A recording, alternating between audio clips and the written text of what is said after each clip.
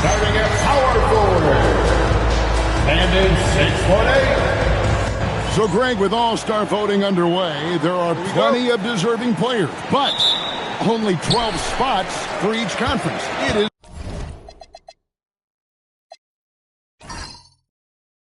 is very difficult to choose. And that's why it feels like someone gets snubbed every year. I'd love to see the league expand the rosters to 15 spots. Remember, we had 12-man rosters back when there were only 19 teams. Now look at Memphis' starting group. Russell Westbrook out there with Bogdanovich. And then there's Precious Achiuwa. Then it's Clint Capella. Now here's Westbrook. Really struggled in the loss against Minnesota. The shot's good from Achiuwa. Look, the defense was there, but he made a great adjustment at the rim. And now let's swing it over to Allie LaForce on the sideline. I was able to talk with Doc Rivers for a minute. I asked him what his strategy was for slowing down Tyrese Halliburton, and he said to guard him tightly. Even when he's dribbling the ball up the floor, I want us to be aggressive. I don't want him to have any breathing room.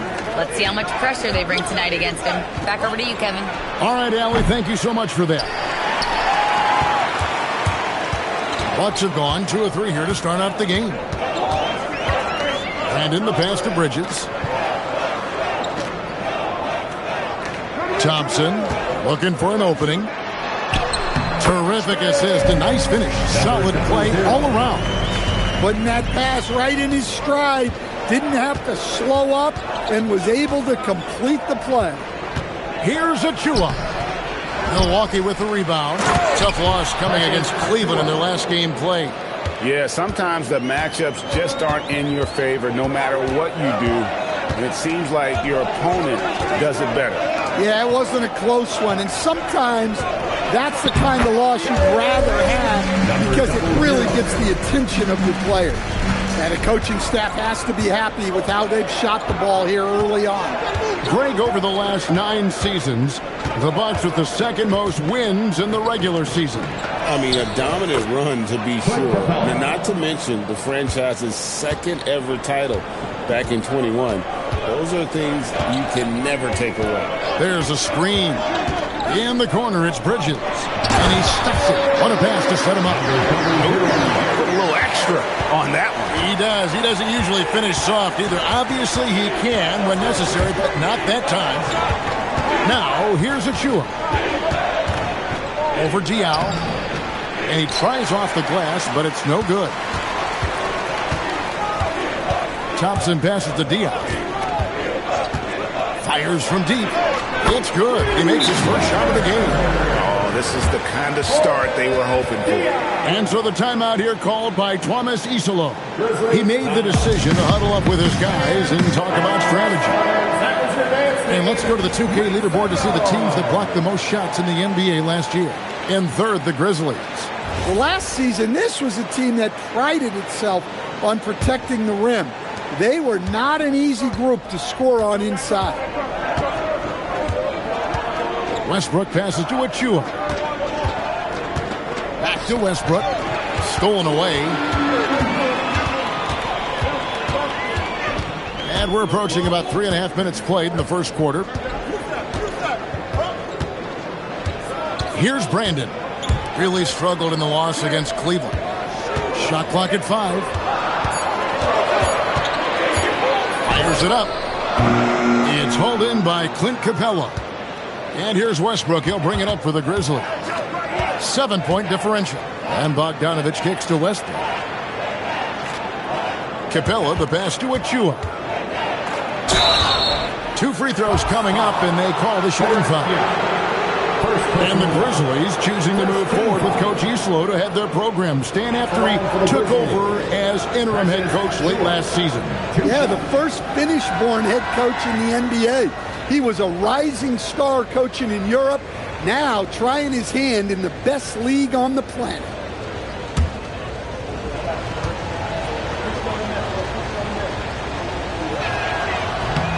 That free throw, no good.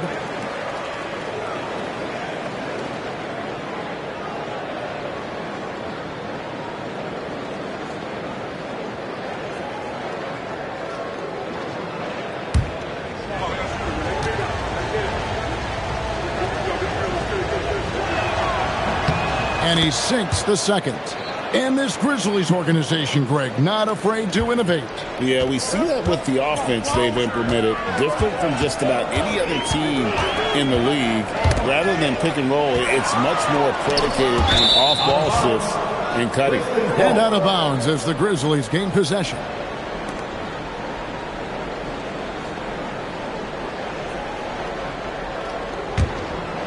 So here's Westbrook. Still scoreless. Pass to Achua. Lobbed up there for Westbrook. Takes the alley-oop pass and dunks it down. Well, look, when it comes to finishing lobs, Westbrook is one of the best guards to ever do it. There's the screen. On the wing, Bridges.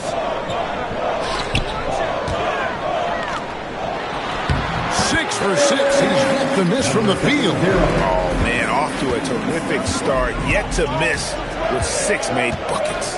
Westbrook finds Achua. Launches it. Rebounded by the Bucks. Defensive breakdown there, and they got lucky. He's not going to miss too many of those. Now, here's Dion. Covered by Achua. Wow, that's a tough foul to take there. That gives him 2 early on, and the coach might have to cut his minutes a bit. And the Grizzlies with some changes. Bobo's checked in, and Gordon subbed in for Bogdanovich. And so the timeout here called by Thomas Isolo. Coach is going to talk some things over with the team. Might be seeing something to adjust.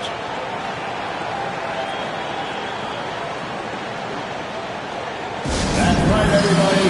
It's now time for your Bucks Breaker Crew.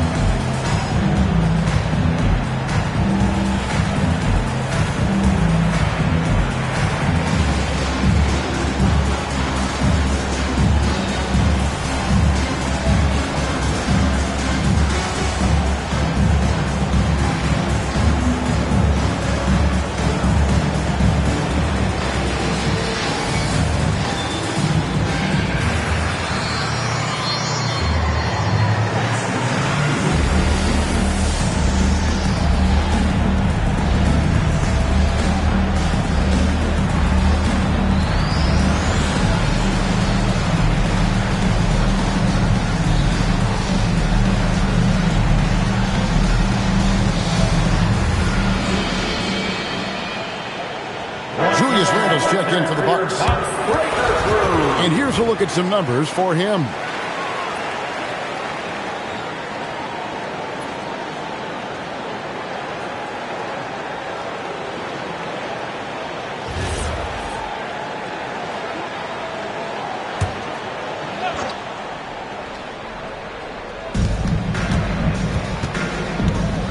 Gordon deciding where to go with it.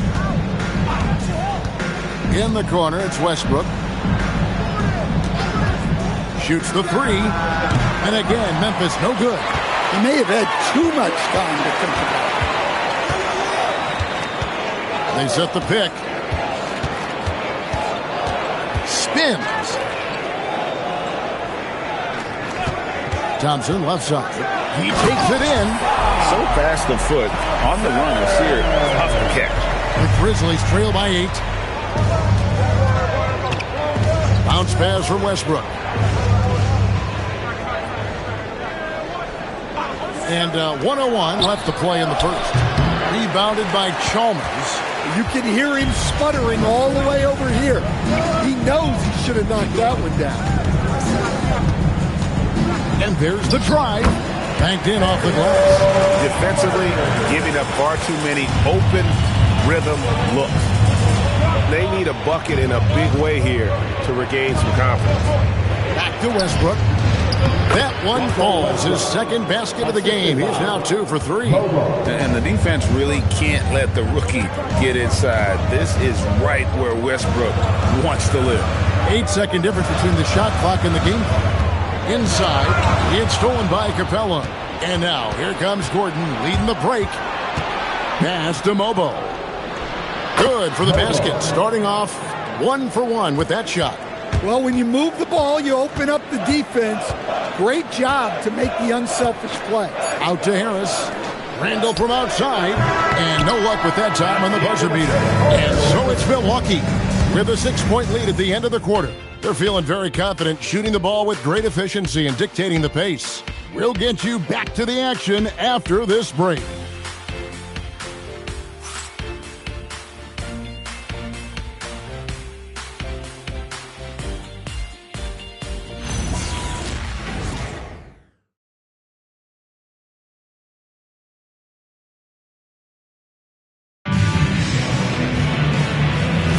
And for those of you just tuning in, the second quarter of action is where we're at right now. And a closer look here at the scoring breakdown for the Bucks. Well, I like how they're going right at the defense, creating high-quality looks with that penetration. And also, guys, they're out-muscling their opponent. The points in the paint are piling up because of that aggressiveness. So on the floor to begin things for Memphis here in the second quarter. We've got Knox. Nenad Kristich is out there with Gordon. And it's Mobo in at the 4-man position. Now here's Randall. Still without a basket. Clock is at 3. And the wide open shot from Chalmers. Offline with his 3. The Grizzlies trail by 6. Gordon the pass to Micic. Here's Knox. Off target with his 3. And for Milwaukee, they're shooting a magnificent 69% in this game. Second quarter, and we're just over a minute in. Chalmers looking around. No good with the triple. For Memphis, they come in off the loss to Minnesota. Well, they couldn't buy a bucket at times, and that's frustrating, and that game was not their friend. Well, you have to give the defense credit for making things hard on them, but they just looked out of sync offensively. We're now joined by our sideline reporter, Allie LaForce. Allie, it's all yours. Hey, in an era of title or bust thinking, it's noteworthy that the grit and grind Grizzlies of the 2010s are properly celebrated.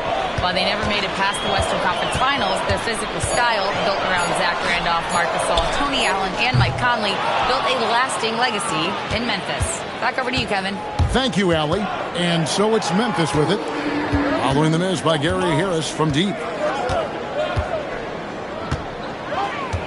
Well, Greg, you've had a long NBA career, so I'm curious, what's one of the biggest changes you've noticed since you've retired? Well, you know, one that doesn't get talked about enough, length. You know, players these days are just longer, especially in the backcourt, and that wing position. It feels like every team has a guy 6'9" or taller that is a pure perimeter player. Yep, it goes in, and the Milwaukee lead is cut down to just 4 points with a bucket from Eric Gordon. And they've had assists now in their last 3 baskets. And timeout called by Doc Rivers. Coach is going to take a few minutes to regroup and go over the strategy.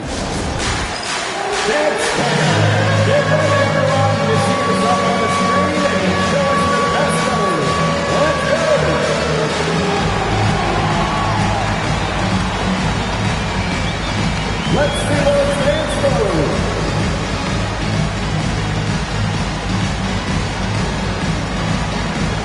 Oh, that's nice.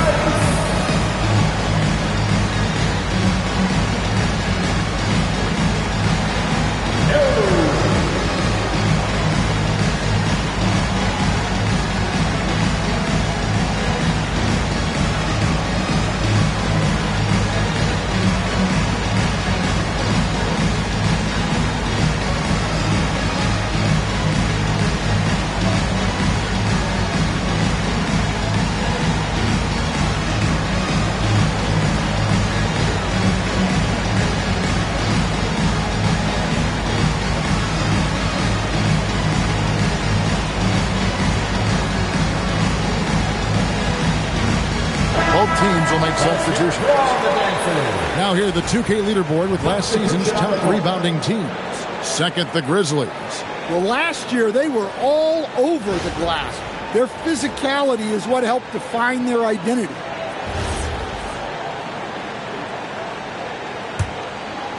Here's Diao.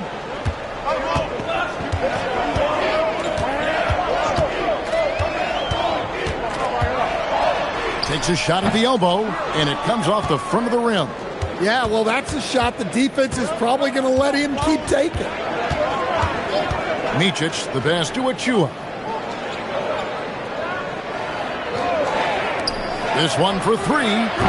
His fourth shot, his fourth miss. Still looking for his touch tonight. Bridges passes to Brandon. That one doesn't go. The Grizzlies trail by 4.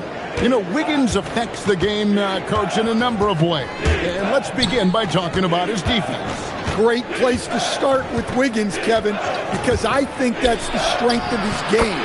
He is long. He can really move his feet. He's got great discipline and focus. And the biggest thing you can have in any defender, he's got great want to. This guy wants to go out and make it tough on the best players in the game. Too long in the paint, and he's hit with a 3-second violation. Milwaukee shooting their first foul shot of the night.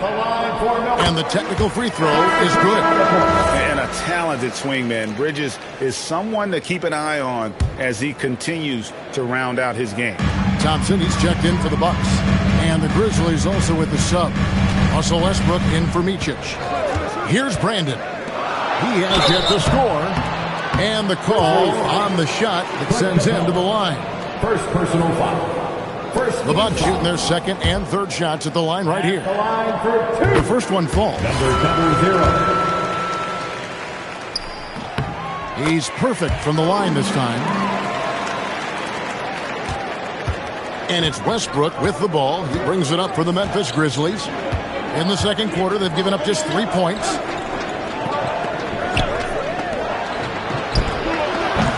No good from outside. And the rebound battle split evenly thus far. Here's Brandon. Over in the corner, Diao sinks the triple. Diao's got 6. That's a fantastic feed right there. Kicking it out for the good look. Plays like this really help team chemistry. Now, here's Achua. He has 5. He's covered by Thompson. 5 to shoot. Pass to Westbrook. For 3. Milwaukee with the rebound. Well, you can't question his confidence from out there, but it's not falling. Maybe time for a different approach. And Thompson slams it home. And his athleticism is really off the charts. Love seeing Thompson punch it home like that. And so the timeout here called by Thomas Isolo. He's ready to talk things through with them. And Coach can't like what he's seeing, trying to get them refocused. Yeah, you have to take a timeout in a situation like this. Stop the bleeding a bit and regroup. A minute 42 left now here in the second. Stolen by Thompson. And here we go with Thompson running it up the court. No good that time. Good work defensively by Capella. The Grizzlies trail by 9. Westbrook passes to Achua. Lobbed up there for Westbrook. Diao with the steal. Here's Thompson. Second shot opportunity, and it's good on the way up. 16 points for him. His shooting has been outstanding. Definitely one of the reasons they're up in this game. And dropping the sledgehammer there, he curbs a 10-0 run by Milwaukee. Here's Brandon. Nothing on the board. Down low. It's rebounded by Memphis. Capella's got his 4th rebound in this one. Pass to Achua. Here's Westbrook.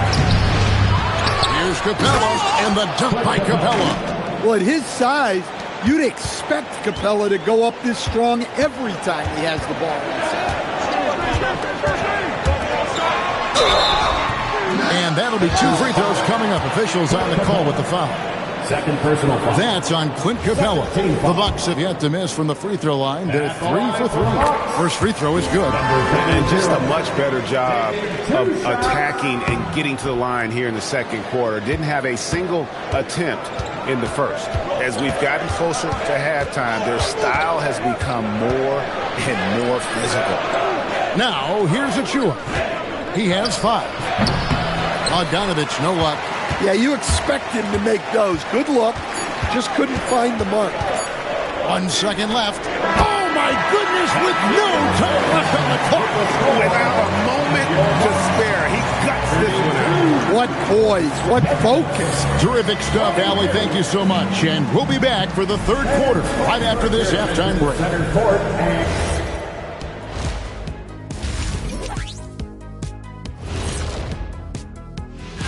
Taking a look at Memphis. Guess they're playing decent, remaining somewhat competitive. Just feel like this team is stuck right now.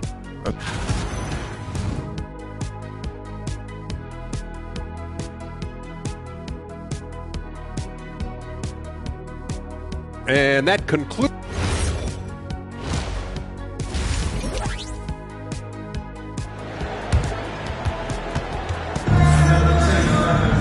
And we hope you've enjoyed the broadcast so far. We're halfway through the game. The Grizzlies trail by 10. We've got Mikal Bridges. Boris Diaw is out there with Thompson. And it's Brandon in at the point guard position. That's the 5 to begin the second half for Doc Rivers. Westbrook, no good. And they've only got a slight edge on the boards, but it just feels a lot bigger. Pass to Thompson.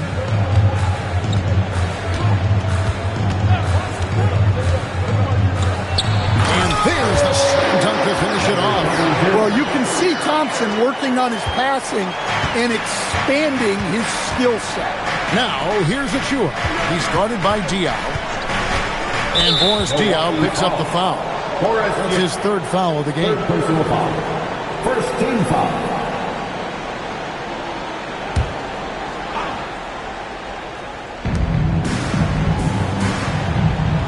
Now Westbrook. Shot clock at 6. To the middle. Here's Capella. And that comes off the assist by Russell Westbrook. Capella's got 8. Well, you wonder just how many times Westbrook has run this play. It's no doubt deep into the thousands. Terrific play call to give him a clean look at the rim. That's how you want to start the second half. Yeah, I like how they're establishing their interior presence right away. That's going to collapse the defense and create other opportunities. And so the timeout here called by Thomas Isolo. He's going to take a minute here to get things straightened out.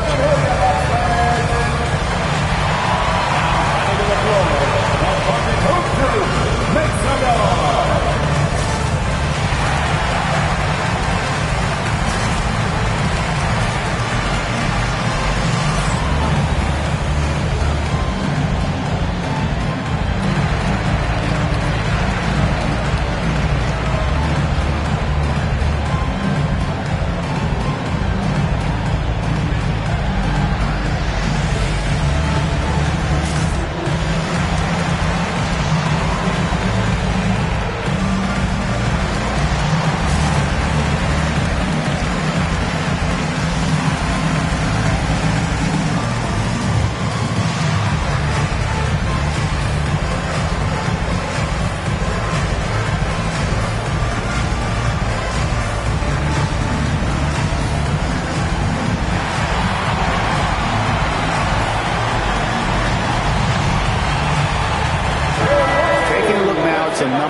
for Diaw. A very nice season for him last year. Averaged 17 points a game, 3 assists, and 3 rebounds. To have a scorer like him consistently deliver you points makes such a big difference for a team. Yeah, he gives you something to build around night after night. Reliability is huge in this league. And Bogdanovich kicks to Westbrook. Pass to Achua. Pulls up. Misses the jumper. I'd love to see them impose themselves a little more on the backboard. That's a great way to find confidence. Always a surefire way to get back in the game. Right now, let's take a second to catch up with Allie Laforce on the sideline. Thank you. Tyrese Maxey, a late first-round pick back in 2020, but he's become an all-star. He said, quote, "I've always had that chip with me from day one. I had to earn everything I got from a basketball perspective and make a name for myself. I try hard to foresee and envision this." Back to you. The drive for greatness, something to watch. All right, Allie, we appreciate the report. Doesn't go that time. That is some tough defense there against one of the better finishers in our game. Only the 6th player ever from the country of Georgia. Batase is an inspiration, Coach. He sure is, Kevin, and a hard-playing guy who can really defend and rebound, and he's an underrated offensive player. Great finisher around the rim. This guy can help almost anybody. In the corner, it's Bridges. 6 to shoot. Up and in, that's his 10th make in the contest. He has only taken 13 shots. And they're beginning to just flat out fall apart defensively right now, especially on the interior. Here's Achua. That's good, and so Westbrook comes up with the assist. Westbrook's got 5 assists tonight. And it's clear Westbrook has excellent vision, especially for a rookie. Bridges a screen on Westbrook. Out to Thompson. They set the screen. The Bucks need to get a shot off here. Bridges misses. The Grizzlies trail by 14. They need a bucket in a big way here to regain some confidence. There's a screen by Achua. No one covered. Westbrook's got 7. And this could be an area that changes how Westbrook plays the game. He was drive first coming out of college. Thompson outside. On the wing, Bridges.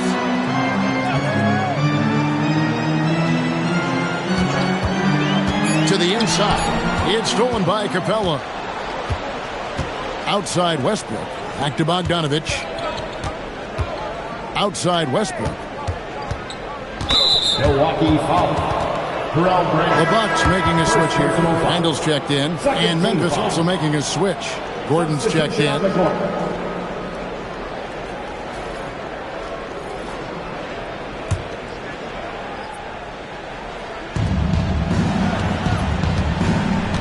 Outside Westbrook.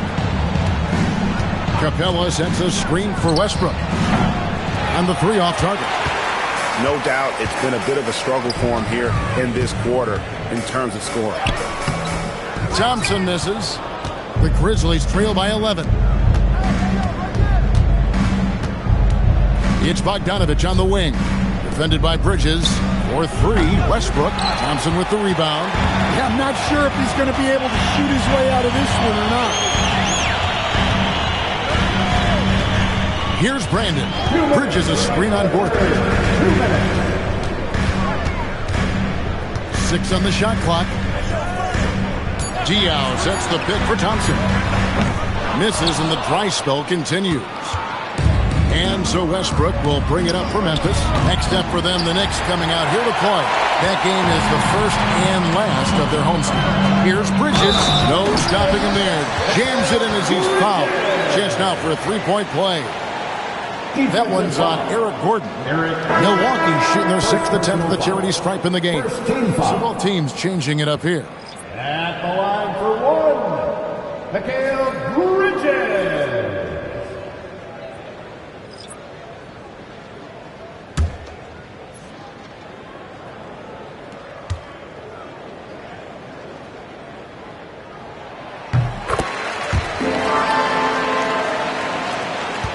Grizzlies trail by 14.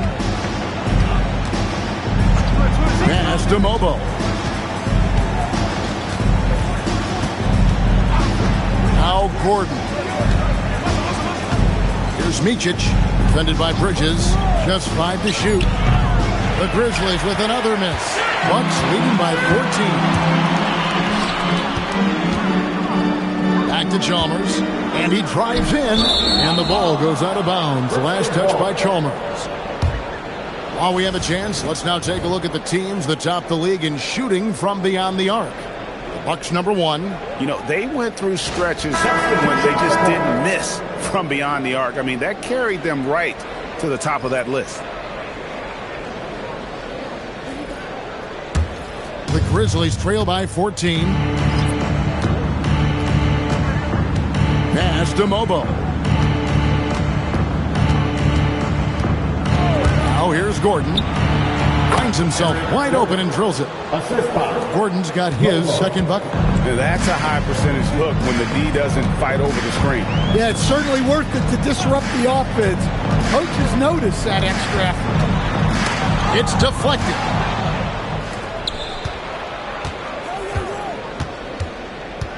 To the left wing. Here's Micic. And a miss there with a chance to cut the lead to single digits. They have been board dominant in this game. That's definitely been a factor in cracking this huge lead. Offensive rebound. Misses the baby hook.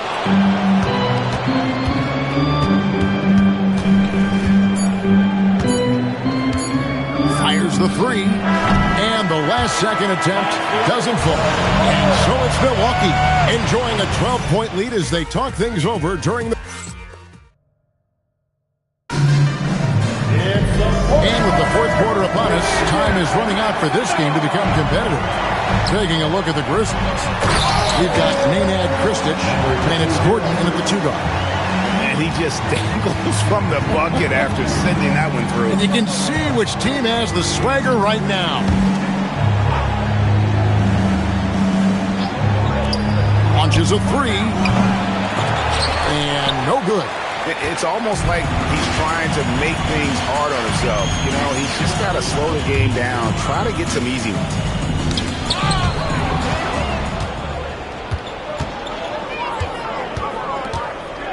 Here's Micic. Pass to Gordon. Here he goes. Three-pointer. Memphis the rebound. Down low. Just over a minute played here in the fourth. Here's Augman. There's the pick. Pocket 6. Harris outside. Randall passes to Chalmers. Drills the three-pointer. And the Bucks lead by 17. A nice wrinkle in Randall's game. He can make that crucial extra pass when the opening is there. Pass to Gordon. Over Harris.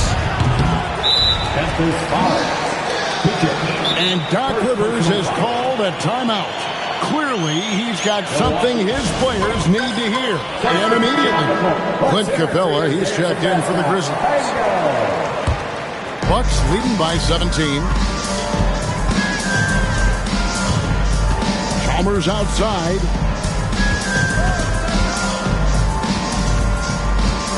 Over to the wing. And Diaw kicks to Chalmers.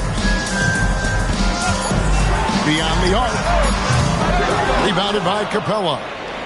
Capella's got his 8th rebound here tonight. Just not there from a rhythm standpoint right now. It's really eluding him. Pass to Mobo. There's Gordon with the three. That one's not going to go. Milwaukee's gone 1 of 2 from three-point range here in the fourth. Harris against Gordon. To the wing on the left. Chalmers. He's open. And that one's on target from the wing. Chalmers has got 5 points now in the quarter. The Grizzlies trail by 19. They've been struggling here on offense. Yeah, a bit of a dry spell for sure. Trying to end the drought. It's rebounded by Boris Diaw. Well defended that time. He's a shooter that the D has to close down on quickly when he's ready to pull the trigger. And a quick look at how the Grizzlies' schedule is shaping up. On Thursday, the New York Knicks coming to town, tipping off a homestand for them. Then on Friday, they'll tip off a road trip in Boston, where they'll take on the Celtics. And for that matchup with the Wizards, that one's going to be game number 9 on the year for them. Really starting to get towards the meat of things by then. The first free throw is good. And we've seen teams make surprising playoff runs only to falter the next year. team trajectory is not always a straight line, clearly. No, absolutely, Kevin. I would think in most cases it's not a straight line. Because, look, the other teams are all trying to win, too. That's what makes things different. So you might be slightly off the next year and someone else makes a big...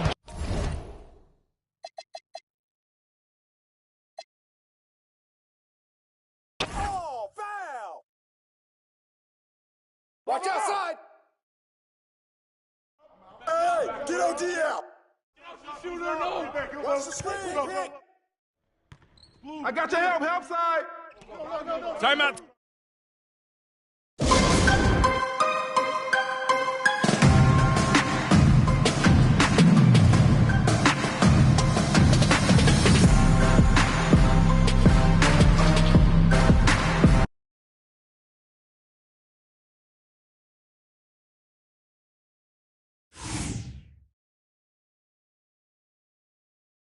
Come around!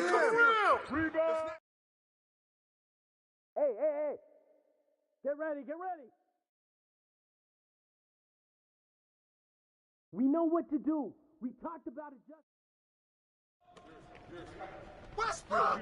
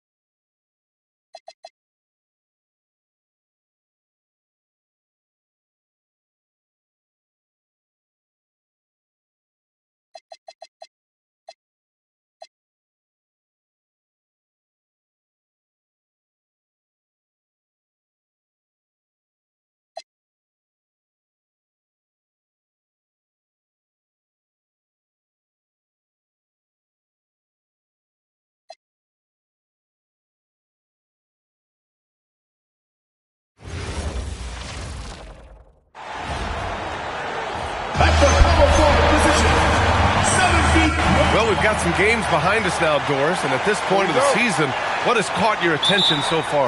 I mean, for me, BA, it's always about what players have made the leap. Which ones have refined their games by the hard work they put in the offseason.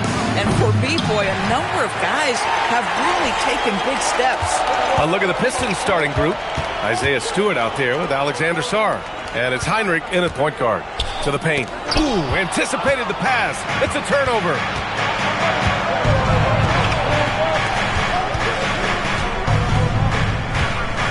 Picked by Stewart.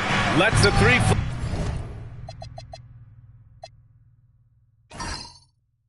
fly. Shannon's shot is off. And from the sideline, let's catch up with Allie. Will Hardy gave me a few minutes to catch up with him. I asked him about Brandon Ingram and the challenges that he presents, and he said to me he is a tremendous scorer with impressive range. Not only that, he's extremely clever at creating scoring opportunities for himself. We got to crowd his space whenever we can. We'll see how aggressive the defense is against him tonight. Guys, back to you. Okay, good stuff. Thank you, Allie. Here's Heinrich. Pulls up on the wing, and the jumper falls for him. Well, we know this guy is always a threat offensively. You can't lose sight of him. On offense, here's Utah. Halliburton looking for an opening. Down low. Tipped. Here's Ayton. Nails the baby hook. Detroit has gone 0 for 2 from outside. And on lottery night, the Utah Jazz sliding back to the 5th pick, Doris. BA, I know for the fan base, obviously that's disappointing. Everybody wants the top pick, or they're hoping for at least a top 3 pick. But here's the key for the Utah Jazz. They have put in place an organization of leadership that will make good decisions over a span of time. This isn't a one-draft wonder. This is about building out over time and getting a sustainable roster. And it's Detroit with the ball, following the bucket by Utah. Defended by Dunn. Ooh, great D that time from Dunn. The Jazz have gone 3 of 3 so far from the floor. Here's Heinrich, defended by Halliburton.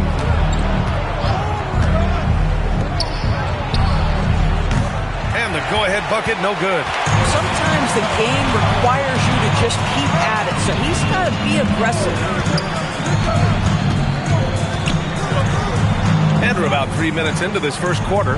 Halliburton, a screen on Stewart. He drops it from range. 7 points in the game. Don't want to let him get into a rhythm from out there. Here's Heinrich. Launches a three, and Shannon gets it to go. Both teams are starting to find a rhythm here. And this is partly what the game has become, right? A matter of dueling three-point opportunities. And again, it's Utah with a three. Boy, bringing tremendous energy right now, and his teammates are absolutely feeding off it. Out to the right wing. 4-3, and Detroit another three. Boy, how about that pass? He put it right where it needed to be. Utah leading. Here's Okogie. He's scoreless. Aiden in the high post. Utah moving the ball around. And the officials will call the illegal screen here. The screener was leaning a bit right there. His feet may not have been planted. Pretty obvious call by the officials. You know, he's just leaning a little bit. You try to get away with it, but boy, the official all over it. Here's Heinrich. And Detroit another three. Gotta fight harder to get over those screens. You know, we see this all the time. You're basically, as a defender, hoping the man misses rather than putting in the work to get over screens. Tried to answer back, but that three is off the mark. Here's Shannon. Had a tough time getting anything going against the Raptors. Here's the three. Heinrich's shot is off. The Jazz have gone 5 of 6. They're rolling. From the arc. And another miss by Utah. Detroit has gone 3 of 7 from beyond the arc in the first. Pass to Sarr. Here's Heinrich. And here's Stewart, defended by Halliburton. Oh, and he got fouled on his way up. He'll head to the line to shoot 2. And Lively, missing most of last season with an ankle fracture. He's back in action, Doris. I am so excited about the potential of this young man, Brian. We know he has been a defensive force. As an athletic 7-footer, he gives you elite rim protection. He's a tremendous screener early in his career. And believe me when I tell you, there are layers to his offensive game that can be built upon. His future is so bright.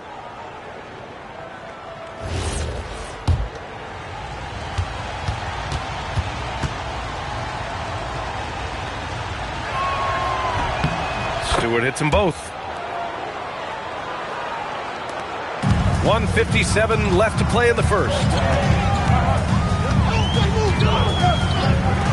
Looking to end the run.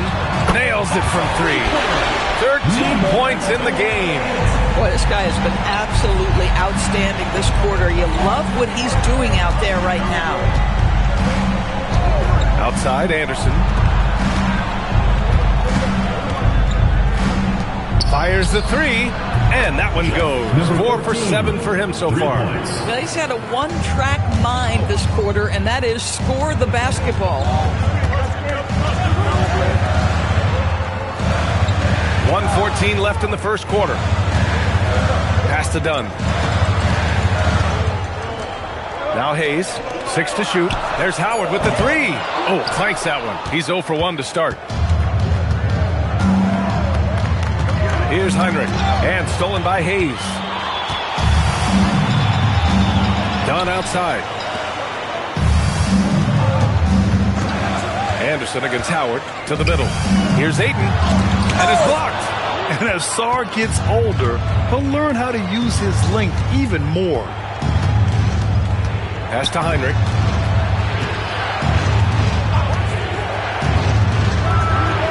And Detroit another three. And what's working here? Each guy is willing to make the next pass. Now Hayes. Still no points.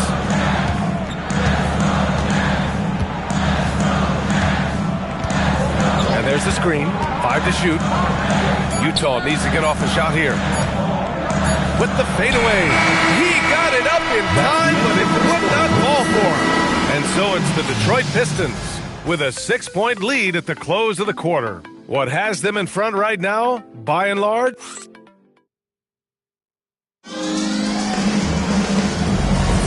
Hope you've enjoyed the broadcast so far. Halfway through the first half in this one. And a look at how the offensive approach has been going so far for the Pistons. Well, they found a groove, and it's from distance, so knocking them down from the three-point land never hurts. Yeah, and what an excellent display of passing in the early stages of this game. A good deal of their points coming directly off quality passes. Setting the floor for the Pistons. They've got Powell. He's out there with Nick Richards. And it's McLeod in at the small forward position. Here's McLeod. The three-pointer off the mark. And he probably thought he was going to bury that one. Howard with the ball. Guarded now by Anderson. Outside Whitmore. Lets it go from the wing. The rebound by Pack. That's not a bad shot, but this isn't really his shot. Let's check in with our reporter, Allie LaForce. Hey guys, Chet Holmgren checks some boxes. He said if you can play defense and shoot the ball, you can pretty much play on any court, anywhere. Those are two things that are always needed on the basketball court, and that's where the foundation of my game started. Guys, back to you.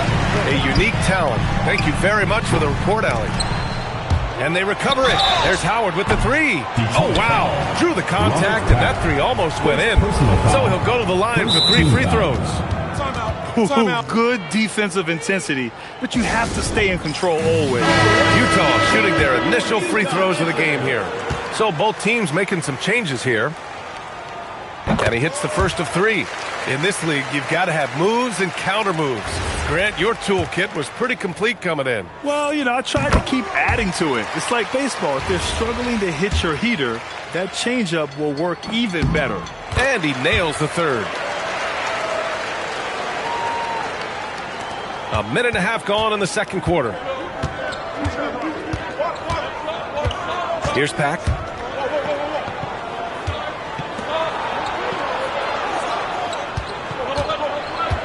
Guarded by Howard. Drops in the layup for 2. 16 points for him. His arrow's been trending up as of late, and he's been magnificent tonight. And we're about 2 minutes into the second quarter here. Kleba finds Halliburton. Utah moving the ball around. The shot by Howard, no good. Detroit leading by 3. Here's Pack. Off the mark there with a 3. After scoring with ease in the first quarter, he's really cooled down a bunch here. Pass to Okogie.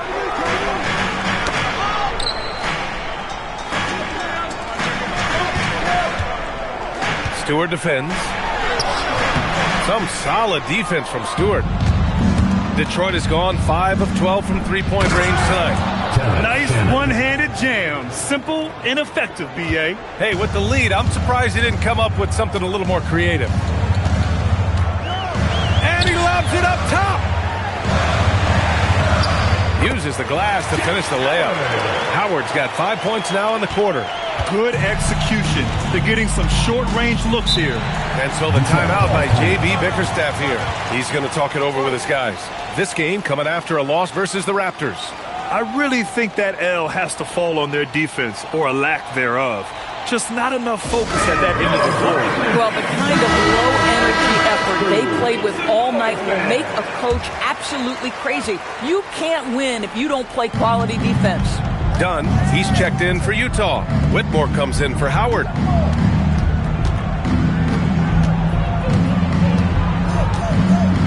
Six on the shot clock. Pass to Shannon.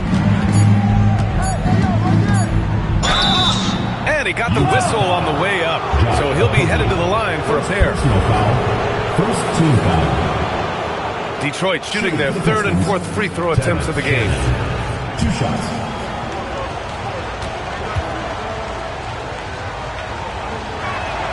First free throw is good.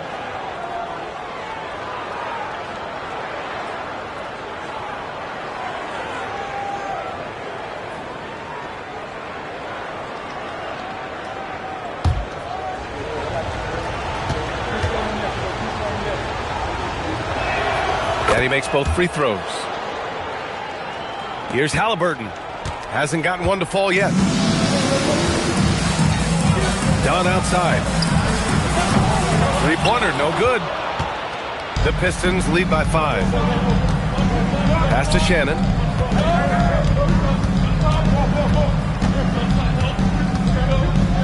Now Sarr, defended by Dunn. Sarr passes to Anderson. 4 on the clock. Right wing. This one for 3. Good! Now 7 for 11 on the night. This guy has been a key to their success tonight. He's been selective and efficient. Outside Whitmore. Beyond the arc. Rebound by Shannon. Detroit has gotten 6 of 13 shots to go from outside the arc. Pass to Anderson.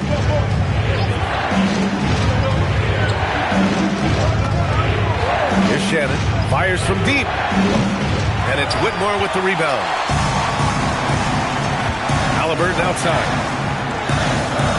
And here's Dunn. Guarded by Sarr.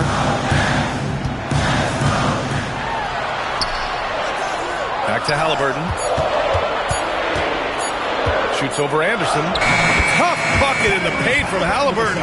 Boy, what a nice job by Tyrese Halliburton. You got to fight through contact at times. This is one of the advantages of being a bigger guard. Back to Anderson. Pass to Shannon. From outside the arc. That won't fall. He's just 2 of 5 in this one. Now here's Halliburton. Here's Okogie. Outside Whitmore. Here's Okogie. Still without a bucket. The 3. The rebound by Stewart. Stewart's got 4 rebounds now. Defended by Dunn. So it'll be 2 free throws. He was fouled in the act of shooting. First personal foul. Detroit shooting their 5th and 6th free throws of the game. At the line for the Pistons, number 14. 2 shots.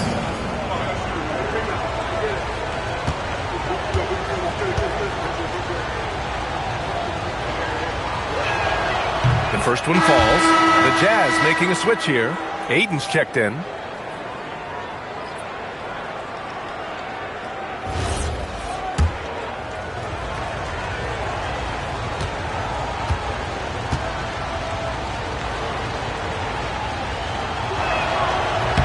And so he makes both from the line. I love it. In attack mode, drawing foul calls this quarter and getting to the free throw line. 1:02 left in the second. Aiden with a screen. The putback. Oh, he hangs in there and cashes in on the second chance points. Those second chance buckets are major bonus points if you can get them. The deep 3. That's off. 7 for 12 now. Well, that's the opportunity they're looking for, just not the result, obviously. Pass to Dunn.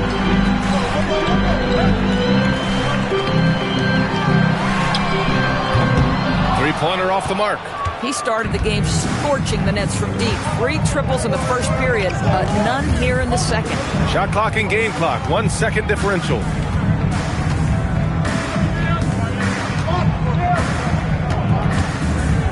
The 3 connects from downtown.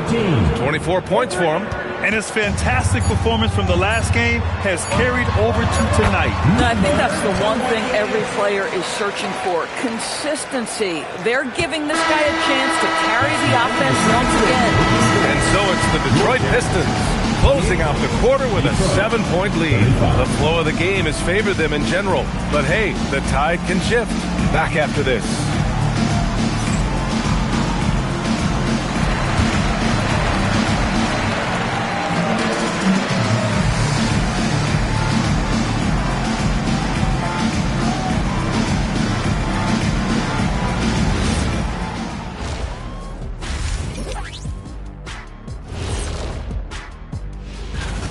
Yeah, they're playing within themselves, getting to their spots and working the ball to whoever is open. Efficiently.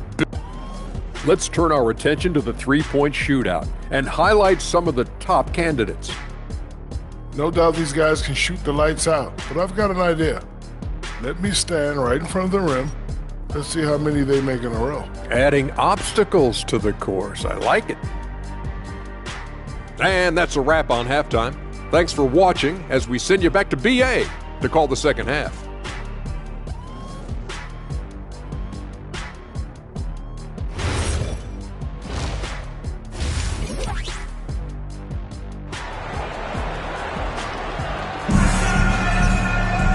And we hope you've enjoyed the broadcast thus far. We're halfway through the game.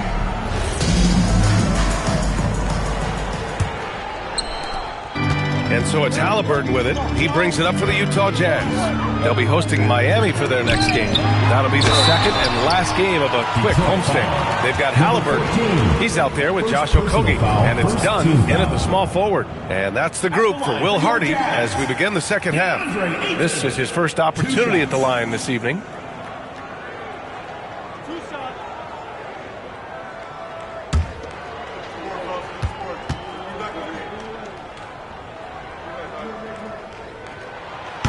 He misses the free throw. Primarily seen as a scorer, Emmanuel Quickley's defense is often overlooked, Doris. It is, B.A., and I think the first thing about his defensive effort is important, right? He works very hard. His navigation over screens. He's very quick with his rotation. He's a really long, rangy athlete. Couldn't agree more about being overlooked defensively. Yeah, what I appreciate about Ayton is that he wants to keep getting better. You have to be excited about his future. Here's Heinrich. No made baskets yet. Just 5 to shoot. Pass to Shannon. Jacks up a 3. Utah grabs the miss. Done. The pass to Okogie. And here's Halliburton. They set a pick. Unloads. The rebound by Shannon. The Pistons lead by 7. Pass to Heinrich. Takes a 3. No good that time. And if you're just joining us, we've played just over a minute here in the third. Ayton with a screen. Halliburton, the pass to Ayton. Blocked! They recover it. Here's Dunn. Tries yet again. And a foul called on the way up. So he'll take 2 from the free throw line. Yeah, nice fake by Ayton. He can beat you with strength, and he can also beat you with finesse. And this will be his 3rd and 4th free throws of the game here.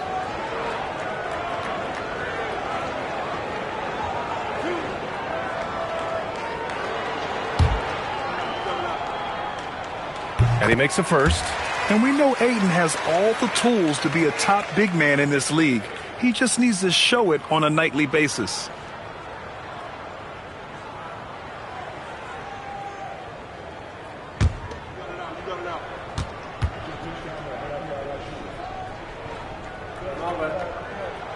Second free throw, no good. This is what frustrates coaches. You come out of the half and you miss your first 3 shots. And let's send it over to Allie LaForce. Thanks a lot, B.A. The Utah Jazz are going young, but this is a franchise that has a winning history, and that culture is still around. Coach Will Hardy said, the messaging doesn't change. The players have bought into the little things that takes to win. This is a cohesive group that's committed to helping each other. Back over to you. Building the right way.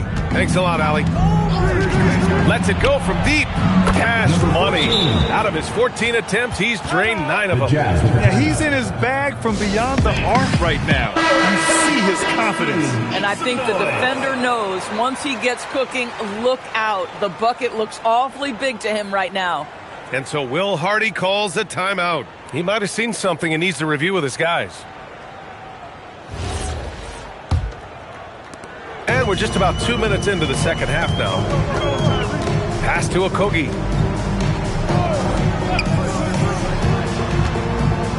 Down low. Rebound by Shannon. Shannon's got 5 rebounds tonight. Things have been a little bumpy coming into the second half. 5 straight misses. And we continue to see the value of NBA franchises climb. Grant, you glad you got in when you did? Oh, yes I am. I think beyond, though, the dollars and cents, it's just the joy of having a hand in the growth of this game and this league that we all love so much. And with this break, we can see the teams that are wasting no time turning defense into offense.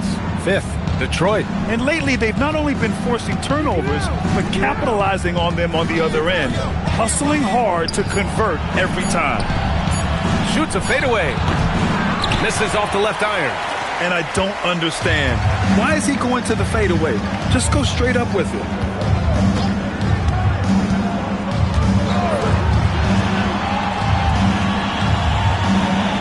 And there's a pick.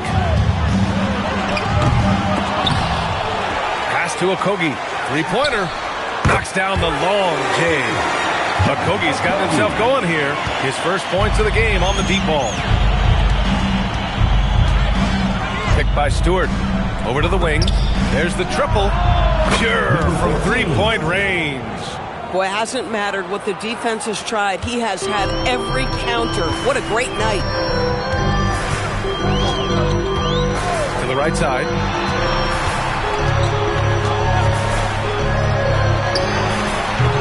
Kept alive. Ayton. Here's Okogie. The 3 from Ayton. Sinks it from distance. Ayton's got 4 points now in the quarter. Pick works well there, but the defense left a lot to be desired. It takes incredible effort to stay connected to the hip of the offensive player. You've got to want to work. And just not letting up at all. I mean, you have to love this approach. You want to get the ball to the guys who make plays. One thing we've learned in the NBA, the game is never over. So you've got to continue to score, continue to build your lead.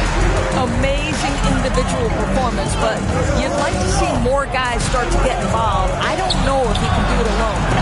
And Ayton pulls it down. And that closeout certainly made a difference.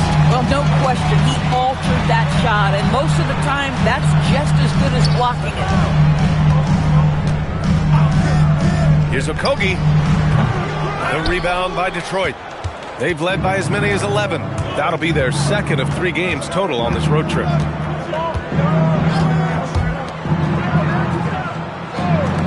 Here's Shannon. And a miss there on the triple. Boy, they've managed without him to a degree, which bodes well for them overall. Stolen by Sarr. Pass to Heinrich.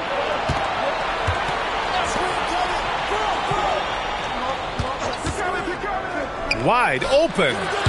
It's wide right. Hits off the rim. Yeah, you have to knock those down. Open shots inside the arc are rare in this league. Well, Doris, Donovan Mitchell has really proven to be the kind of star you can build your team around. Donovan Mitchell experienced a high level of winning as a young player, but he hasn't broken through and won a championship. So now every aspect of what he does is about making sure the group thrives. That's why you want to build around him. Oh, and he got fouled on his way up. He'll head to the line to shoot 2. And a moment to check out the scoring breakdown for the Pistons. Well, they have owned the offensive perimeter throughout this game, finding lots of openings and turning them into big shots. I think another thing that's striking here tonight, the ball movement is incredible. Again and again, they're making smart passes to ready shooters. Here's what Utah's going with right now. Kleba, he's checked in for Ayton. Whitmore comes in for Dunn. Howard's checked in for Okogie. And Hayes is subbed in for Halliburton. And nice to see the elevation right there. That was a strong move. And you love that length. Yeah, he took it up with a ton of forcefulness that time. Used his height to full advantage. Now here's Richards. Tight defense on him. Pass to Anderson. Just 5 on the clock. Ball stolen. Howard against Anderson. The shot by Howard, no good. The Pistons lead by 7. There's 21 seconds left in the third quarter. Anderson finds Powell. Detroit moving the ball around. Now Anderson. Shot clock at 3. Puts up a 3. And again, no good by Detroit. And so it's the Detroit Pistons closing out the quarter with a 7-point lead. Their defensive efforts have paid off, effectively shutting down the opposing offense. And let's take this opportunity to show you our State Farm assist to the game. He's always near the top of the list for this honor. I mean, passes like these are his specialty. Well, this is why great point guard play is so critical in today's NBA. And you see it right there on display. Fourth quarter action is upon us. Thanks as always for joining us. And on the floor for Detroit here in the fourth. They've got Nick Richards, and it's Pack in at the point. Pass to Howard, outside Whitmore. Now here's Kleba. The 3 is up. He goes up again, and they're going to count that bucket, and they'll send him to the line. It could be a 3-point play. In crunch time, trying to get the foul, the bucket, or both. At the line for Utah, number 28.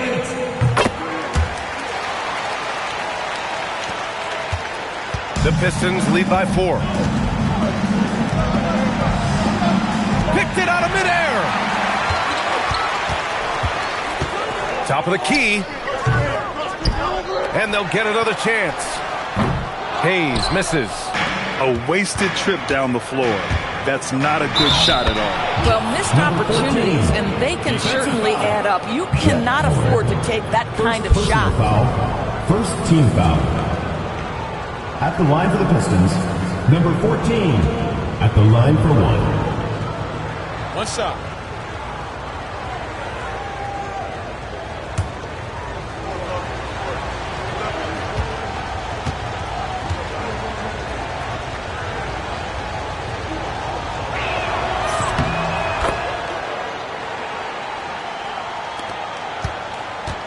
Jazz trail by 7. Back to Hayes. Covered by Richards. And he knocks down the 10-footer. 24 points for him.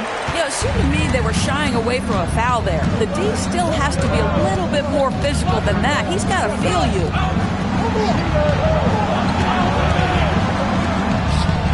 Buries it from 3. And the Pistons lead by 8. He got loose from downtown in the first half. Now has 3 here in the second. Unstoppable. From behind the arc. Unable to get that one. Registering 3 threes in the first half. He hasn't hit one since. Pass to Powell. Whitmore defending. Here's Pack. 6 to shoot. Anderson passes to Powell. And Detroit another 3. As the deep shots continue to fall, you can sense the frustration growing among these defenders. And we've got a timeout called by Will Hardy, rallying his guys to make sure they all know the plan.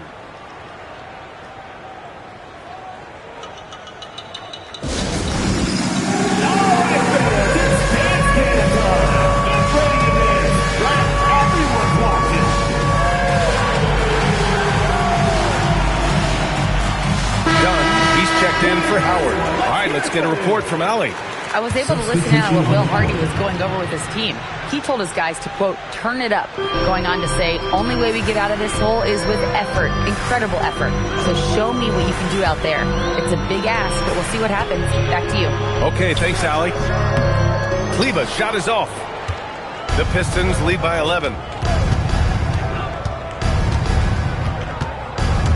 Just under 2.5 minutes gone by now in the final quarter. Here's McLeod. Detroit needs to get off a shot. Here's Pack. Beats the shot clock, but can't get it to fall. Nothing more important than contesting layups and dunks. A great job defensively. Dunn right side. All sorts of time. And right on target.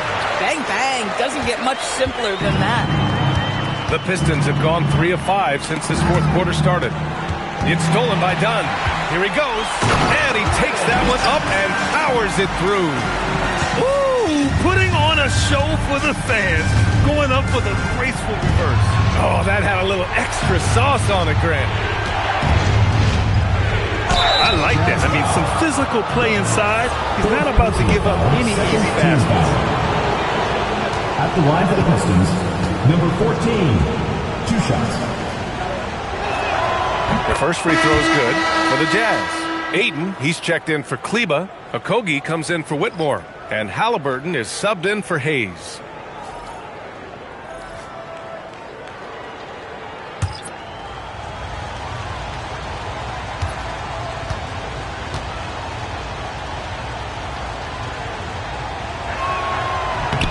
It's both from the stripe.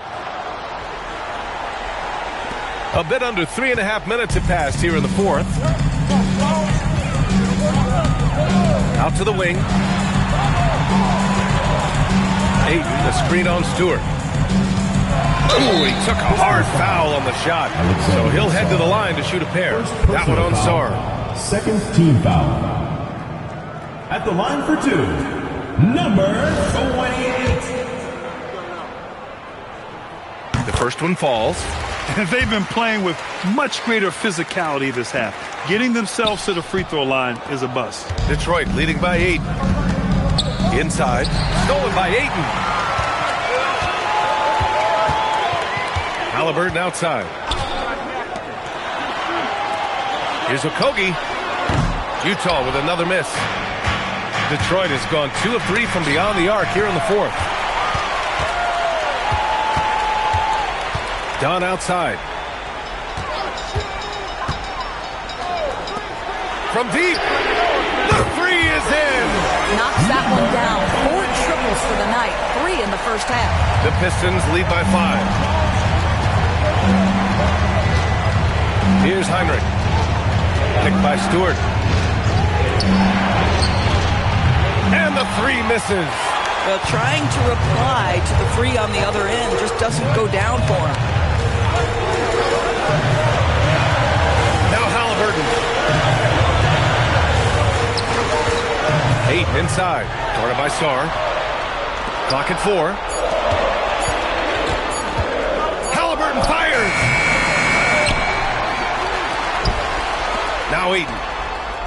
2 minutes remaining in the game. 2 minutes. Jacks up a 3.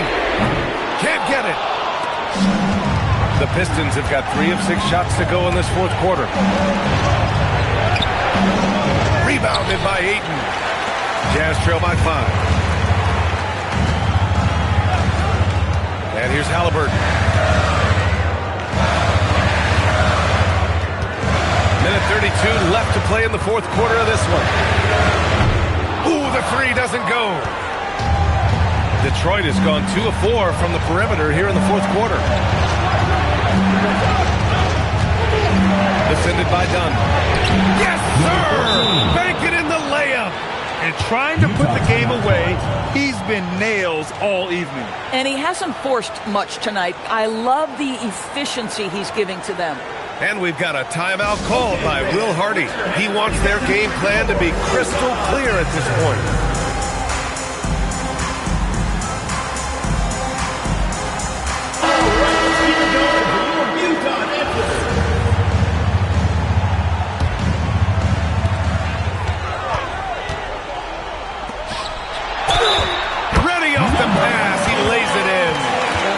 beautiful setup. They found the size mismatch inside, delivered when they really needed it.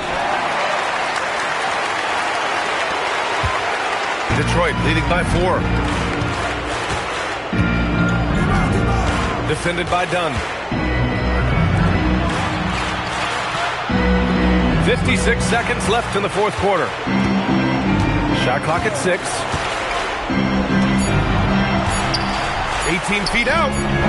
Halliburton rips down the board. And even with the miss, that's a high percentage shot for him. Using the glass to lay it in. And the stakes were high right there. What a bucket. I'll tell you, that changes things, doesn't it? Good job, young fella. What a game. Here's Stewart.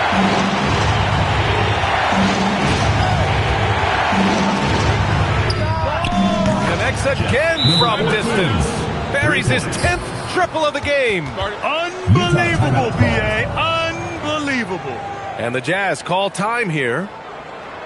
17 seconds left in the fourth. Turning here to our analysts. What elements become the primary keys at this point? The strategy is simple. Get a quick score and foul right away. Everybody has got to be in the exact perfect position defensively, and execution has got to be on point.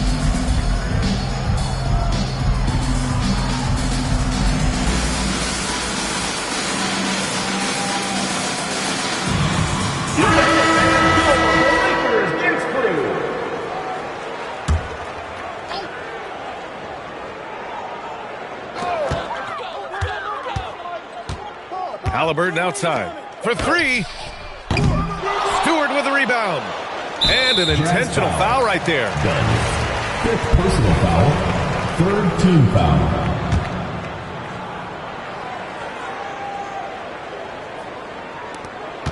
And now we've got an intentional foul. Early into his night. But honestly, I don't know that they can come back no matter who's on the court. For the Pistons, Kurt Heinrich taking 2 shots. Good on the first. And that increases the lead to 6.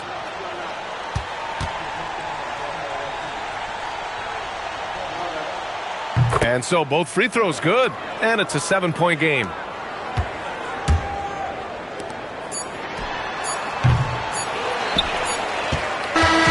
So we see the Pistons get the win here. They played the villain tonight, and they played it well. Yes, they did. You know, you have 2 choices. You can either succumb to the hostility in this arena, or you can feed off of it and use it as motivation. They did the latter. And that'll do it, folks. For Doris Burke, Allie LaForce, and Grant Hill, and our entire crew, this is Brian Anderson thanking you for tuning in. And time to present our player of the game.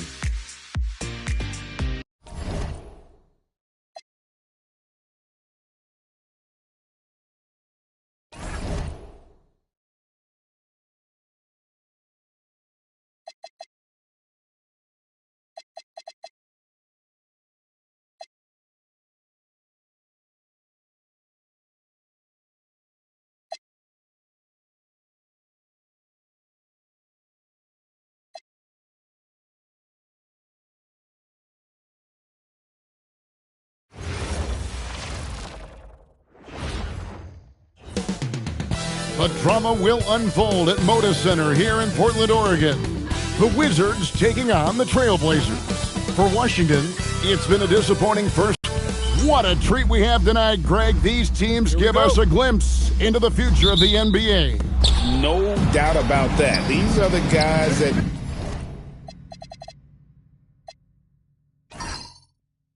might eventually turn into the superstars that run the league. It's still very up and coming, but loads of talent on the floor in this one. So a look at the starters for the Wizards. Marko Milicic out there with Martin. And it's Smith. Then there's Shea Gilgeous-Alexander. And it's Santos in its center. And the rebound goes to Martin. And the Wizards with possession. Pass to Milicic. Here's Smith. Here's Milicic. And in the game with Charlotte, he did not play well. Down to 5 on the shot clock.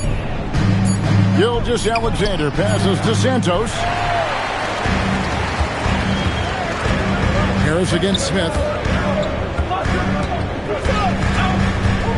First quarter, just over a minute played. Back to Rose. Puts up a three. Rebounded by the Wizards. Defeated by the Hornets in their last game. They'll try to put that one behind them. I mean, in the modern era, you have to be able to stretch the floor or you're going to struggle. Well, when you shoot that poorly from deep, the odds of winning get really slim in a hurry. Harris passes to Rose.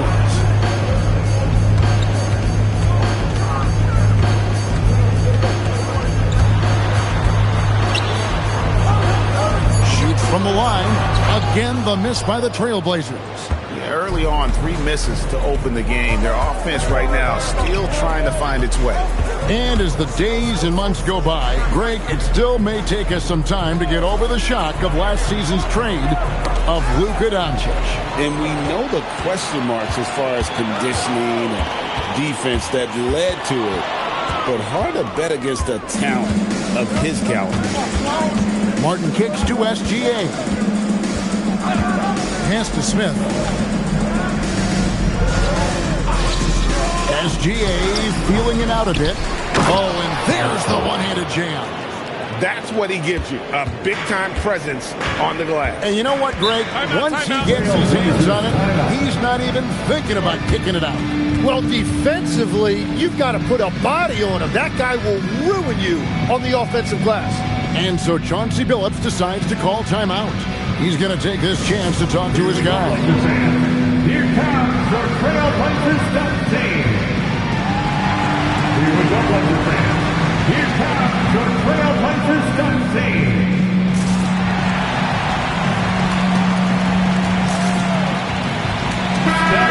And now a chance to take a look at the numbers for Gilgeous-Alexander.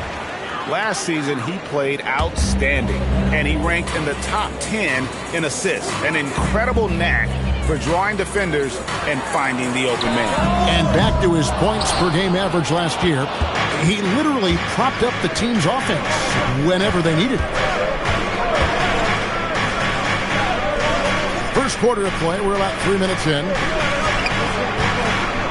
Pass to Milicic.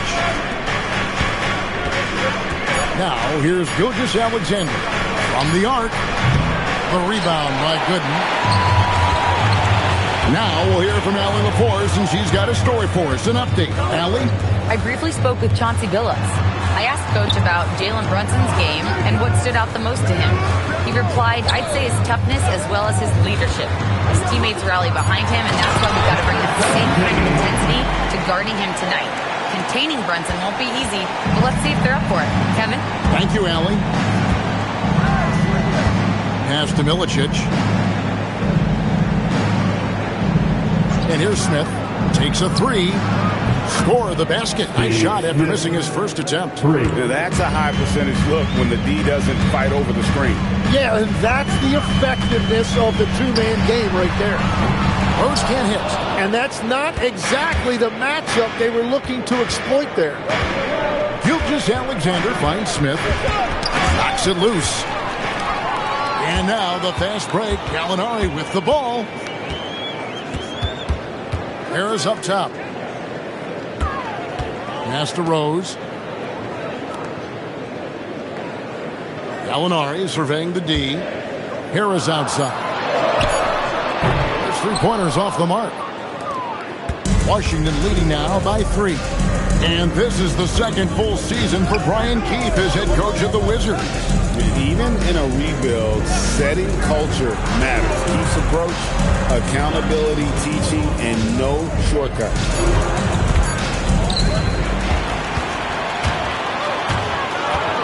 Here's Gooden. It's deflected. 2 minutes. Martin against Gallinari. Portland grabs the miss. Well, you have to like their work on the boards, Kevin, particularly here to start the game. Harris dishes to Rose. Harris a screen on SGA. Fires from 18. On the way, Harris. It's stolen by Smith. It's blocked. And so it looks like the Wizards will retain possession here. Wizards ball. And Brian Keefe wants a timeout. Looking for a breather and maybe adjusting a thing or two. And guys, hold on now. I'm getting word we have Shams Charania calling in. Shams, what do you have for us? Well, plenty of anticipation in Portland for this summer when the WNBA will return to the Rose City. The Fire will reclaim the name from Portland's initial 2-year WNBA run from 2000 to 02. And this summer, with the momentum around the league, the hope is that flame will endure. A new beginning. Okay, Shams, thank you for the report.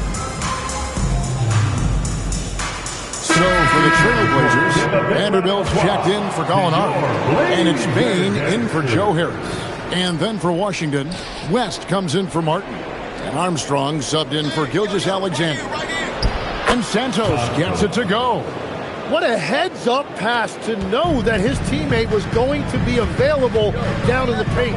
Here's Vanderbilt, and the dunk by Vanderbilt. That's a great look. His teammate was on the move, but he put it right where it needed to be. West outside, pass to Armstrong.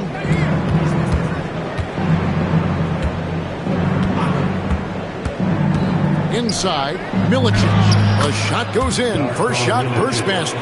Look at the mobility Milicic has. This is why you want him involved in those pick and rolls. Bain passes to Rose. Got three off the mark. No doubt the quarter just not going his way. Still scoreless. West dishes to Armstrong. 24 seconds left in the first quarter. Here's West, and it's blocked. And they'll turn it over. Could not get off the shot. 24-second violation. And Washington making a change. Substitution on the court.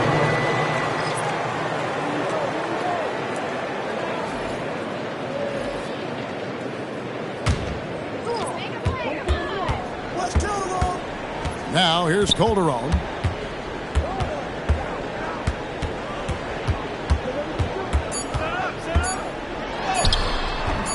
The shot, no good. And we reach the end of the first quarter.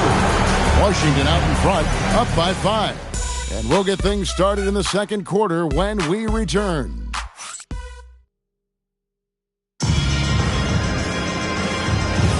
And hope you've enjoyed the broadcast so far. Halfway through the first half in this one. And let's quickly break down the game we've seen from the Wizards, guys. Stingy on the defensive end in that first quarter. They were just getting up into people. Well, it's hard to get stops in this league with so much talent offensively. I love what they are doing right now. Jared Vanderbilt out there with Nick Collison. Then there's Calderon. Then it's Alexis Ajinça. And it's Bain in at the shooting guard position. That's the group on the floor for Portland. You know, Greg, talking about Cam Thomas now, what are some things you'd like to see him improve on? Well, I'd say defense first and foremost. If he's able to improve there, as well as his passing and playmaking, watch out. He's already an incredible scorer. And foul on the shot. He'll shoot 2 at the free throw line. Roy Hibbert picks one up.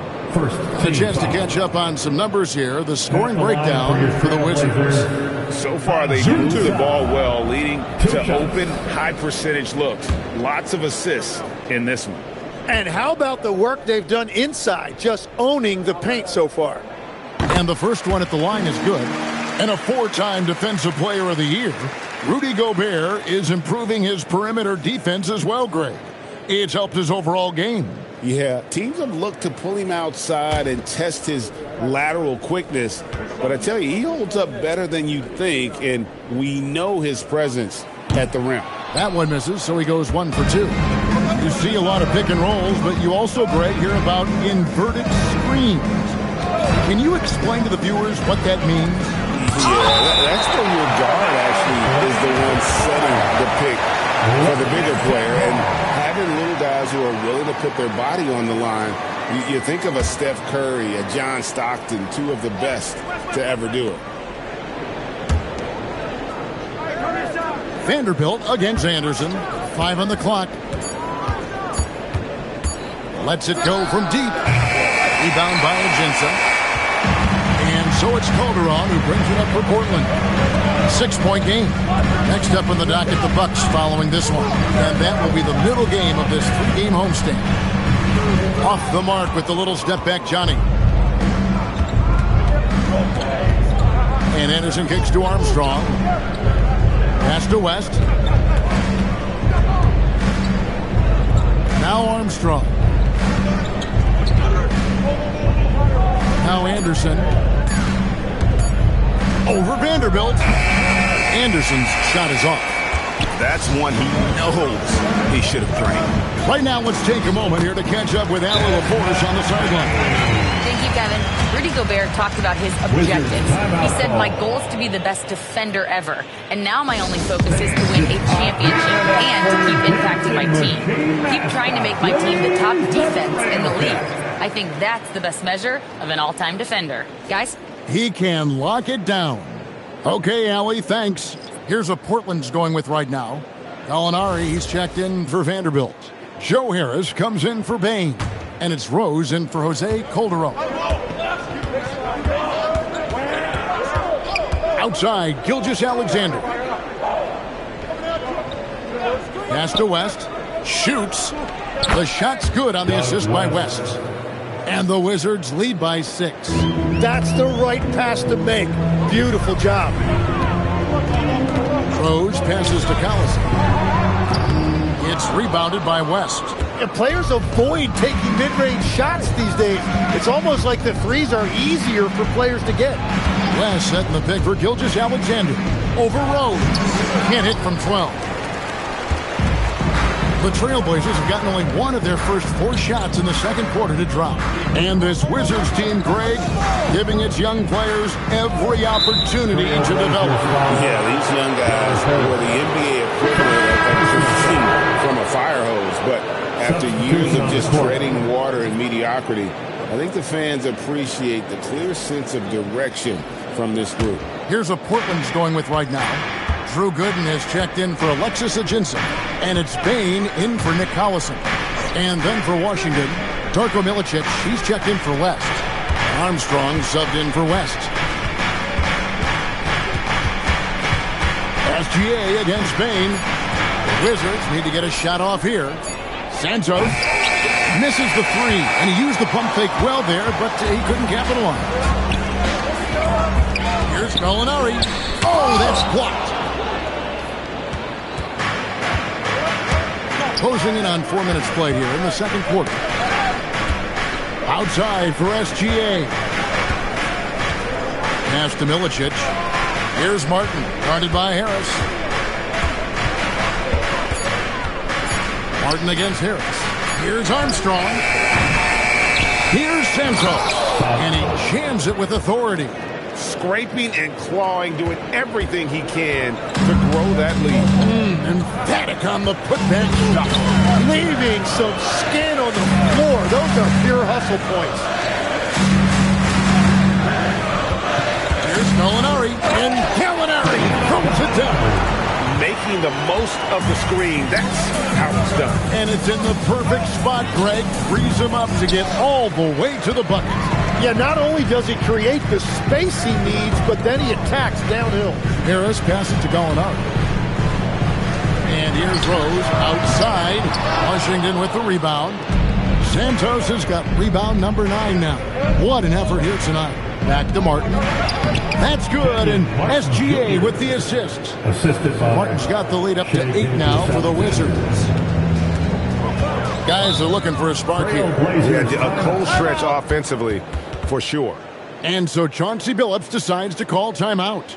Coach needs a moment to talk things over. So both teams making some changes here. And let's go now to the rookie watch. For the past month, these have been the most productive NBA rookie scorers. Derrick Rose, number 1. And those numbers have started to set him apart offensively from most of the other rookies in the league. Driving in. And down it goes, jamming that one home. He just powered that one. One of the game's top dunkers. Gilgeous-Alexander passes to Milicic. Pass to Smith. Plenty of space. Count it.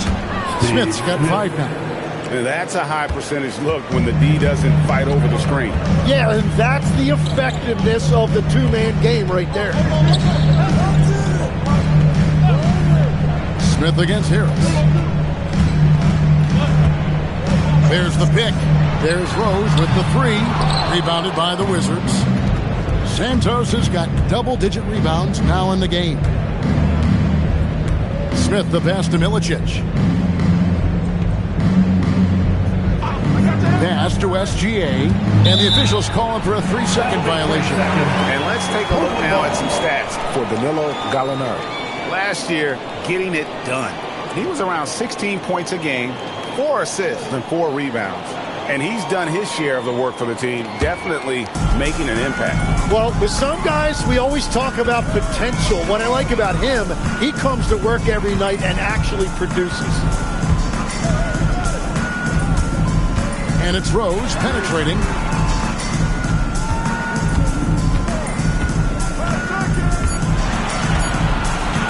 The three.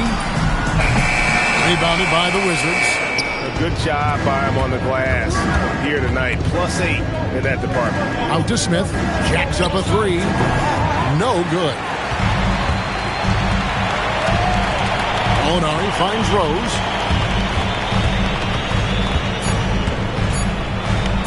Three-pointer. And the last shot at the buzzer doesn't go in for him. And so it's the Washington Wizards in the driver's seat, up 8 points at the end of the quarter. Defensively, they have gotten after it, contesting every shot going up. We come back right after this.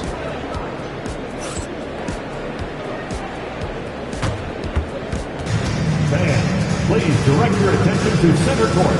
And get ready for the fan half-court shot. Give me a beat. They're thinking about the shot.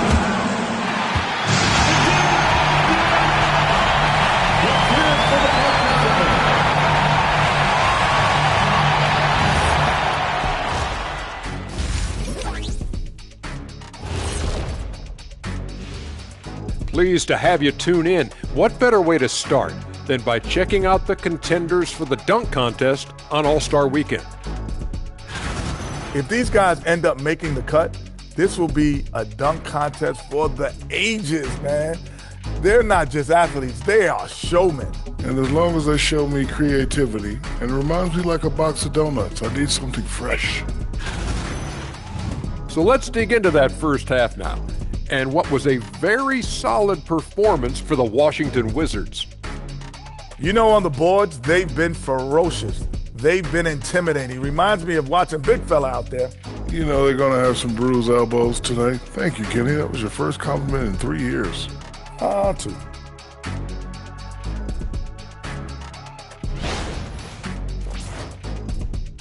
And that concludes halftime. Now time to send it over to Kevin Harlan as the game's about to resume.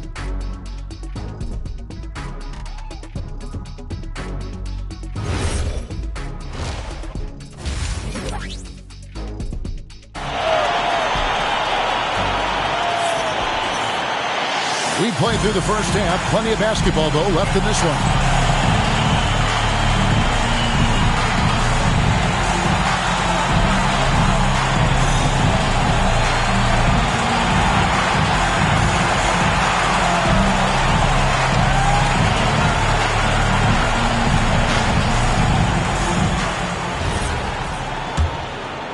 Here's Rose. Hasn't made one yet. And we were talking about, Tim, the front office, the Blazers very pleased with their internal development. Well, the pieces fit. They're not just young players looking to score, but you have guys who are willing to defend and make hustle plays. That's how you build a winning culture. So on the floor for Washington, we've got Shea Gilgeous-Alexander. Martin is out there with Milicic. And it's Smith. And it's Santos in at the center position. Trailblazers trail by 8 to the paint. Here's Gooden over Milicic. Shot by Gooden is no good. And that's a good look for him. He just couldn't connect. Outside, Martin. SGA finds Smith. Screen by Smith. Here's SGA. Gilgeous-Alexander. Excellent touch around the rim.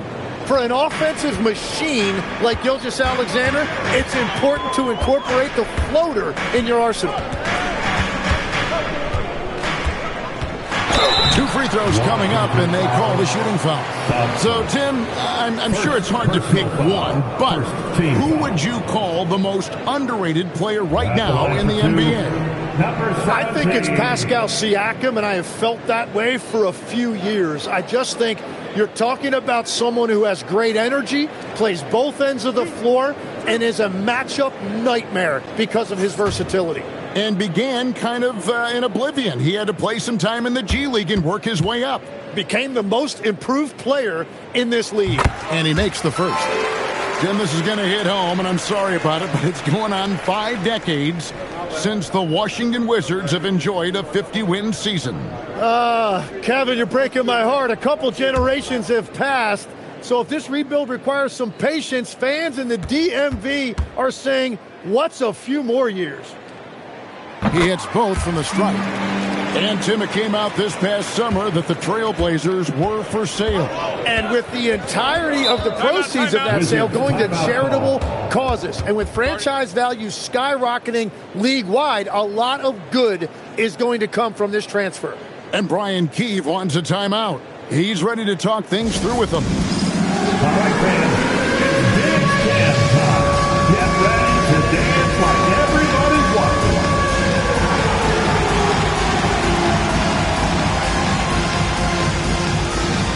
Let's go!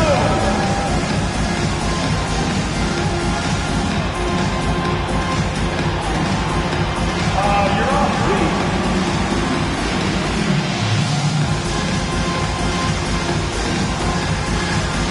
Everybody get down!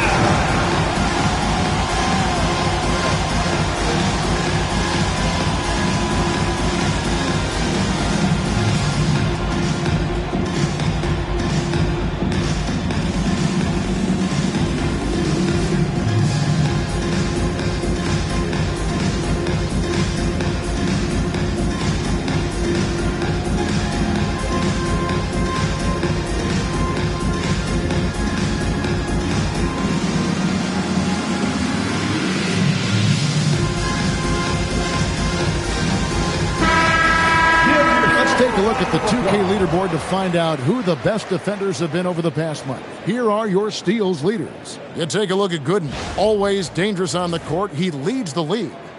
Really been fantastic defensively this run for him. He's had more than his share of steals, and now he's looking to get more. And the Wizards with possession. Pass to Milicic. Outside, Martin. Gilgeous-Alexander passes to Santos. Back to Rhodes.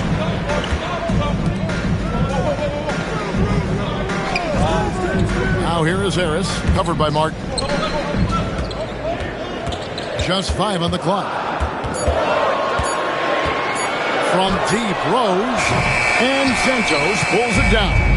And hard work on the glass. Once again, guys, they put a lot of effort and focus on the backboard.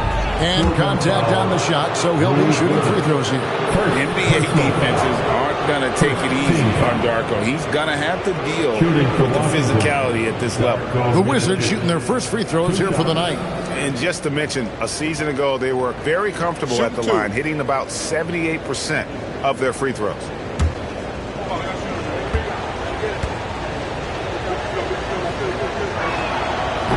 And the first one drops. So, Tim, the District of Columbia and the Wizards reaching a deal to keep them in D.C. through 2050. Along with a project to expand the arena complex, create an entertainment district, and implement safety and transportation upgrades. Really exciting stuff. He doesn't get the second one. At 7 feet tall, Darko Milicic is a pretty intimidating rookie, but the question is, what is his ceiling? It'll be very interesting to watch this young man develop. Harris kicks to Gallinari. Pass to Rose. There's the 3. Rebounded by Milicic. Milicic has got 6 rebounds here tonight. Ugly start to the second half. They've missed their first 4. They've got to get on track. And since the break, they've lost some of their edge defensively, really lacking intensity. And so Chauncey Billups decides to call timeout. He made the decision to huddle up with his guys and talk about strategy. It's that time. We need you to make some noise for your Trailblazers stunt team. Let's get crazy for our Trailblazers stunt team. Here they come, man.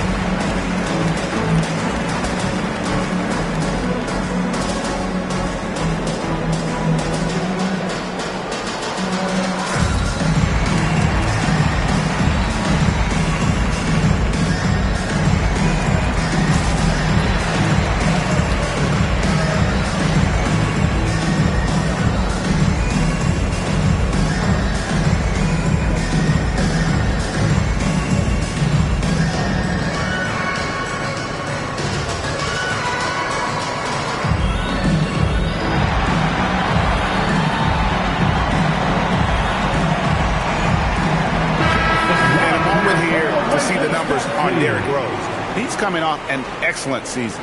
Last year, checking in at 28 points per game, 7 assists and 8 rebounds.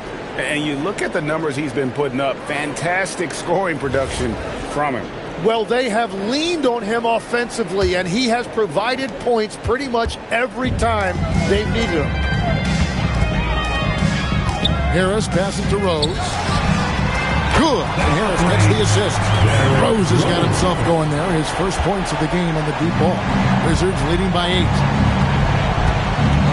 Bounce pass, Smith. Pass to Gilgeous-Alexander. To the inside. And Santos gets it to go. Santos has got 4 points now in the quarter.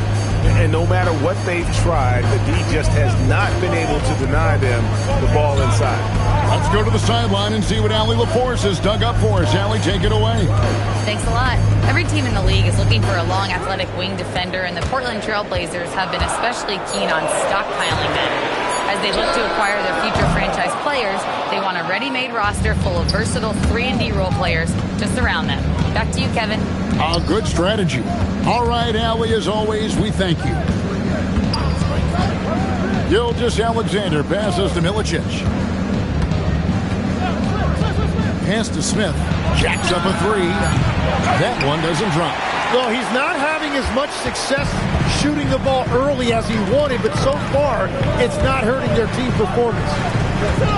Rose dishes to Harris. Back to Rose. Shoots the 3. And Santos pulls it down. Santos has got 13 rebounds in the game. Class eating. Pass to Smith. The 3. Cracks in the tray. Smith's got his 3rd bucket of the night. Well, the defense was a little soft right there, and it made it a practice shot. Now Harris. Back to Rose. 3-pointer. Rebound, Washington. Santos has got 14 rebounds tonight. Going after it. Down low. And he dunks it down. Well, he is really filling it up, but also keeping others involved. And so Chauncey Billups decides to call timeout. He's going to make some adjustments to the game plan. Time in Portland. Here are your Blazer dancers.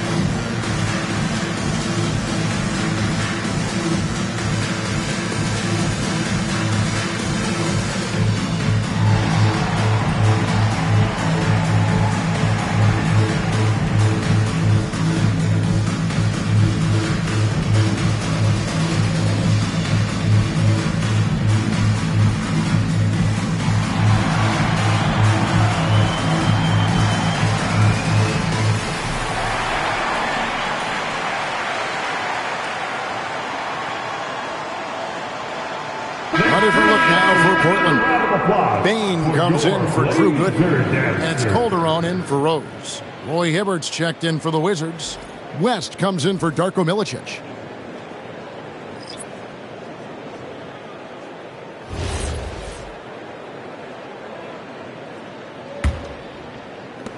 There's 1:54 left in the third quarter. Calderon against SGA. Back to Calderon to end the cold streak. Count it. Good. Now that's a high percentage look when the D doesn't fight over the screen. Yeah, and that's the effectiveness of the two-man game right there. SGA passes to West. Back to Gilgeous-Alexander. Smith kicks it to West. Pass to Martin. The Wizards working the ball around now. Now, Gilgeous-Alexander. Just 3 to shoot. It's up a 3. The shot comes out. And it's just one of those days, guys. He has just struggled to shoot the basketball. Molinari passes to Calderon. And he takes that one up and powers it through. And credit the screen for giving him the space he needed to get to the rim. For sure, GA allows him to come in with the sledgehammer. Yeah, it's the power of the two-man game. After all these years, it's still the most difficult set to defend. He seems a little out of rhythm right now. Out to Gallinari. Takes a 3. Knocks down the three-ball corner. Gallinari's got it back down to single digits for Portland. Yeah, everybody will remember the bucket, but how about that pass to set it up? Hibbert dishes to Smith. Pass to Martin. On deep. And the foul goes on Roy Hibbert. That's foul number 2 for him. Personal foul. First team foul. Substitution on the court.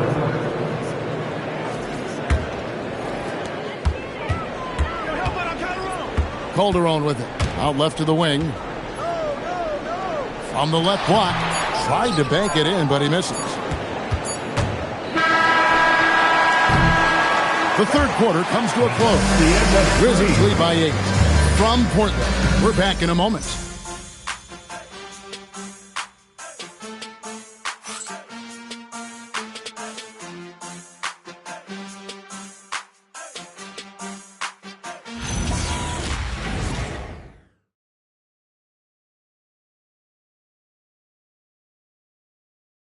Here now a chance to show you our assist of the game, and it's presented as always by State Farm.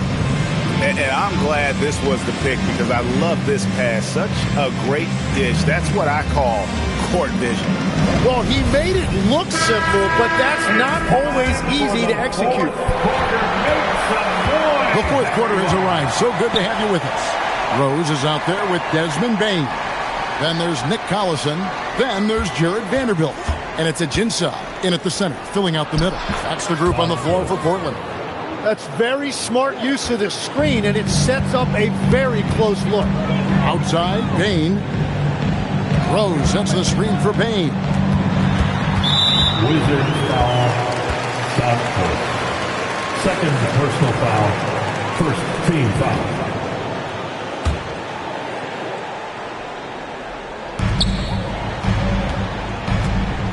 Armstrong against Rose. Shot clock at 6. And since halftime, he just doesn't have a clue when it comes to shooting. They've shown some strength in the paint today. Their work on the boards has been impressive. Santos, he hangs in there and cashes in on the second chance points. And the Wizards lead by 12. Yeah, just a terrific job of just staying with it. Nice. There's a good screen. Bain passes to Ajinça. Nifty move. And the chase by Ajinça.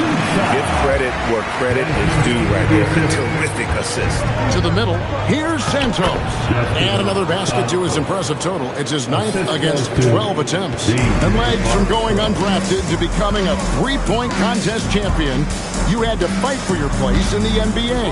Well, Kevin, that's an understatement. Yes, undrafted in '88. I played in just about every league imaginable, including a year in France.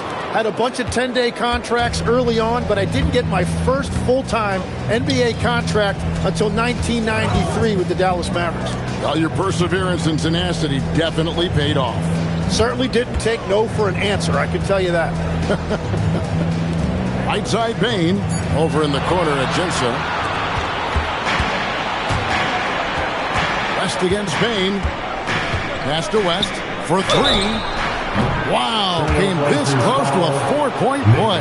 Led to the line for 3 free throws. Yeah, good job trying to get a hand in the face, but you've got to be more careful. For the Wizards. And let's take a moment, guys, to get your take on the scoring so far for the Wizards. And guys, how about the unselfishness and all about working the ball around, shifting the defense, and just seeking out the best shot? Yeah, they've clearly been the more physical team. And how about all those second chance points? What a concerted effort to pound the offensive glass.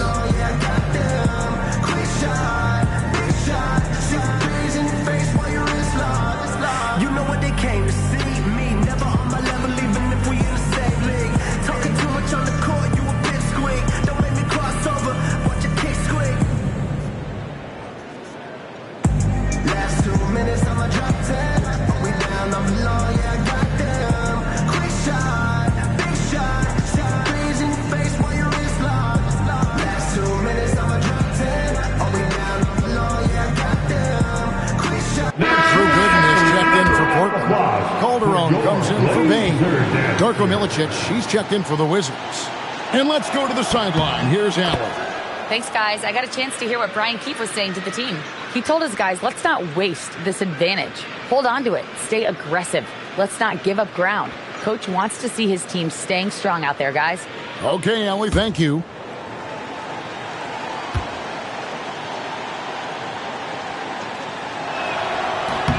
Good on the second free throw.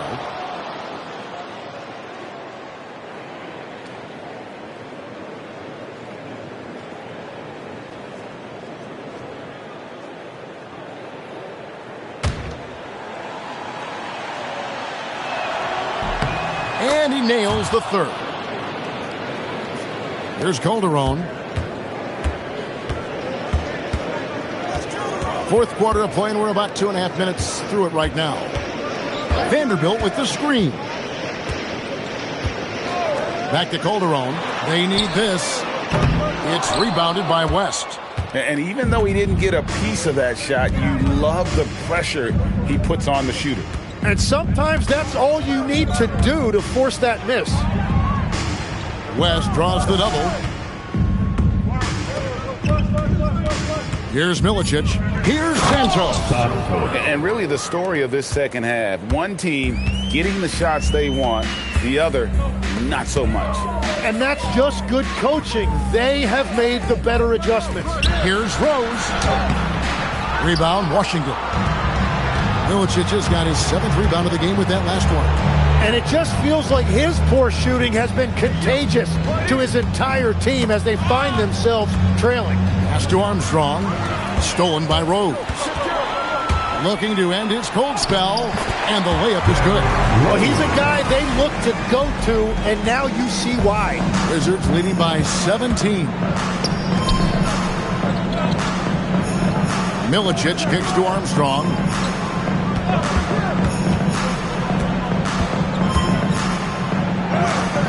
Count that one. Every time they get scored on during this run, it's come from inside the paint. Pass to Gooden. Here's Calderon. Shot on the wing. And Santos pulls it down. Santos has got rebound number 17, if you can believe that. Now here's West. The tray. A three-pointer is right on target. The assist totals, Kevin, just continue to grow. They're way ahead in that category. Ball movement has been off. And so Chauncey Billups calls for the timeout. He's very aware of the timing here and the significance of getting things squared away with his team. While we have a chance now, a recap of one of the standout performances of our game, earning our player of the game. And in terms of his shooting, this has been one of the more accurate performances you'll ever see. I mean, he's been in constant motion. creating a lot of good looks for himself. But still, even when you're wide open, you expect to miss some of the time. That has not been the case here tonight. This guy has made everything. Their losing streak had gotten to the point where anybody had to put his foot down. And even though there were other more probable candidates, he's been the one to take over that leadership role. Outside, SGA. Pass to Santos. The shot's good. Gilgeous-Alexander making the play. Gilgeous-Alexander's got 4 assists now tonight. Gilgeous-Alexander. Now Harris, covered by Smith. Back to Rose. Launches a 3. Some solid defense there from SGA. 1:37 left in the fourth quarter. Martin kicks to Milicic. You know, Tim, some people love the star power of dynasties, but do you think the league's push for parity is helping the game overall? Overall, I do believe competitive balance is good for the league. I think there are more fan bases that stay more engaged longer into the year, and that's just good for everybody. I totally agree. And one team is just completely outclassing the other tonight. Spirited performance, and it really ignited what is turning out to be a monster win here for the Wizards. This was a team performing to its fullest capability. A hugely satisfying win. A game that not many will soon forget. And on the other side, one that I think most will try to forget. And it'll go down as their first official win of the new year. Pocket 2, and that one's good by Gooden. Sharing the ball is clearly a part of Rose's game, even coming out of college. Smith, the pass to Milicic. Drives to the hoop. Portland grabs the miss. And here is Harris.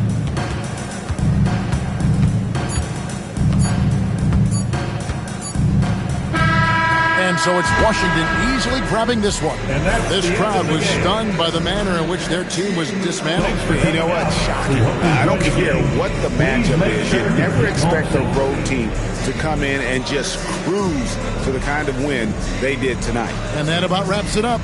Along with Tim Legler, Greg Anthony, and Allie LaForce, this is Kevin Harlan saying thank you once again for being with us here tonight on 2K Sports. And as we part ways, we present our player of the game.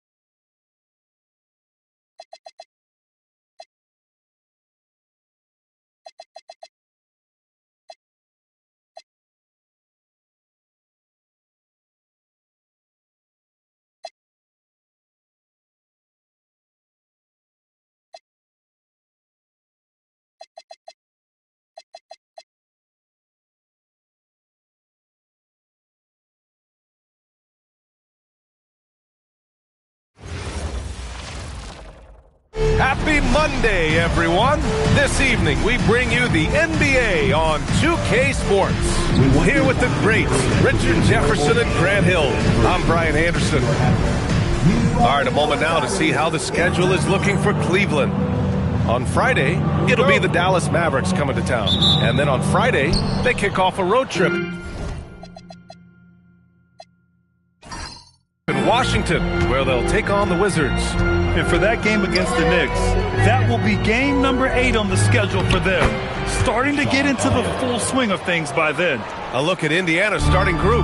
They've got Joel Embiid, and it's battle in at the small forward position. And for Cleveland, they've got Gary Trent, Jackson out there with DeAndre Jordan. Then there's DeAnthony Melton. It's good. A good chunk of the season is past us now, Grant. I'd imagine the wear and tear is adding up for some players. Yeah, it varies from guy to guy. You know, vets are usually dealing with something just from playing so many years. But, B.A., the rookies, they're learning now what it takes to be in NBA condition. Jordan. And slam dunk by Jordan. And their offensive rebounding is such a strength for them when he's on the floor. Yeah, he really helps them extend possessions, doesn't he? Yeah, you can feel Coach smiling on the sidelines with every offensive board. Ooh, the deft touch on the lob. Now that's a textbook alley-oop. I thought he'd go for the slam, but that worked. Melton passes to Jackson. Let's go with a 3. Indiana with a rebound. This, their first chance to take a look at Cleveland this season. And you know you're going up against a team that has revenge on the brain. Besting them in the conference semis last year. What he might lack in height at the 4 spot, he makes up for it with his burst. And that one good. Starting to find his rhythm. He's cooking, and he knows it. Yeah, when he gets engaged this early in the game, it's bad news for the defense. He can roll this start throughout the rest of the game. For 3. The rebound by Jackson. I mean, I think that was their first miss of the game. They've been just rolling. And last season, the Cavs were pretty healthy through the regular season, but that luck deserted them in the playoffs. And I think that and that they didn't have a lot of competition in their first round matchup did not set them up to succeed. Here's Korver, guarded by Trent. From the wing, and it's Jordan with the rebound. That is not a bad decision to pull it from there. It was just a little bit off with the execution. From deep, Joel Embiid with the board. He is just so deadly from out there. You expect that to fall. To the paint. Oh, he powers right through the defender for the dunk. Draws the foul, too. And he'll go to the line. They'll pin that one on DeAndre Jordan. And you watch Alperen Şengün. He's a beast on the blocks, Graham. Yeah, B.A., he throws his weight around. But what separates him is his skill. Against the best post defenders in the league, he comes up with creative ways to score.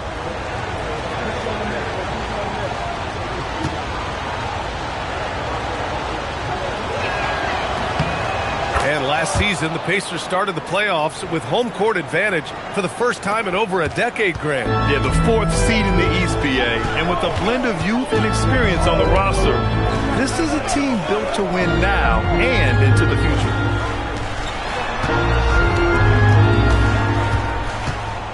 Back to Jackson. Clock at 6. From deep, Melton. The Pacers pull it in. Coming off a win against the Blazers.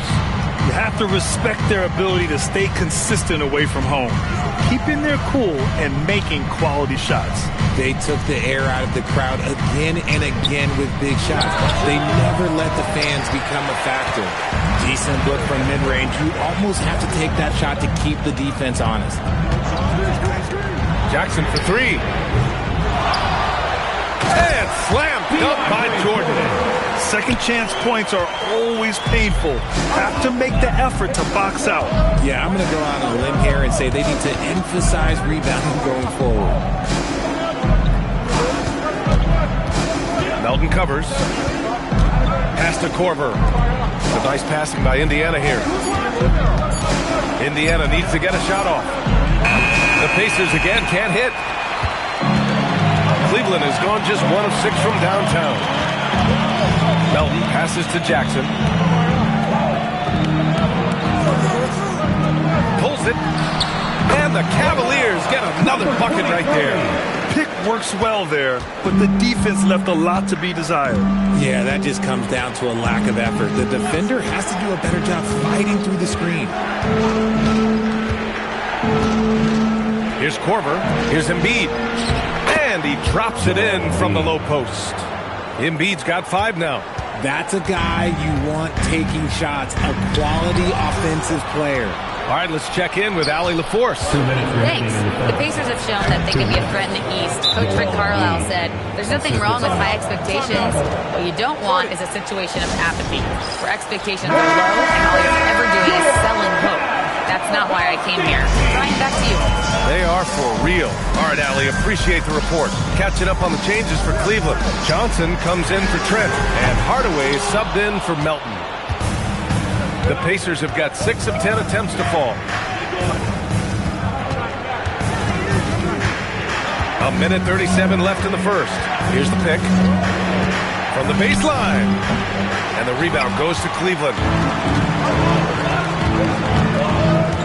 Outside Johnson. Richardson. Indiana making a switch here. Porter Jr.'s checked in. Substitution for the Pacers. Number 1, Michael Porter Jr. We've got 1:23 left in the first. Outside Johnson. Shot clock at 5. From about 19. Out of bounds. It'll be Indiana's ball. Indiana ball.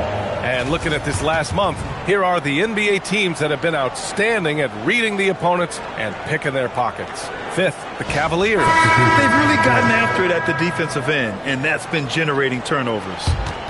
Indiana making a switch here.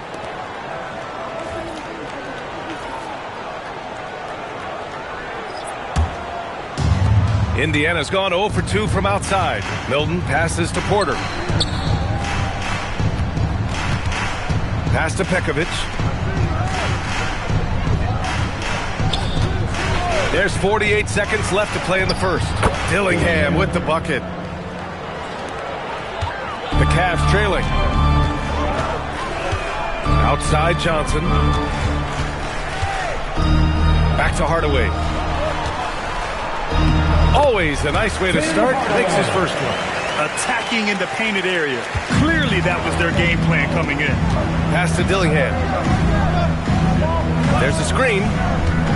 The 3 ball. Knocks it down from distance. Dillingham's got 5. The Cavaliers have gone 7 of 14 and looking in control. Here's Sensabaugh. Back to Hardaway.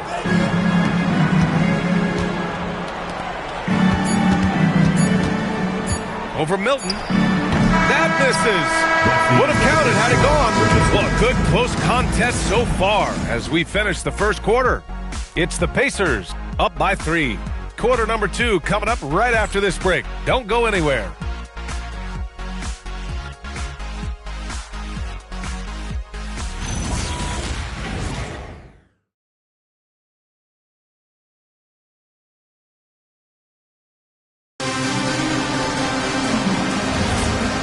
Good action in the books as we get back to a game that's been pretty close so far here. All right, let's quickly break down the game we've seen from the Pacers so far, guys. Oh, what I love was that first quarter was all about leaking out and capitalizing in transition. It leads to some easy buckets, and I think it's given them control of the pace in this one. Johnson is out there with Tim Hardaway, and it's Longley in at the center position. That's the 5 for Cleveland right now. Here's Haslam. Oh, and makes it with the kiss. Gotta love how they've been crashing the boards, fighting hard for every miss. And you watch Jalen Green, the second pick of the 2021 draft. He is built to score, Richard. Yeah, he's a terrific shooter. Moves easily around the floor, and his ability to make mid-air adjustments, yeah, that's something different. Hardaway against Richardson. Hardaway, the pass to Longley. And now Indiana on the fast break. Hardaway grabs the board. Aggressive move. I know he wishes he had that one back.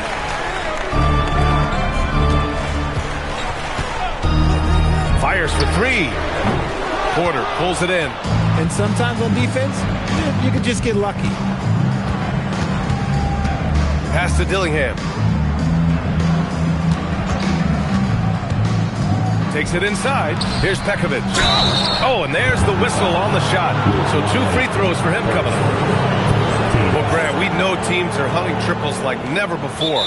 What's the line before you get a little free happy, though? Well, B.A., I don't care how well you're shooting it. If you have an opportunity to get to the rim, you have to take it. And timeout called by Rick Carlisle. He's going to gather the troops and talk it over.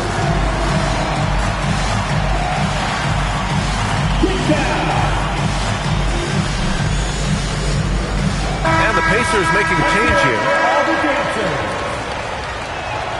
And he drops the first. There was so much excitement around the Cavs team last season, Richard. It ended up in disappointment. Yeah, they cruised through the first round of the playoffs, but sometimes it's better to be challenged in the first round. It sets you up as you move forward. Indiana leading. Here's Petrus. No points so far. Pass to Korver.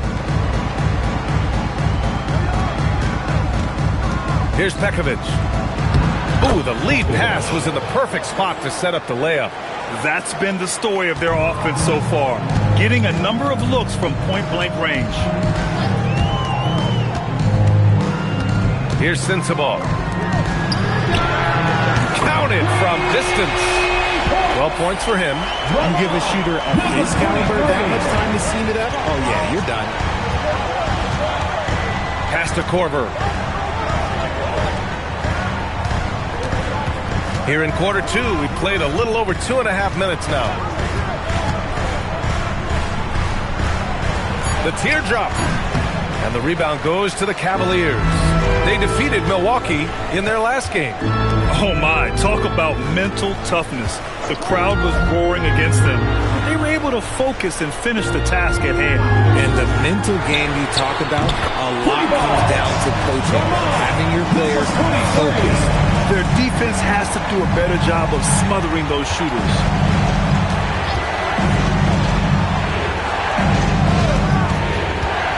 Goes up on the baseline, and he connects with a jumper. Just under 3.5 minutes played here in the second quarter. And so now a timeout called by Kenny Atkinson. And we might see some changes. Coach potentially looking to adjust.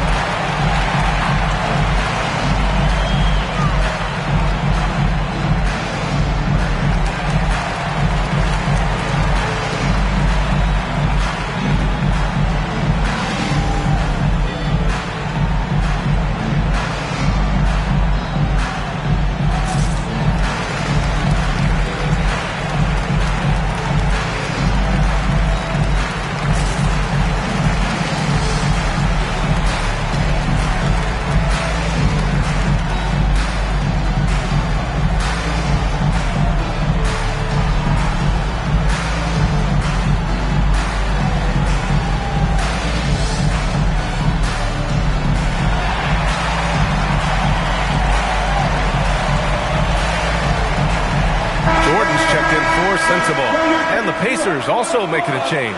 Embiid's checked in.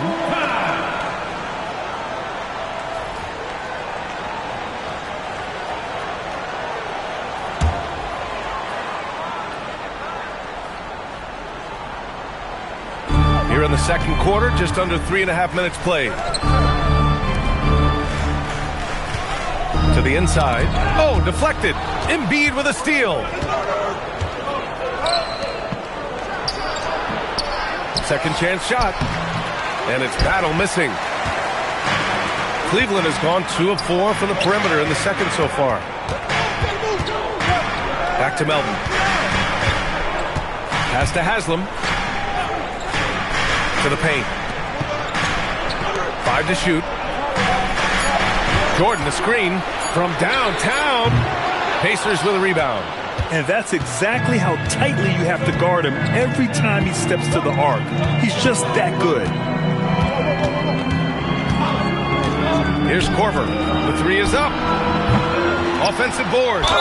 And he was fouled while in the act of shooting, so he'll take 2 free throws. Shooting over 80% from the line during his career, and Reed is not only one of the best free throw shooting centers in the league today, he's one of the best all time.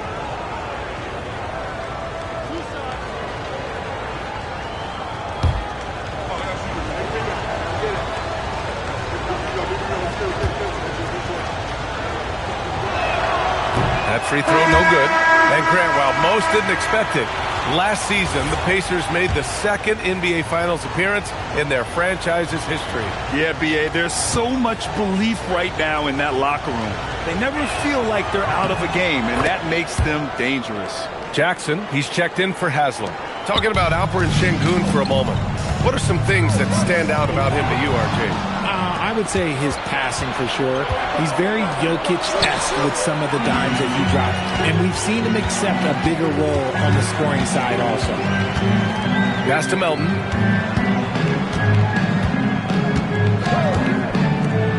Launches it. Joel Embiid with the board. Given his range, you'd expect him to capitalize on that opening. Here's Korver. Remaining in the first half. 2 minutes. Three-pointer. Drains the triple. He's got 5. He's been playing great unselfish basketball, really putting the rock in the hands of the right shooters. His court vision has been on display in this one.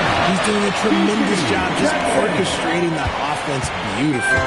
And that's how you up the ante. Come right back at him. Yeah, I love the competitive fire right there. You drain a triple on us, and I'm coming for my revenge. Here's Elliott. And the layup is good off the glass. Elliott's got 8. A quality pass, setting up a quality shot. It's just textbook basketball. Melton finds Jackson.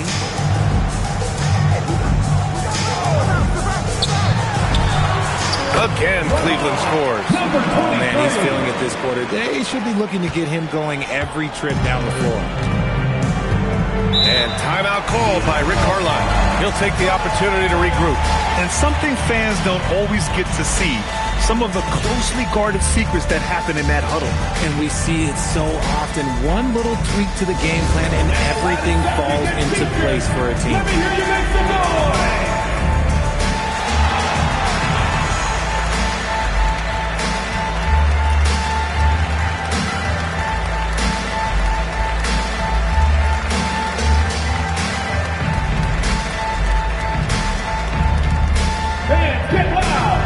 T-shirts are coming your way if you're in the lounge section.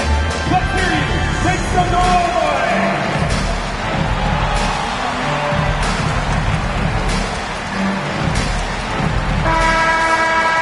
And a chance now to look at the highest scoring teams in the league from last season. The Cavaliers, number 1. The way this team played on the offensive end last year was remarkable. Seemed like every night they got everything they wanted and then some.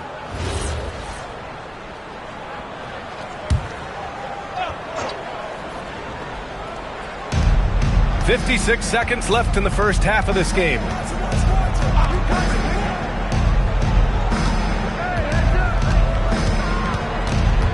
Melton covers. Down to 5 on the shot clock. And the rebound goes to Cleveland. He's been off. Still, they're up, so not all is lost. Trent, the pass to Melton. Jackson outside. Takes the 3 and can't get it. He's now 1 of 3. Indiana has gone 1 for 3 from downtown here in the second. Melton covers. Down low. It's tipped. And so a close game as we wrap up the first half of play. Indiana ahead, up by 1. Let's send it courtside and check in with Allie LaForce. Allie, what do you have? I'm here with Coach Rick Carlisle. And Coach, I heard you talking to your team about closing out on shooters. What were the breakdowns that stood out to you in the first half? Well, A couple of times there was an offensive rebound, and we just got to spray out and find shooters. That's one way that a lot of teams in the league are getting threes now. We just got to do a better job of finding those guys. It's hard to be perfect. Thanks very much, Allie. We'll be back soon to start the second half of basketball.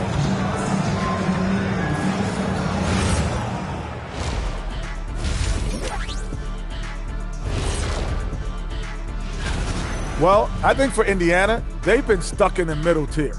Not good enough to challenge for a chip, but not bad enough to get a hot. And guys, going back to the game at hand, Joel Embiid having his way in the first half. So it's not about... And that's a wrap on.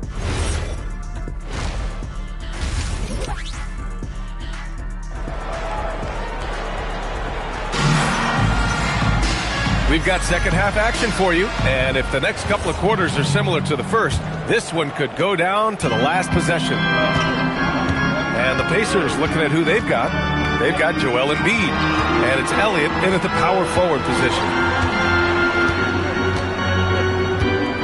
Melton outside. 5 on the clock. There's Jackson with the three. That one is off. Yeah, and the defense has really got to tighten up on him. I mean, he's just too dangerous from the three-point line. And he's going to the line for two. The official saw contact while he was going up. First trip to the free throw line for him in this one. Indiana, Sean Elliott taking 2 shots. Shooting 2.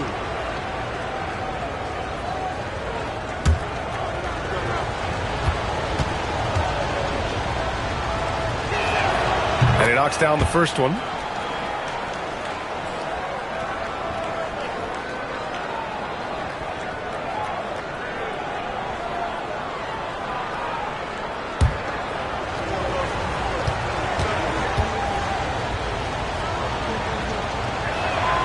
That one goes in. 2 from the line that time. Cavaliers trail by 3. Melton passes to Jackson.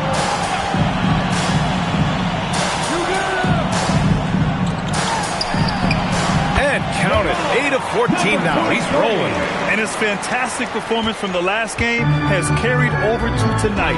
He's just riding the wave of momentum right now, getting to his spots and keeping things simple on the offensive side. Here's Elliott, and he goes in for the dunk.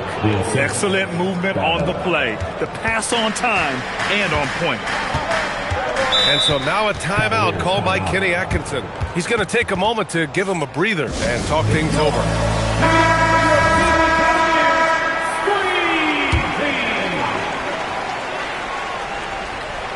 And with a little over a minute gone by, the second half is underway.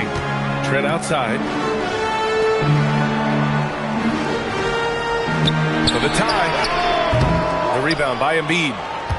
Embiid's got 4 rebounds in the game. Pass to Korver. Off the mark there with a 3. Cavaliers trail by 3. Now Melton. Still no points. Jackson for 3. Nails it from beyond the arc. You give a shooter at this caliber that much time to seam it up? Oh, yeah, you're done. Melton covers. Pass to Elliott. Here's Korver. There's the 3. The Cavaliers pull it in. Jordan's got rebound number 5 here tonight. Melton passes to Jackson. For the lead. Again, Cleveland scores. You want to know why they're winning? It's because of his play offensively. Indiana's gone 0 for 2 from outside here in the third. To the middle. Ooh, it's stolen by Jordan. Trent outside. Pass to Melton. Jackson outside. The 3. And the Cavaliers, another 3. Gotta fight harder to get over those screens. Yeah, as soon as these guys feel contact, they are just disappearing like they're not even there. You gotta show some fire and keep defending. Nice feed inside, saw the play develop and hit him right when he needed to. The Cavaliers lead by 3. Jackson right side. Melton, right side. Back to Jackson. Cleveland working the ball around now. Shot clock at 6. Melton finds Jackson. From downtown. The rebound by Embiid. Embiid's got a rebound number 5 here tonight. Here's Korver, guarded by Trent. The shot. Korver can't get it to go. He's been held scoreless tonight, really just unable to make any sort of impact. Melton passes to Jackson. From behind the arc. Sinks the tray. 24 points for him. Their ball movement on this run has been tremendous. It's led to a lot of good, clean, open looks. And timeout called by Rick Carlisle. Coach probably just checking to make sure everybody's on the same page here.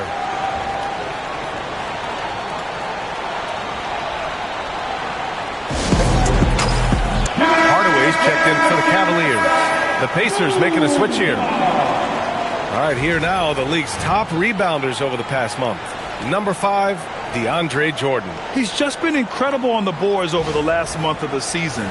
He's a guy who plays with such desire.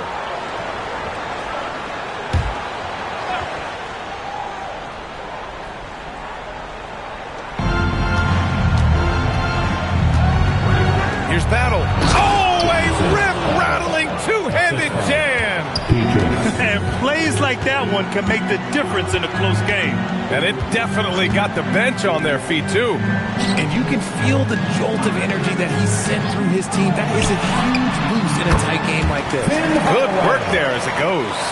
Nice ball movement there. That's how you break down the defense. Here's Petrus. No points yet. Embiid, a screen on Trent. Inside, tipped. Down to 5 on the shot clock. Melton passes to Trent. Lays it up and banks it in. And it's an 8-point Cavalier lead. And guys, what do you think about the hustle stats for the Cavaliers?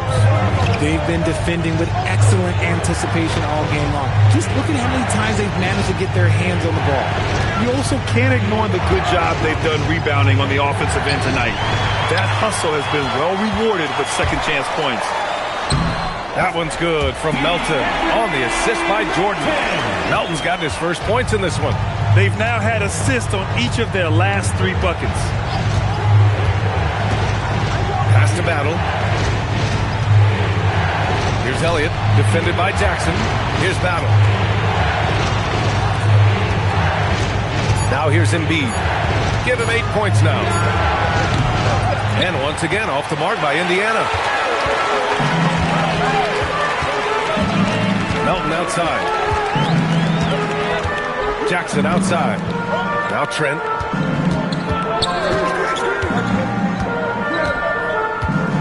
Pass to Hardaway. For 3. And it's Battle with a rebound.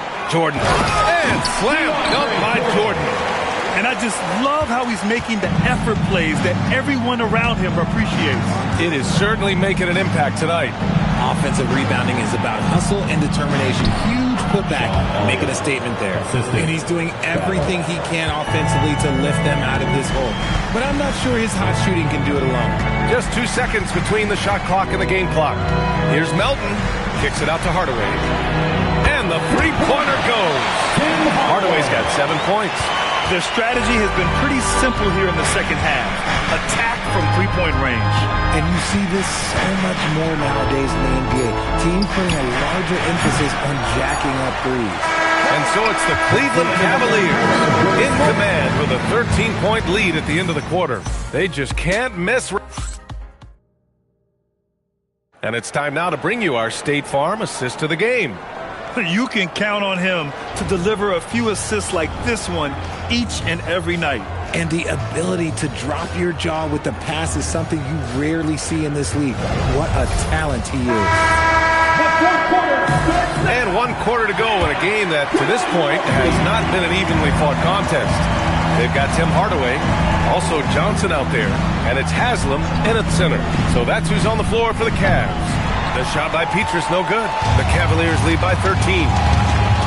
to the paint. He can't get that one to fall. Great D that time from Porter. With the drive. Petrus with the bucket. Petrus has got his first 2 points of the night. Cleveland's shooting has been good. 54% on this one. And it's out of bounds. Last touch by Hardaway. There's one for the low light. Wow. I'm not sure who messed up the pass, but look, somebody did. Pacers trail by 11. Outside Porter. To the middle. Here's Pekovic. Pulled the shot a little left. The bounce goes his way, though. The improved passing of Porter Jr. That's the next part of his evolution. Back to Hardaway. Fourth quarter still young. Just over a minute played. Out of bounds. It'll be Indiana's ball. Richardson's checked in for Indiana. Number 3, Richardson.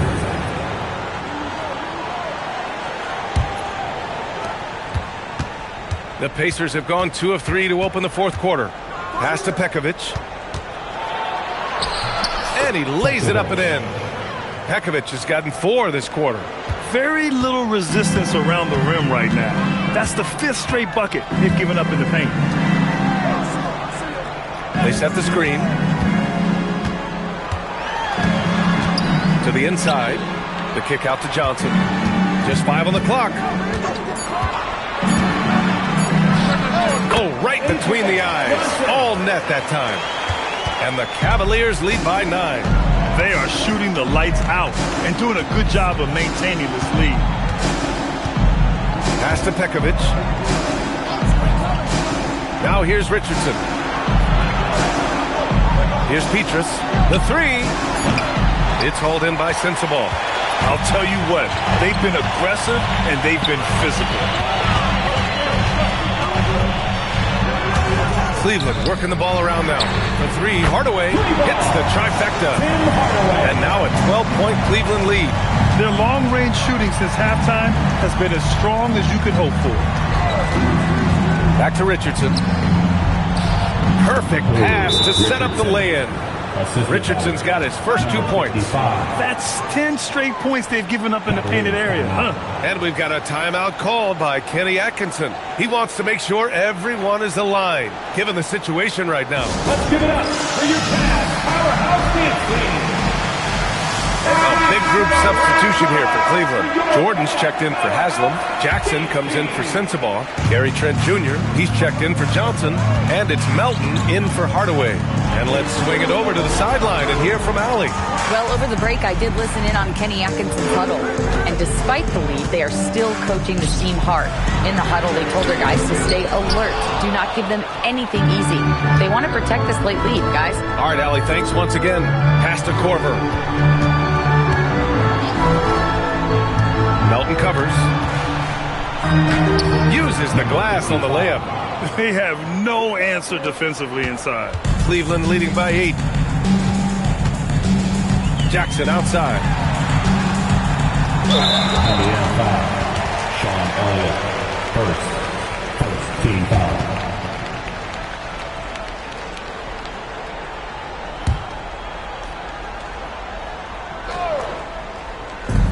A look at the clock. A little under 3.5 minutes gone by in the fourth. Melton up top. Pass to Jackson. Shot clock at 5. Takes a 3. Sometimes it's just not your night. Fortunately, his teammates have picked up the slack. And it's out of bounds. The Cavaliers able to retain possession here.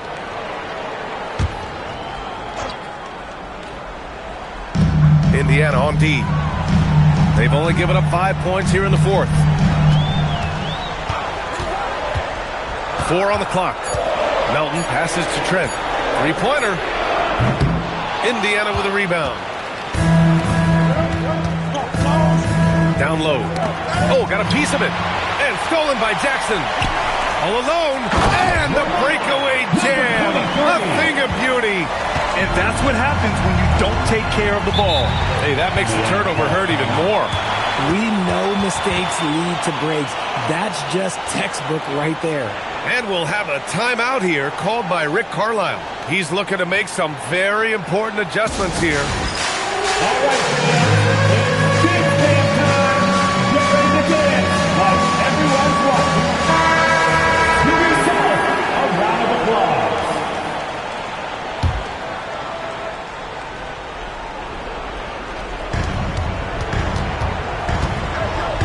Screen by Embiid. Releases from 15. Oh, Embiid packs it down.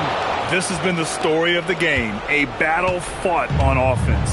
Yeah, but I think it's going to come down to who can get the stops down the stretch, because that's who's going to come away with this one. Booyah! He sinks the triple. Now he's in his bag from beyond the arc right now. You see his confidence. And of course, it helps space the floor, which gives this offense more room to operate.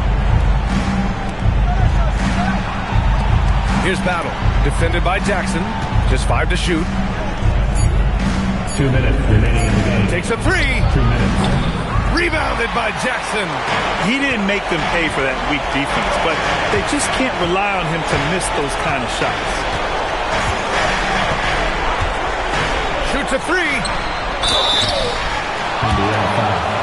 Joel Embiid, first. And we've got a timeout called by Kenny Atkinson. He was quite emphatic, demanding the timeout, clearly wanting to address strategy with his team. Timeout, Cleveland. Attention crowd, coming onto the floor is your head crew hot squad. Show some love. Attention crowd, coming onto the floor is your head crew hot squad. Show some love.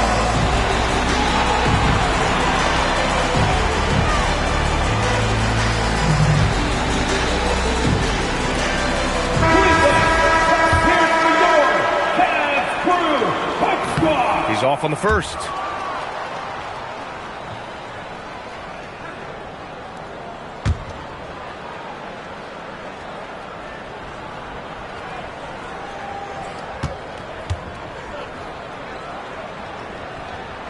And no luck at the stripe this time. Second one won't fall. Pacers trail by 11.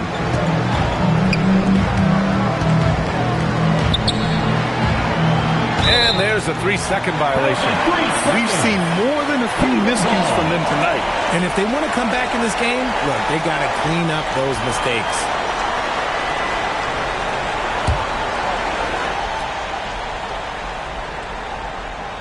Here's Trent. Minute 32 left in the fourth quarter here. Melton with the ball. Jackson surveying the D. 5 to shoot. He launches. Ooh, the shot misses. Pacers trail by 11.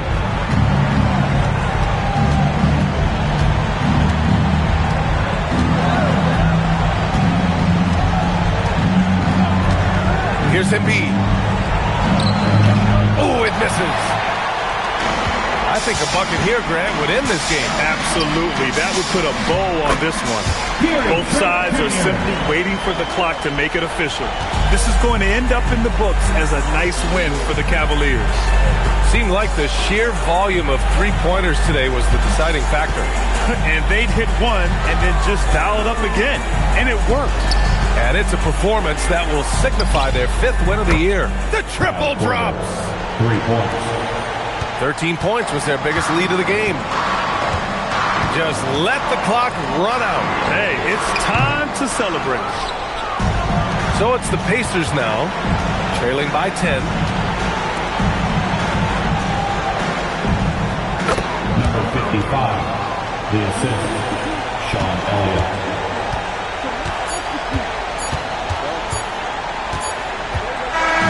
And so the Cavaliers take the win. A competitive game. You have to feel like this crowd gave them a little extra edge. Yeah, they really fed off the energy. You saw their activity level go up just to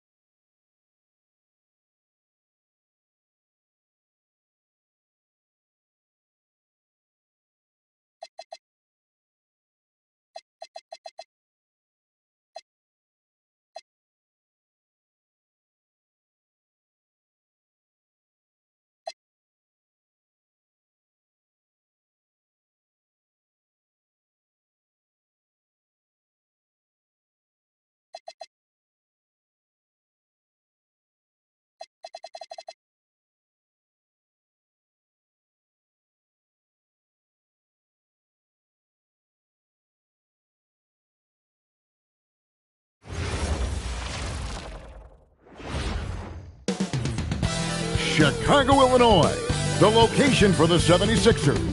And there he is, the elite.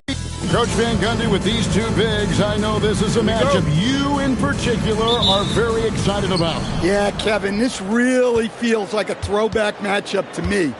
With this style of game, running it through the centers, I feel like I should be on the sideline yelling.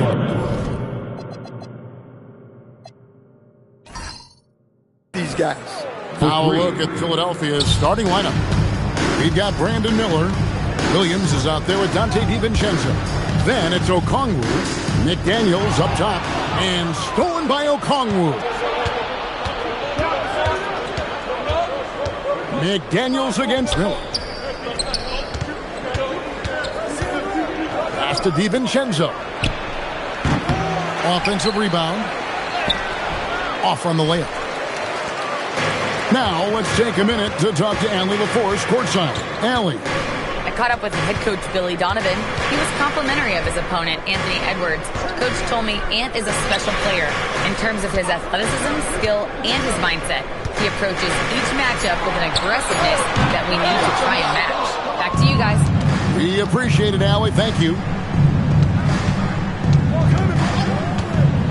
Williams passes to Miller. Now here's DiVincenzo.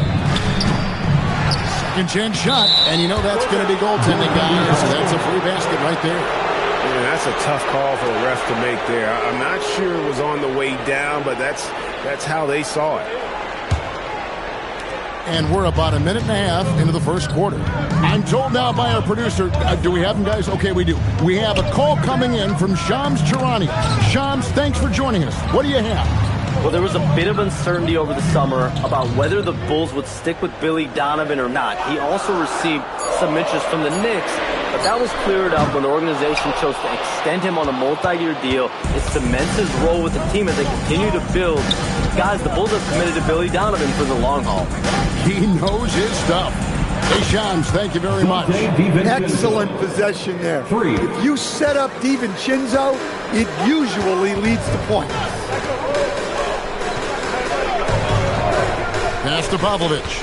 And Okongwu gets the whistle that time. That is his first foul of the game. Personal foul. First team foul. Here's George. McDaniels outside. 4 on the shot clock. The Bulls need to get a shot off here. And again, Chicago. No good.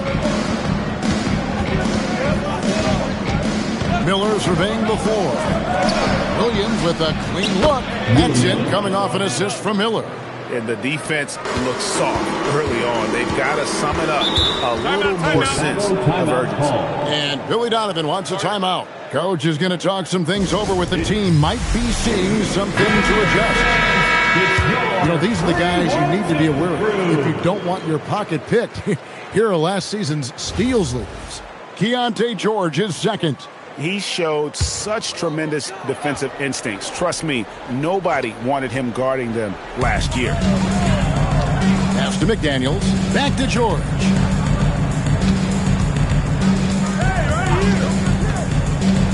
To end the drought. And he'll shoot free throws here. Clearly fouled on that shot that time. The whistle blowing. Clearly a foul.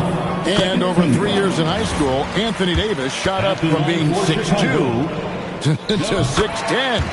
But Greg, he brought those guard skills with him. And Kevin, that transformation as a pro also significant. Adding over 30 pounds to his frame. And with his wingspan over 7'5", he is a physical presence. This is as good as it gets for a first quarter in terms of shooting the basketball. Pass to Pavlovich. There's the triple.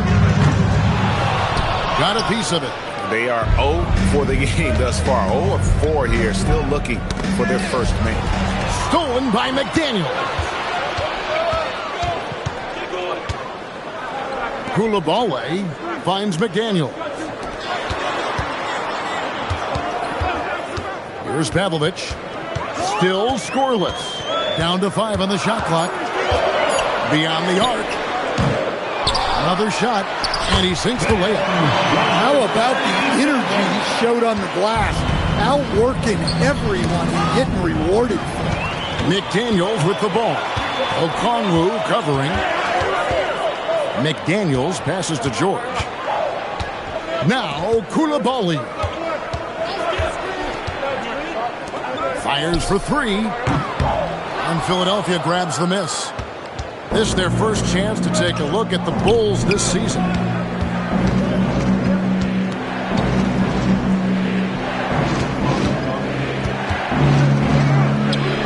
That one a little long. Bulls trail by 8. George with the ball. McDaniels on the wing. Pass to Pavlovich. 2 minutes remaining in the first. Here's Koulibaly. Miller grabs the miss. Now the 76ers with it. They're on a 12-4 run. It's tipped. And that's out of bounds. Philadelphia will retain possession. And let's see some of the numbers here for Okongwu. Coming off a terrific season. He's averaged 20 points a game, 7 rebounds, and 4 assists. And most of all, you have to love the defensive grit he brings to games when he comes off the bench. Yeah, I loved having options like him off the bench. Guys who bring effort. They can change the attitude of the team. Hawkins against Parker. 1:30 left in the first. McDaniels, a screen on Williams. And it's Pavlovich missing. Just doing the job on the backboard. It's time to send it over now to our reporter, Allie LaForce. Thanks a lot, guys. The Chicago Bulls retiring the jersey of hometown hero and former league MVP Derrick Rose. His coach with the Bulls, Tom Thibodeau, said, "The true measure of a man is how he handles adversity, and nobody did it better. He always found a way to rise above, and there's no question in my mind he is a Hall of Fame player." Back to you. Okay, thank you, Allie. Back to McDaniel. And shot on the way. Rebound by the 76ers. They come into this one following a loss to the Thunder. Yeah, and Kevin, they got punished in that third quarter. They just came out without any fight after halftime, and you can't do that. Slammed home, and they call the foul. He's headed to the strike for one more. And what a way to start this game, dominating at both ends of the floor. Obviously, guys, brilliant coaching, a perfect game plan. Just 1 second between the shot clock and game clock. Parker outside. Pass to Beasley. Back to Parker. Here's Steffens over Hawkins. And no good. Trying to use the glass.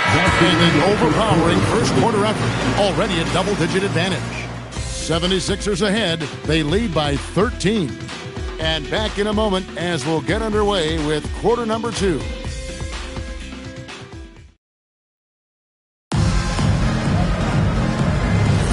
And glad to have you with us, folks. Second quarter of basketball. This game has not exactly been neck and neck, but plenty of time left in this one. And a comfortable margin here for the 76ers guys. You could see they were well prepared defensively coming into this one. KYP, know your personnel. So far, good attention to the scouting report. Jeffries out there with Beasley. Then there's Parker, and it's Villar in at the 5. So that's the 5 in the game for Chicago. Here's Lively. Takes it off the glass. Lively's got his first bucket of the night. Man, just adding insult to injury. He just waltzes inside and extends this lead. Well, it's not going to get any easier if they can't improve their defensive intensity. They got to show some fight. Parker against Jones. Here's Jeffries. That 3 off target had some space there after the little pump fake. The edge on the glass is the difference. It's allowed them to build this lead. Pass to Alexander. It's Hawkins on the wing, covered by Beasley. Lively, that's good. Lively's got his second bucket of the night. And there's a pattern starting to take shape here. They're working it inside and getting good shots from close range. And Billy Donovan wants a timeout. Coach is going to take a few minutes to regroup and go over the strategy. And some changes here for the 76ers. Okongwu's checked in for Alexander. Miller comes in for Najee Marshall. And it's Dante DiVincenzo in for Hawkins.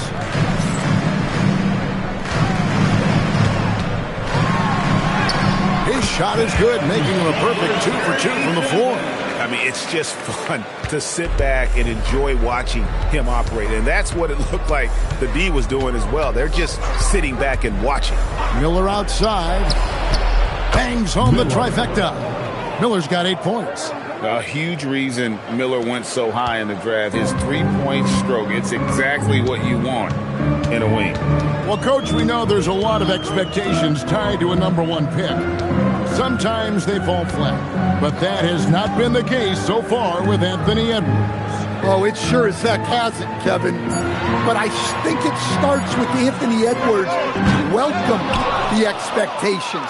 He wanted the expectations, and he has pushed himself to play to that level on a nightly basis, and he's done it.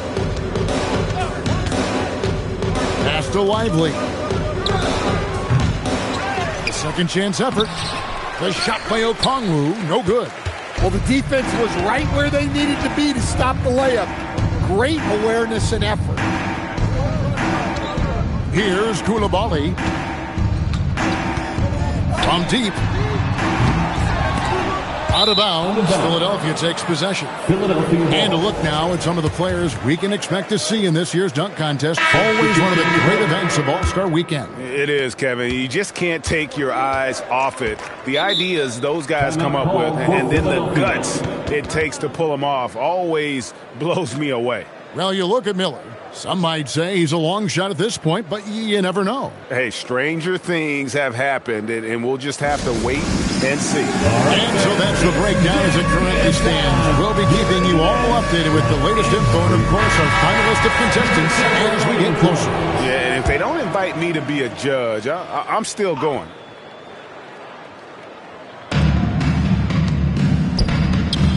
Here's DiVincenzo.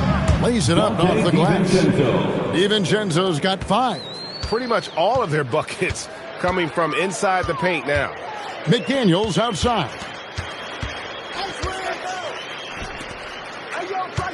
They set the pick from outside the arc. The shot goes in. First of the night. He's 1 for 3 to start the game. That pick takes the D totally out of the equation. Yeah, you've got to lock and trail hard. You can't allow him a clean look from that. And here's McDaniels. He'll bring it up for the Chicago Bulls. 17-point game. And here's George. No scoring in this one. Over in the corner, McDaniels. Shot clock at 5. And oh boy, a lot of contact there, but he gets the call and will shoot 2. It's going to go on Onyeka Okongwu. Even from over here, you can see that one pretty clearly. Well, Josh Giddey, an outstanding playmaker. We know that, Coach. Are we calling him a point forward or a 6'8" point guard? To me, Kevin, he's a pure point guard at 6'8". This guy's got great size, but he's most comfortable with the ball in his hands, making plays for other people and running an offense. He can handle and pass as well as anyone. Back to Koulibaly. Some nice ball movement by the Bulls. Fades. DiVincenzo with the rebound. They've shown some strength in the paint today. Their work on the boards has been impressive. There's Williams with the 3 offensive rebound. Good on the bucket. He has 6. And boy, he can see blood in the water attacking a somewhat helpless team right now. Well, you love the dedication. This is how you have to play. Don't let up just because you're out front. George with no one around hits the 3-point bomb. Well, this is why George's coaches encourage him to keep shooting from deep, because they know he's only going to get better. Out to the wing. Goes up the baseline. It doesn't go for him. You're not going to see that very often. Plenty of space, but he just, let's face it, he whiffs on that. There's 1:17 left in the first half of basketball. Koulibaly with the screen for McDaniels. And he hits it just before the shot clock expires. And timeout called by Nick Nurse. He's going to have a discussion on the sideline.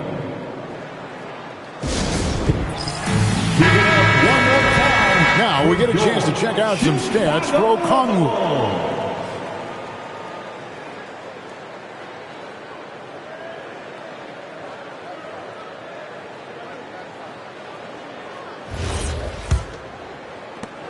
So here is Philadelphia. They led the game at 1 point by 20. And at home for the next game, it'll be Detroit pulling into town. That'll be the first of 2 straight at home.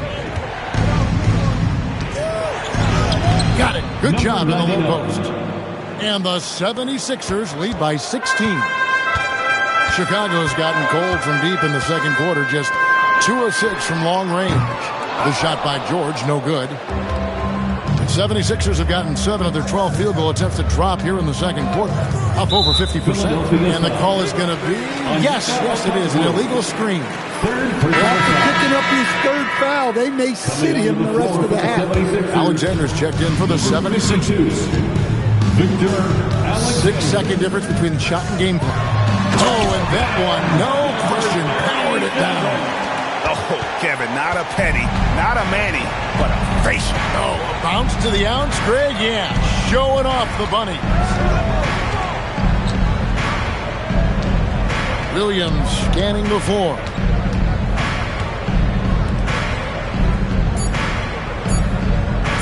From the arc. No good on the last second attempt there. And so it's Philadelphia sitting with a comfortable lead up by 14. They've got their field goal percentage to thank for that. They've been hot from all over the floor tonight. Now we have a moment to go courtside. Allie LaForce has got something for us. Thanks, guys. Clint, an outstanding first half for this team at the defensive end of the floor. What was the key? Just be consistent, defensive rebound. All right, Allie, thanks for that. We'll be right back after halftime for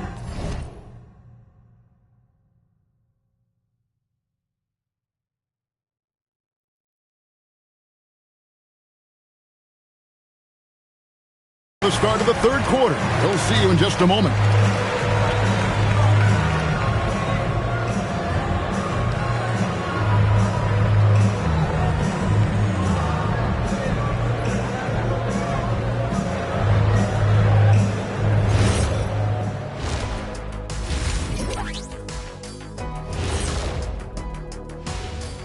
Well, they're taking the traditional approach of working it inside and then going outside. That stretched out that defense. And let's switch it up. And that about wraps it up.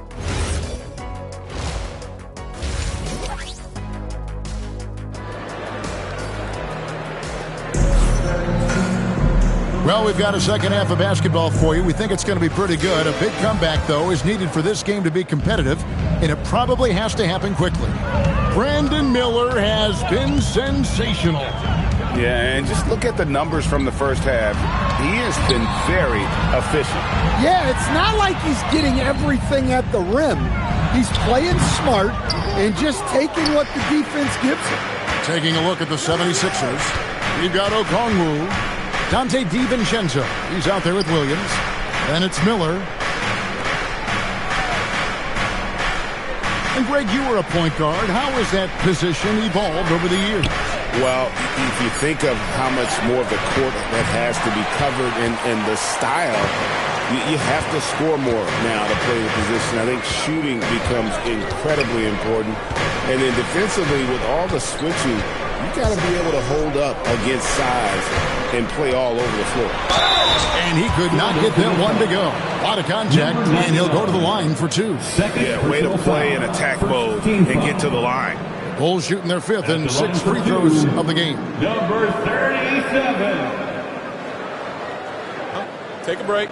Take a break. 2 shots.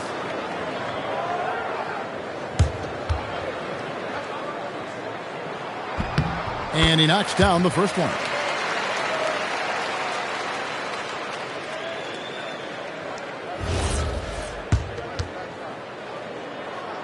He makes one of two that time. And you think about the style of Sixers head coach Nick Nurse. Greg, what stands out to you? He just has a willingness to experiment and adapt. That's a real asset with some of the challenges this roster has faced. And a big part of why this front office brought it in. Pass to Popovich. Going inside, Dan Patrick Williams has established himself as a 3-and-D player out in the wing. Well, look, Kevin, the one thing you know you're going to get out of Patrick Williams every night is a great effort at the defensive end of the floor, and that's a great starting point. So when you put him in a game, you know darn well he's going to help you defensively, not going to make many mistakes offensively, and then it just comes down to how well is he going to shoot the ball.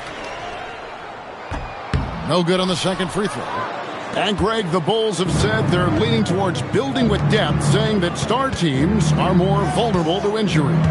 Well, they don't yet have a bona fide big-time star on this roster, so if you ask me, that might be a case of sour grapes. Good on the shot. Yeah, they get one to fall. Now 1 for 4 to start the third quarter.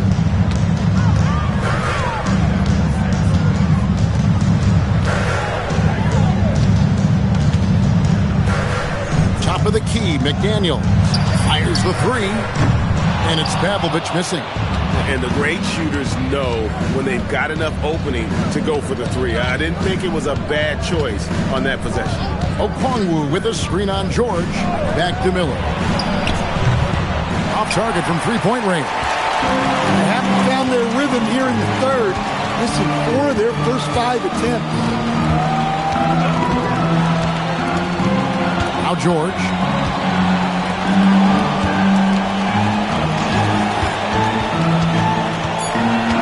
Fires from the wing. And again, Chicago. No good. Philadelphia leading by 14. Outside Williams.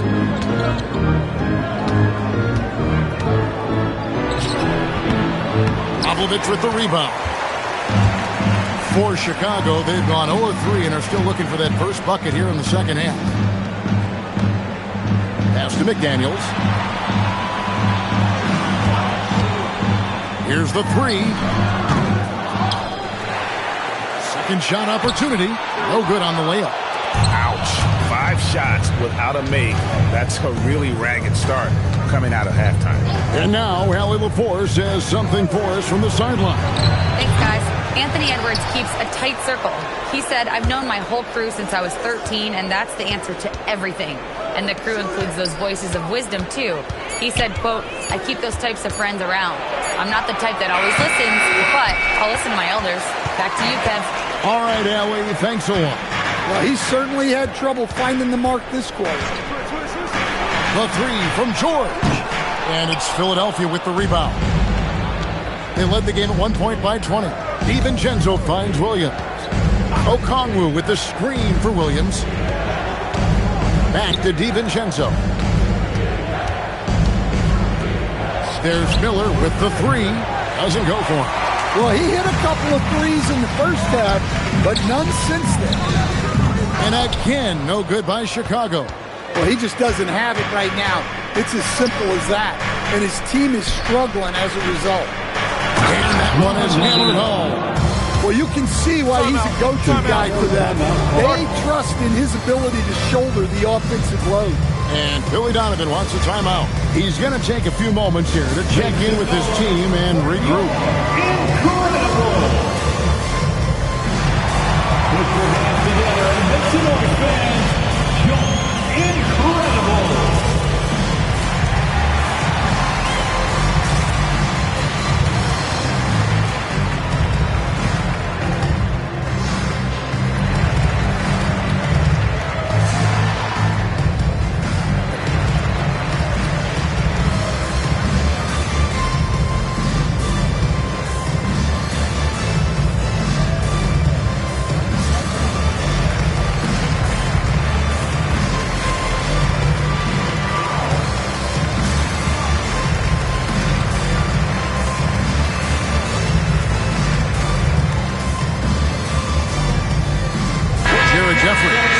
checked in for the Bulls.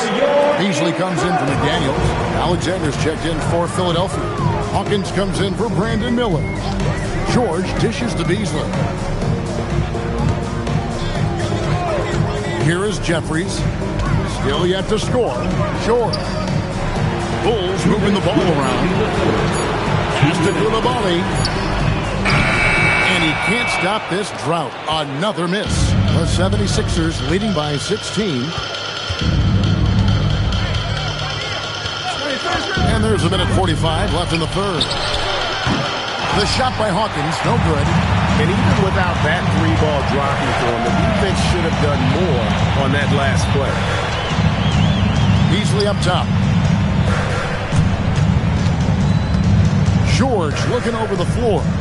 Beasley with a screen on Williams. And looks like the illegal kick was set. Yep, that's right. That'll get their attention. And guys, the point of emphasis for the league is to really crack down on illegal screens.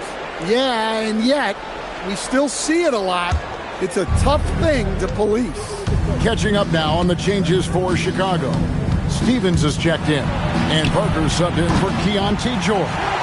Derek Lively, he's checked in for the 76ers. Marshall comes in for Dante DiVincenzo. Beasley, the pass to Parker. Beasley outside. Here is Jeffries. Pass to Parker. Three-pointer on the way. And the Bulls with another miss. The 76ers leading by 16. Hawkins kicks to Williams. There's a screen. Down low, here's Alexander, and he takes the fantastic lead pass up strong for the slam. Well, he led him with the pass there, almost like a quarterback timing a route. That was impressive. Pass to Jeffries. Now Parker trying to get something going. Excellent D there from Williams. Marshall up top. Scoreless thus far. Hawkins with it. Played in with a nice touch off the glass. And the 76ers lead by 20. The coach loves seeing chances from that range. Work that inside area. And so it's the Philadelphia 76ers closing out the quarter with a 20-point lead. A look at the field goal percentage numbers tells the story of what tough defense they're playing today. Don't go anywhere. We'll be right back.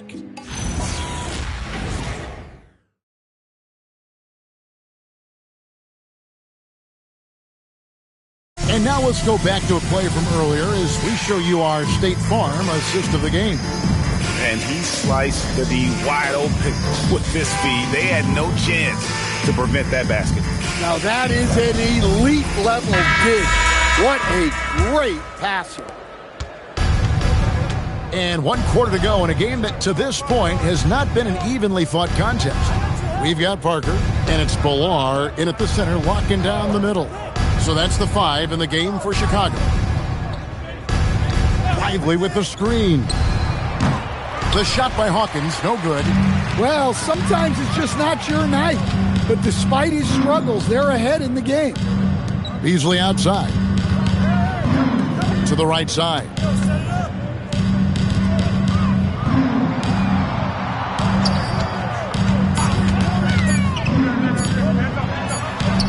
He trains it as the shot clock ticks down. That pick takes the D totally out of the equation. Yeah, you've got to lock and trail hard. You can't allow him a clean look from that. Now, Lively. Jones for 3. He's off on that one. They've been looking out of sync offensively. Yeah, their offense has ground to a standstill. Parker outside. The 3. And Philadelphia grabs the miss. We've gone about a minute and a half into the fourth quarter. Back to Miller.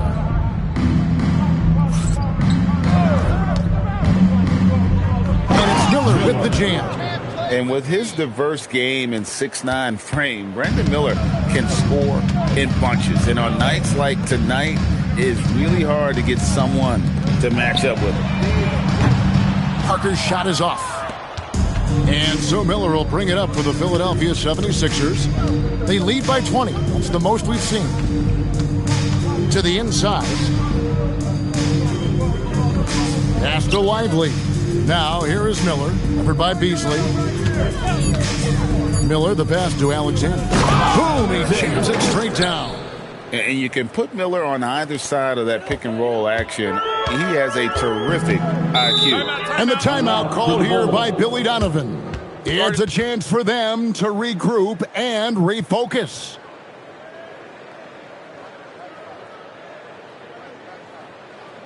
Please give a big round of applause for your Bulls Youth Dance Team.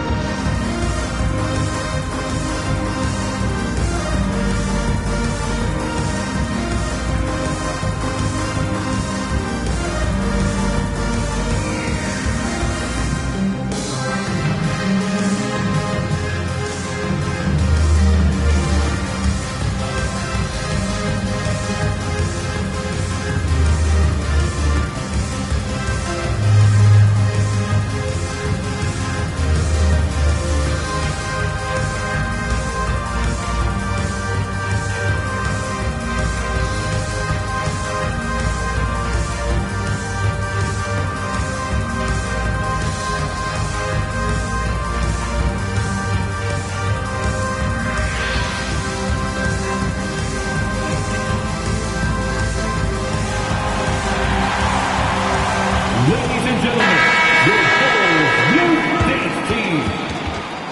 Make some noise one more time for your Bulls kids.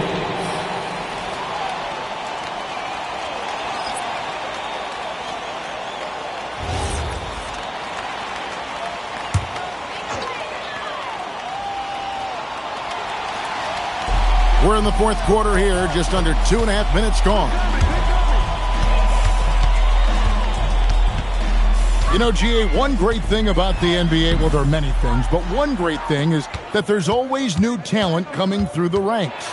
Yeah, I mean, the future is bright. And Kevin, I really like this year's draft class. Man, we just continue to add exciting young talent to the mix. And there's the foul. It's on Koulibaly. That's his first foul. Philadelphia leading by 19 points.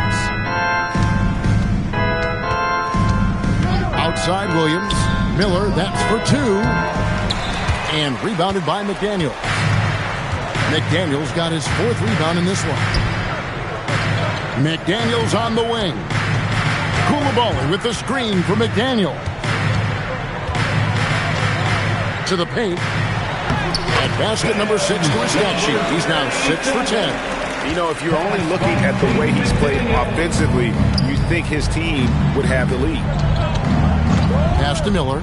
Lets it go from deep. And it's good. Assisting on the play was Williams. Williams has got 6 assists now in the game.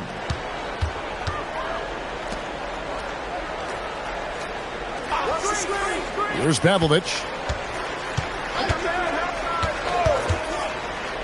And there's the call on Dante DiVincenzo. That's foul number 2 for him. Second personal foul. First team foul.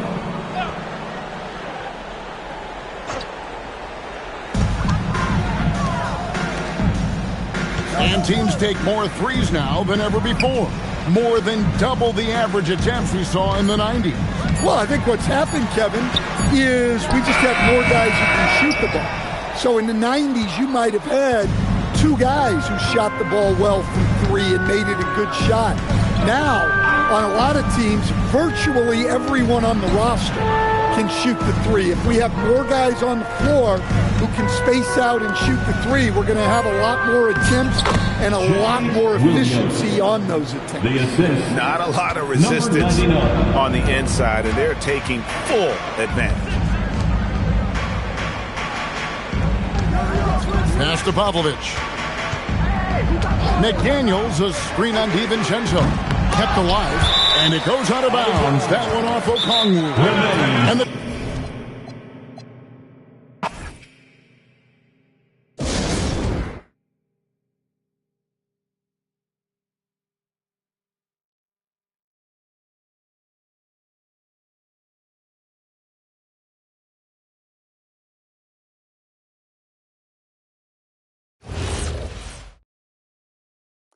Yo, yo, yo!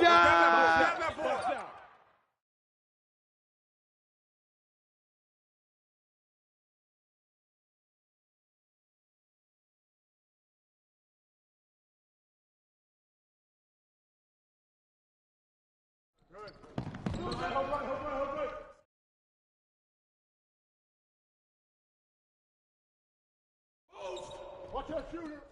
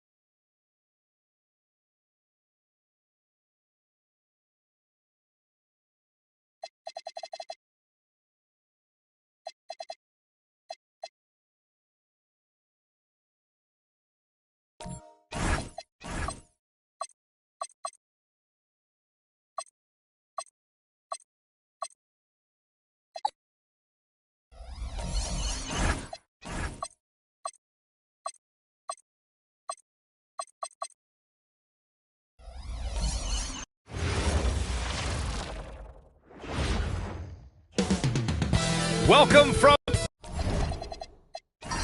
just about halfway through the season, Grant. Which half of the season went quicker for you, the first or the second? You know, B.A., after all the anticipation, the first half just goes by in a hurry. And the second half, you are in a rhythm, so the games can blend into one. So I'm going to be a politician. The answer is both. So the Houston starting five. We've got Glenn Robinson, and it's Kemp in at the power forward position. Outside Love. Puts up a three. That one's good, and it's Young with the assist. Pick works well there, but the defense left a lot to be desired. Yeah, that's not the defense you need. You got to be tougher defensively. Now here's Anderson. And in the game with Oklahoma City, he did not play well. Up top, Robinson. Clock at 6. Fires the three. Rebounded by Kamen.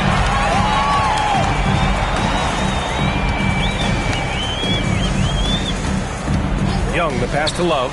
Fires the three. Mutombo with the rebound. Now here's Anderson.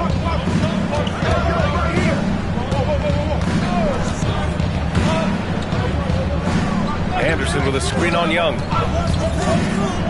Puts up a deep three. Unable to get that one. 3 misses to start the game. Still trying to break the seal on that hoop. Outside Love. From outside the arc. Gets it to go. That makes him 2 for 3 in this game. Defensively, you have to stay connected to him on the perimeter. And let's swing it over to the sideline and hear from Allie. I was able to catch up with the head coach for Denver. Giannis was the topic of our conversation, and coach said after a deep breath, I mean, there's no need to exhaust yourself over how to stop Giannis.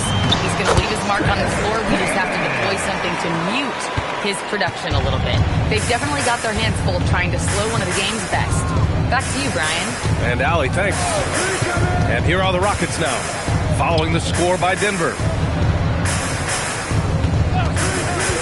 Outside, Anderson.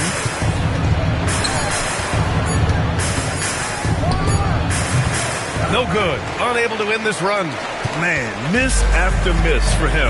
When you're having a quarter like this, the only beneficiary is the defense.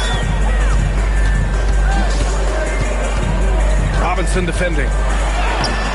And he can't extend the lead to double digits. A rare miss for him at point-blank range. That's one he'd like to have back.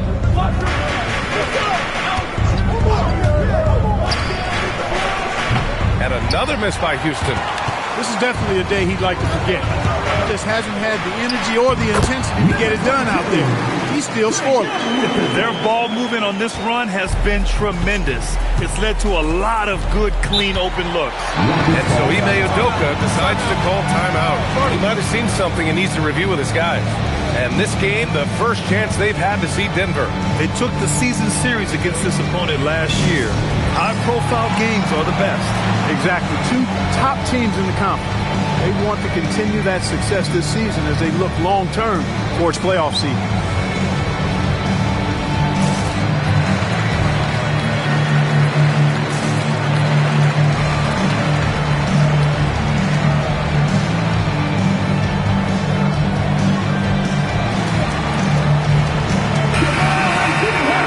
Moment now to bring up last season's top rebounding teams. The Rockets, number 1.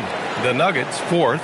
And both of these teams really impressed when it came to rebounding the ball last year. That level of physicality and hustle is always great to see.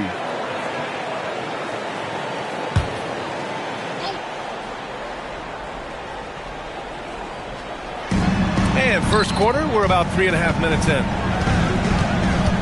Anderson passes to Mutombo.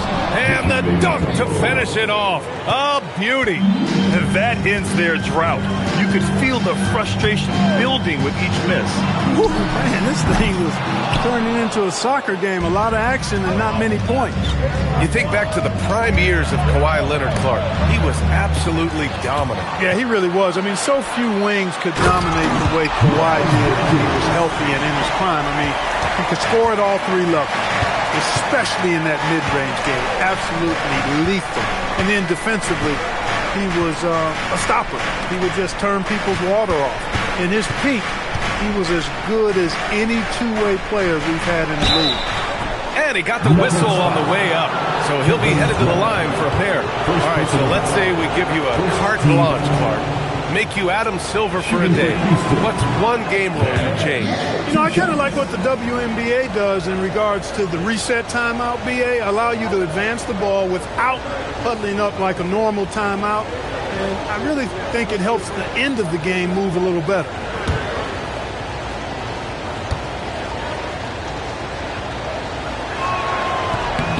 He hits the second from the line. A streamlined rebuild for the Rockets. In 2021, they trade away James Harden. 4 years later, the #2 seed in the West, Graham. Yeah, and they haven't shortchanged their future either. Sure, they've added key veterans, but the bulk of their roster is still very young with room to grow. Defensively, their effort hasn't been great early on. Giving up too many open shots. I mean, that's what's happening here. They look to me to be a bit sluggish. Now here's Anderson. Hasn't gotten one to fall yet. Robinson passes to Kemp. Just 4 to shoot. Over Love. Kemp can't hit. And here's Bridges. He'll bring it up for Denver. Fresh off a win against the Warriors. And most of the arena was totally against them. But they looked inward, trusted each other, and made good plays. Well, you know, the cohesiveness was evident out there. These guys feel like they can win in any arena. And they proved it that game. Counted from distance. Wow. Their opponent is doing a tremendous job spacing the floor. Outside, Anderson. Tried to come right back with a 3 of his own, but it's no good. 1:33 left in the opening quarter. To the paint. Oh, there's a killer two-hand slam. Boy, I like their energy coming in. Terrific execution so far. And, you know, it's an all-out effort they've come in with. Very aggressive offense so far. Rockets trail by 17. Things just don't seem to be clicking for them offensively. Yeah, they really need to find a way to get back on track. Here's Kemp. Houston with another miss. Unnecessary to go to the fadeaway there. It wasn't needed. Could have just kept it simple and taken the easy shot. Young, the pass to Love. There's the 3. He can't hit that time. Yeah, and the defense has really got to tighten up on him. I mean, he's just too dangerous from the three-point line. Anderson against Young. Outside, Anderson. Pass to Robinson. Late clock. Houston's got to hurry. Here's Kemp. Their offense stone cold. Another miss there. Denver leading by 17. Robinson defending. Over to the wing.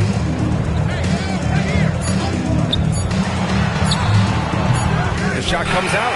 And so it's Denver looking in total control with this 17-point advantage as the buzzer sounds. Up big because of their three-point shooting. Just going to town from downtown tonight. And don't go far. We'll be right back.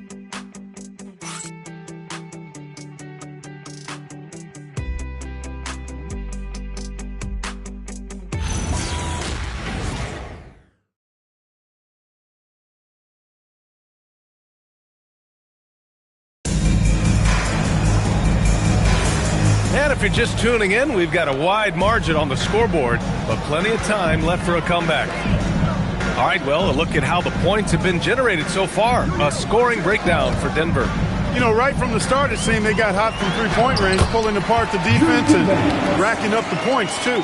And from the jump, they've also clearly been focused on running effective plays here tonight. And there's been a lot of high-quality distribution from them on the floor. Edwards out there with Aaron Holiday. Then there's Damian Lee. Then it's Drew Eubanks. And it's Hendricks in at the 4. That's the group for Denver getting going in the second. Time now to hear from our reporter, Allie LaForce. Thank you, guys. The Rockets have become a fearsome defensive team, and Coach Ime Udoka said, our young guys were tired of losing, and they bought into it. A huge part is just shifting the mentality and doing our part on that end. Understanding how much that impacts winning, it is a non-negotiable for me. Back to you. They are bought in. Allie, we appreciate the report. Just what they wanted from that possession. A quality look in tight. Hill against Holiday. Lets it fly. And he parries his first look. Just over a minute gone here in the second quarter. Pass to Davis.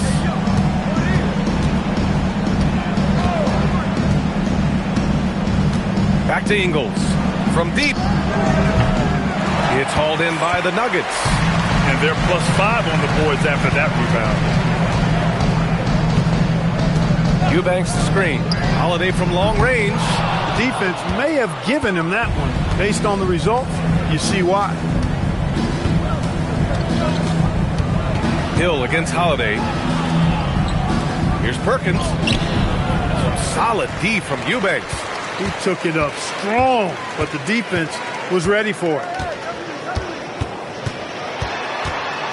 Edwards against Hill. Here's Eubanks. And it's out of bounds to the Nuggets as Denver retains possession. And David Adelman wants a timeout. A moment to rest and confer on the game plan.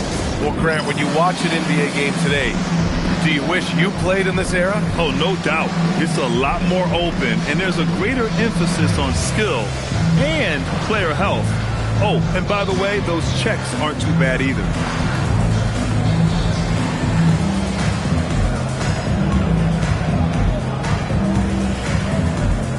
So both teams making some changes here, and the three-point contest is one of the highlights of All-Star Weekend. Here are some of the contenders who have a shot to compete in the event. And perhaps that list changes a little between now and All-Star Weekend, but I would have no problems if those guys end up competing. He's right on the cusp of securing his spot in the three-point contest. So I hope those votes keep pouring in because he's a guy you'd love to see in the mix. Yeah, if he can make it in the door, you know he will do everything he can to win the whole thing, and it'll be a lot of fun to watch. And as we continue to count the votes, we'll update you on any changes to the list. No matter who is in it, though, it's going to be fun. Maybe this is the year we see a perfect score. Who knows? I'll be sure to be locked in on all of All-Star Weekend, especially the three-point contest. Substitution on the court.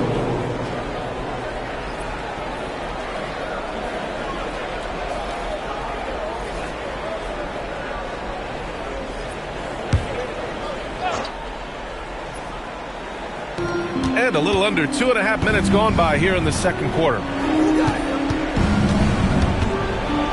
Pass to Kemp, stolen by Bridges.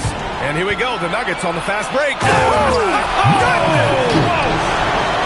I really like seeing Bridges get up for these throwdowns, boy. Yeah, he's pretty creative for a young guy. Guarded by Edwards.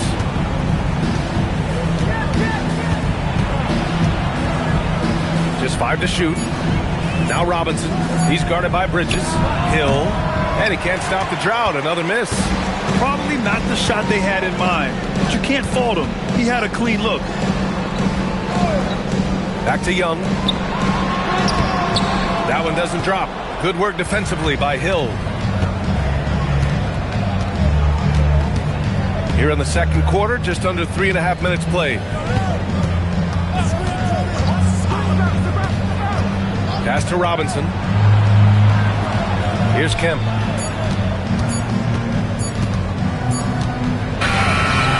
Rebounded by Denver. Kamen's got his 7th rebound of the game with that last one. Bridges finds Edwards. Let's go with a 3. It's hauled in by Robinson. Rockets trail by 21. And here is Hill. Here's Kemp. Latumbo. It's good on the putback. Ooh, hard work creating the second chance opportunity. So David Adelman's decided to call timeout here. And we might see some changes. Coach potentially looking to adjust.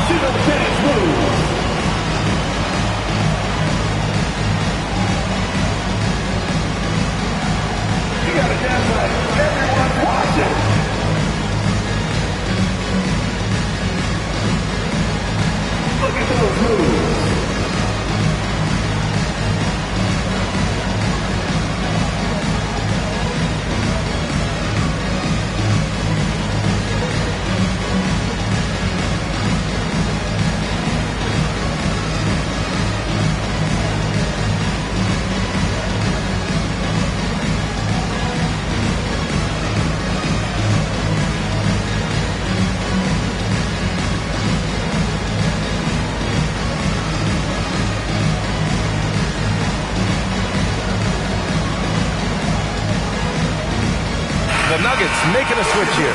Love's checked in, and the Rockets making a change here as well. Anderson's checked in for Hill.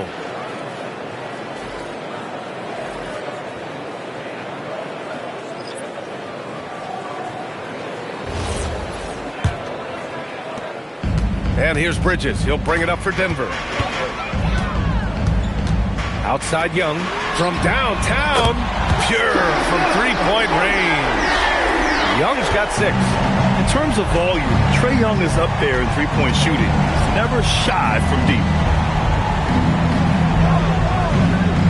Here's Kemp. 4-3. And it's Denver with a rebound. Love's got 4 rebounds now. Here's Bridges. It's hauled in by Houston. Last game matched up with the Thunder. Tough loss there. Just a tough road loss. You're going against players who are comfortable shooting in their own building. You have to find a way to disrupt their focus. Yeah, and it's not easy to do. Much easier said than done, but they're capable of making it happen. It just comes down, I think, to will and desire. Three-pointer off the mark. Houston has gone 0 for 3 from deep to begin the second. Outside, Anderson. There's a minute 40 left in the second period.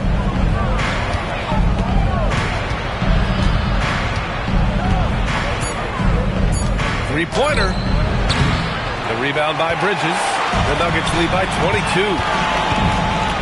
Young, the pass to Love. Oh, here's Love with the jam. Hey, you know what he lacks inside, he makes up for with his vertical. Boy, they need something to go to regain some confidence. No question. Way too many empty possessions for them. And so Ime Udoka decides to call timeout. I think right now he might be looking at some adjustments.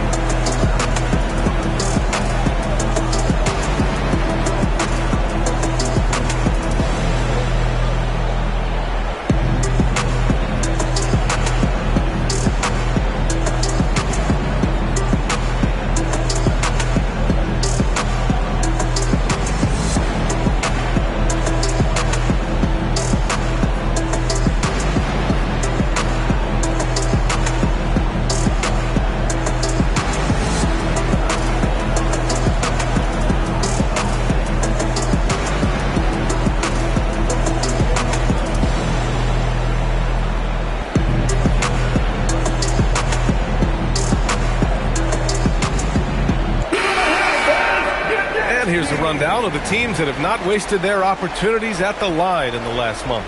The Nuggets third. And looking at last month, this team really got it done from the charity stripe. Whenever you fouled them, they made sure to make you pay for that mistake.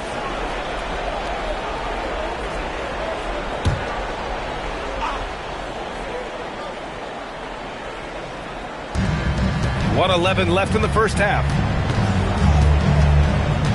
Pass to Kemp. Love grabs the miss. Love's got 6 rebounds now in the game. I'll tell you what, they've rebounded the ball tremendously well. Yeah, you look across the board, it's actually sizing up, shaping up to be a great game. I mean, strong performances throughout, and they've really been strong on the glass. That's been typical of their performance today. They're sharing the ball and creating good shots. Really a prime example of the difference in how these teams have operated offensively. Much more individual play at the other end. He's giving his all, but you can't force yourself back on track. Bridges finds Young. From down in the low post, it goes. Young's got 5 points in the quarter. Leaving absolutely nothing on the table right now. Their focus and execution has been outstanding. Yep, they're starting to stretch this lead out. Too much offense to keep pace with. To end the drought. Gets the 3 to fall. Well, they count on big-time production from him at the offensive end. And through one half, it hasn't even been close. Nuggets ahead, running away with this one. And we'll be right back after halftime for the start of the third quarter. See you in just a bit.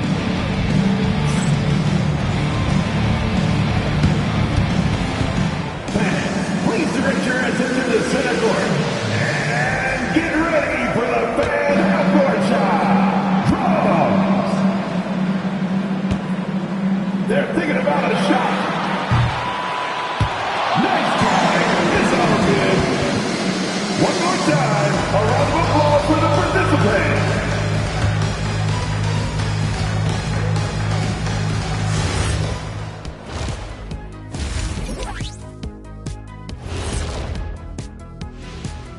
And we welcome you to halftime. First order of business, time to take stock of the All-Star voting.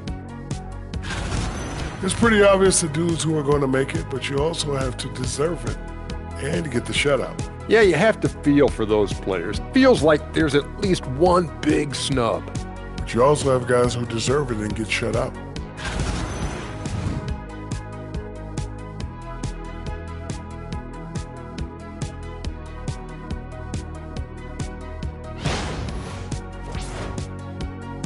And that's a wrap on halftime. Thanks for watching as we send you back to BA to call the second half.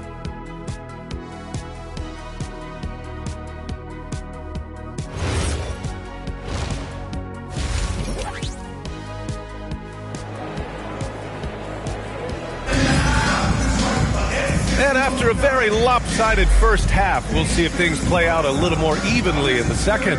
Man, we've seen Kevin Love really having a great game.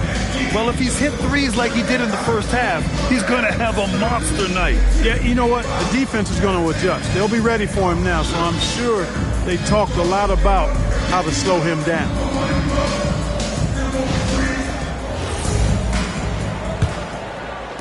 So it's Denver now. Kicking off the second half, here's Ime Udoka's 5. We've got Glenn Robinson, and it's Mutombo in at the 5, roaming the paint.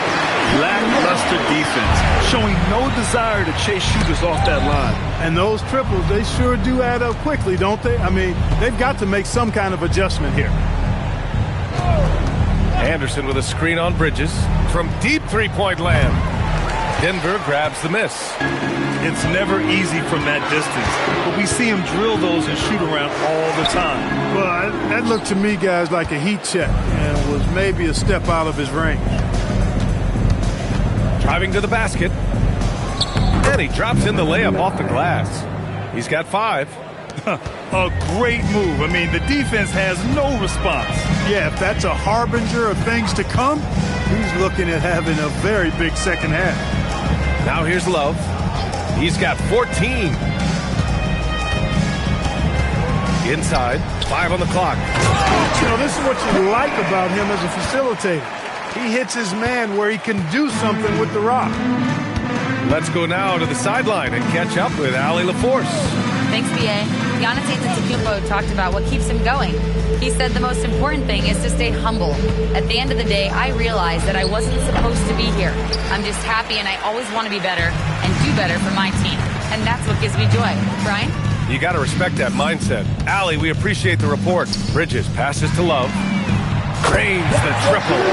Love's got 6 in the quarter. This defense is getting spaced out. 3 of the last 5 buckets have come from way beyond the arc. Kemp, the pass to Robinson. Here's Kemp, covered by Love. Shoots a fadeaway. Denver grabs the miss. Kamen's got 9 rebounds in the game. Boy, he's getting it done. Another miss. Not how he wanted to start the second half. Now here's Love. He's got 17. Pass to Young. Here's the 3. Offensive board. Here's Bridges. Drops in the layup for 2. Bridges has got 6.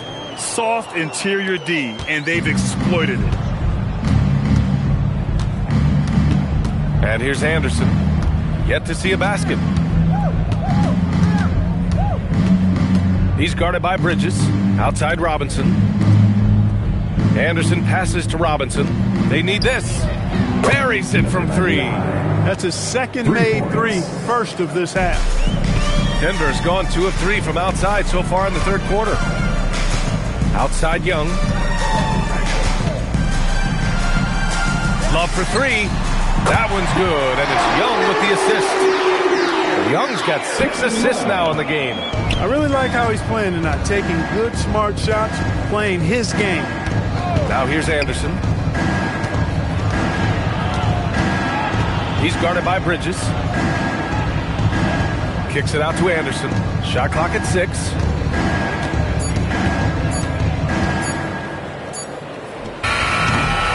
Denver grabs the miss. Kamen's got the glass covered here tonight. That's 11 boards for him. Not his best night, and not the team's best night. Sometimes it just goes that way. They're making it look easy out there, just having fun. Yeah, offensively, they've just been rolling. Impossible to stop. Anderson for 3. Rebounded by Kaman. Kamen's got 12 rebounds here tonight. Big-time effort. And they're up considerably because of their efforts on the glass. Yeah, rebounding has been a big key in this one. They've asserted their will and have taken control on the glass. In today's game, you can never afford to get beat in the three-point battle. You know, the only way that's going to turn around defensively is by stopping the outside shot, not getting into a shootout. They're not going to out-shoot out this team. Now here's Anderson. No points so far. That shot is off. I think he's gone completely dry. Nothing is hitting. And, you know, you can sense his frustration. This is going to be a test of his resolve here. Outside Love. Here's Young. Kemp for the rebound. 2 minutes remaining. The Rockets have gotten just 25% of their shots to fall since the half. 2 for 8. Here's Anderson. Uses the glass to finish the layup. Oh, nice speed. On time and on target. And here's Denver. They're on an 18-7 run. You get the sense Giannis Antetokounmpo is hungry to get another title, Clark. Yeah, I agree with you there. I mean, he's definitely in the prime of his career and would like to add another Larry O'Brien trophy to his collection. He is getting older, but again, I think he's still in his prime, and he knows that while time is short, another championship could set him apart from a lot of the greats.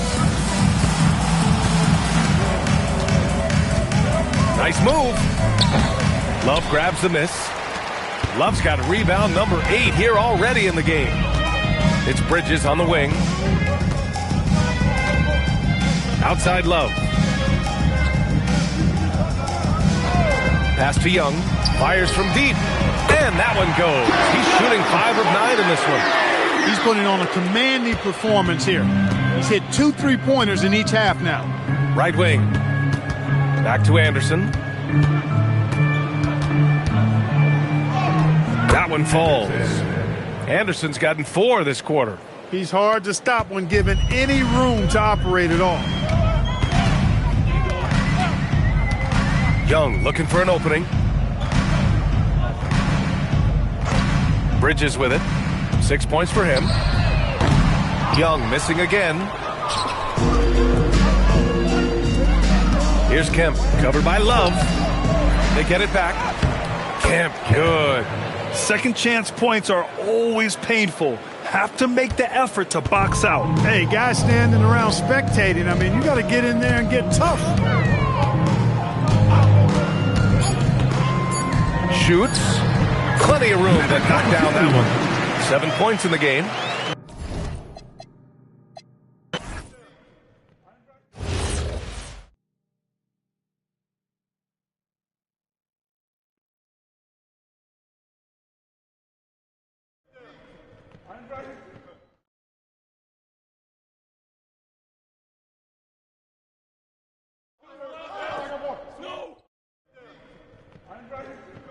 They got no answer for you.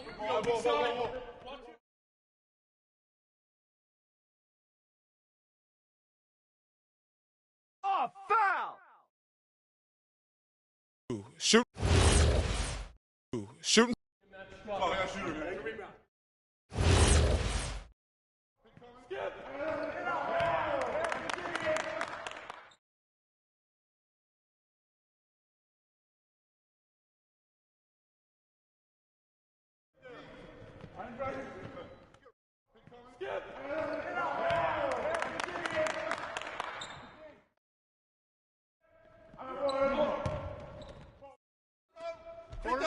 Corner.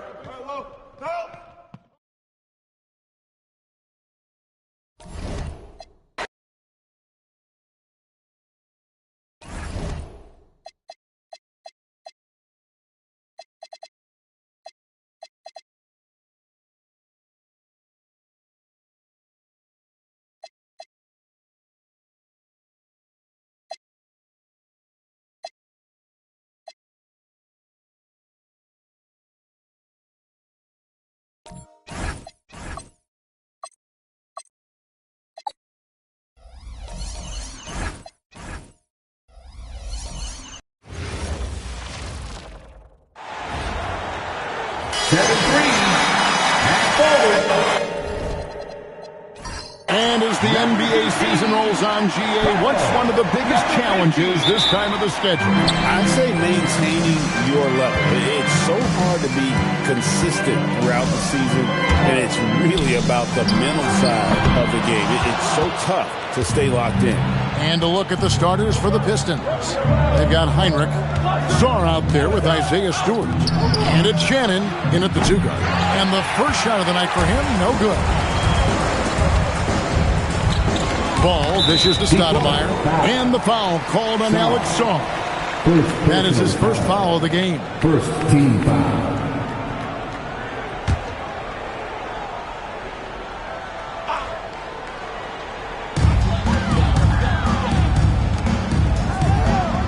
Back to Ball. Spurs passing it around. For the 3. And no good that time.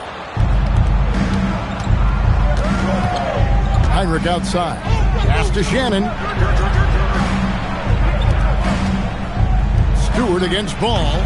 Stewart misses. San Antonio's gone 0 of 2 from deep here. Now here's Bay. Buries the long-range jumper. Showing the range. How about Bay taking and making his fair share of those triples? And right away, they match it with a 3-pointer of their own. 3. Both teams running perimeter-oriented plays that are working. Yeah, just going back and forth. It is really competitive out there. Stoudemire, and that is good. Wow, so much potential for Stoudemire. If he can master that quick release, watch out. And Tim, I think it's safe to say that Kelly Oubre is an eccentric guy. Well, Kevin, he's got the tattoos, the painted fingernails, certainly not afraid to express himself stylistically. And in this league, if you can play, well, the dress code is flexible. Ball with the rebound. And he didn't punish them for the weak coverage there, but they can count on him to continue missing. Pass to Bay, puts up a deep 3. Offensive rebound. Another shot, and that's off the glass and in. Great at jumping into action on these plays, saving that possession for his team. Here's the 3. Nailed from three-point land. He's got 6. And I like to see this. They're calling his number early, and he's delivering. And we knew coming into this game, we expected him to be very involved early. Now here's Stoudemire. His last outing, he had 8 points. Off the mark with the outside fadeaway. Well, it's tough to defend those fall-away jumpers. That's about as good a job as you can do. Another 3 for Detroit. The defense just has no answers for him right now. With each made basket, the more his confidence continues to grow. And so Mitch Johnson decides to call timeout. He made the decision to huddle up with his guys and talk about strategy.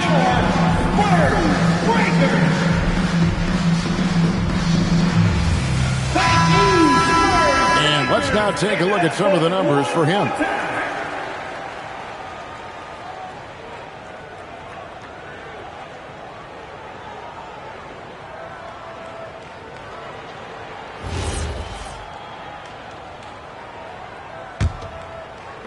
And in this first quarter, about 3 minutes played.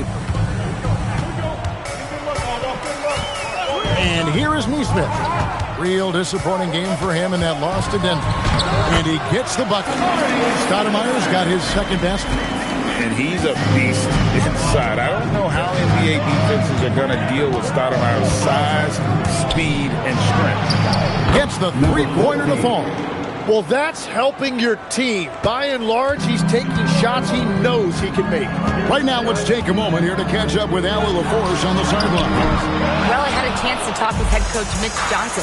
They'll be up against Donovan Mitchell tonight, and coach is well aware of the challenges that he presents. He said Donovan's so good at changing speeds, it's hard to know when to send help. I'd rather be overly cautious in that regard, because if no help comes, then all of a sudden Mitchell is in his groove. Makes sense to me. Guys? All right, Allie, thanks. Here's Stoudemire following the three by Detroit. And looks like the illegal pick was set. Yep, that's right. That'll get their attention. That's going to draw a whistle every time down the floor. Not even close to being a legal screen. Well, my feeling is you just want to make sure it's called consistently both ways. And this young Pistons team, GA, you and I love them, building around toughness. Yeah, offensively, attacking the paint, defensively, where they are engaged. And they'll sing you to the foul line quite a bit, but it's a product of that hard-nosed style. Now, here's Bay. His last outing, 16 points for him. So much confidence in ball. Been doing that since he was a youngin'. Down low. And the dunk by Stewart. And despite the size disadvantage, attacking the heart of that defense. Well, he saw the opportunity, and he went for it. I love his competitiveness. Here's Bay. 2 minutes remaining in the first.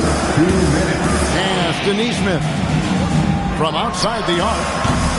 Rebound by the Pistons. They put up a nice win against Utah last time out. Yeah, I felt like they attacked, but with a purpose. They knew what they wanted to accomplish coming in. You have to take advantage of opportunities. That's exactly what they did, and really, that's all you can ask for. Now, here's Neesmith.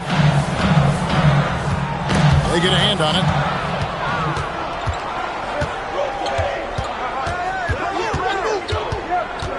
Pass to Heinrich. Out left to the wing. Puts it up. Stewart misses. Last game for the Spurs. They want to turn it around after the loss to the Nuggets in Ball Arena. Yeah, on the road, you're already a little out of your element. Then the misses from the line become contagious. Well, it just kills your momentum. You earn the trip to the line, but at the same time, when you miss, you give your opponent life. Bay pulls it in. Struggling to get it going out there right now. I think he's pressing just a little bit too much. Ball against Heinrich. In the corner, Bay with it. That falls. Nice speed that time from Ball. Ball's got 3 assists now in this one. 7-second difference, shot and game clock. Traps in the tray. 18 points for him.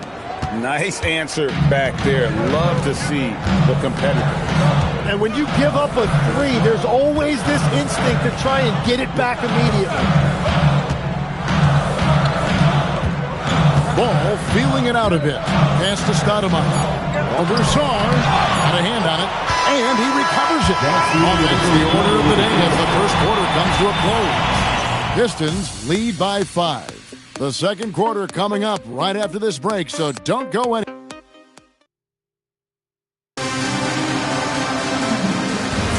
And for those of you just tuning in, the second quarter of action is where we're at right now. And guys, let's get your take on the scoring breakdown so far for Detroit. We've got a bunch of this game yet to be played, but they're shooting it well from the three-point line. That's got to be a welcome sight. And their ball movement has been next level. When your team is playing unselfishly like this, that is tough to beat. On the court for the Pistons, Dwight Powell is out there with Nick Richards. Then there's Anderson, and it's Pat, and it's McLeod. And at the 3, the small forward. A shot by McLeod, no good. San Antonio's gotten fewer than half of their three-pointers to go down tonight. They're 4 for 9. Here's Anderson. Powell with the screen. Here's Pack. McCain defending. Shot clock at 6. Powell, no one around him. With nobody on him, he buries the jumper. Powell's got his first basket. And that assist got him a little nod from his teammate after that one. Sharks with the screen for McCain. And not going to go. He misses the first attempt on the night. Pass to Pack. We're about a minute and a half into the second quarter now. It's stolen by Sharks. Here's McCain. Here's Najee. Buzelis with the ball. Nothing on the board. Here's McCain. Once again off the mark by San Antonio. There's a good screen. They get it back. Anderson outside. Pass to McLeod. Puts up a three. It's rebounded by Najee. And the great shooters know when they've got enough opening to go for the three. I didn't think it was a bad choice on that possession. Sharks, that's good. Well, when you grab the offensive rebound, you're already right there at the rim. It makes the putback that much easier. And so the timeout here by J.B. Bickerstaff. He's going to take a minute here to get things straightened out. Now, let's take a minute to talk to Allie LaForce, courtside. Allie. Thanks a lot. Draymond Green's talked about his mind for the game. He said, I've never been the tallest or the fastest. We all have gifts. My IQ is a gift that was enhanced by great coaches. I was taught the game properly, so I'm very fortunate and extremely thankful for the coaches that I've had in my life. Back over to you guys. Paying tribute. Nice job. Okay, thank you, Allie.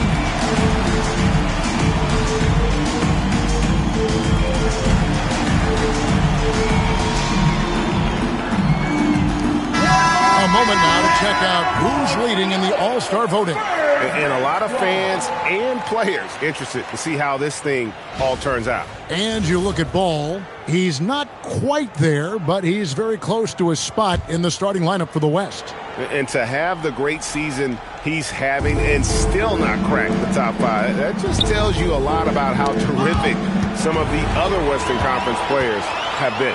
And we'll keep you posted as the voting continues. Asta Bay. Tim, these days, things are changing for modern NBA big men. Well, there is no doubt when I played, every team had 4 or 5 legitimate post players, and the ball went in to the low post regularly throughout the game. I think now the difference is you have to have versatility in your game. Teams are looking for bigs that can shoot it, handle it, and facilitate. Valuable pieces for sure. Here's Ball over to the wing. Pass to Neesmith. And here is Bay. Offensive rebound. San Antonio making a switch here. Stoudemire's checked in. And Detroit with a change here too. Heinrich's checked in.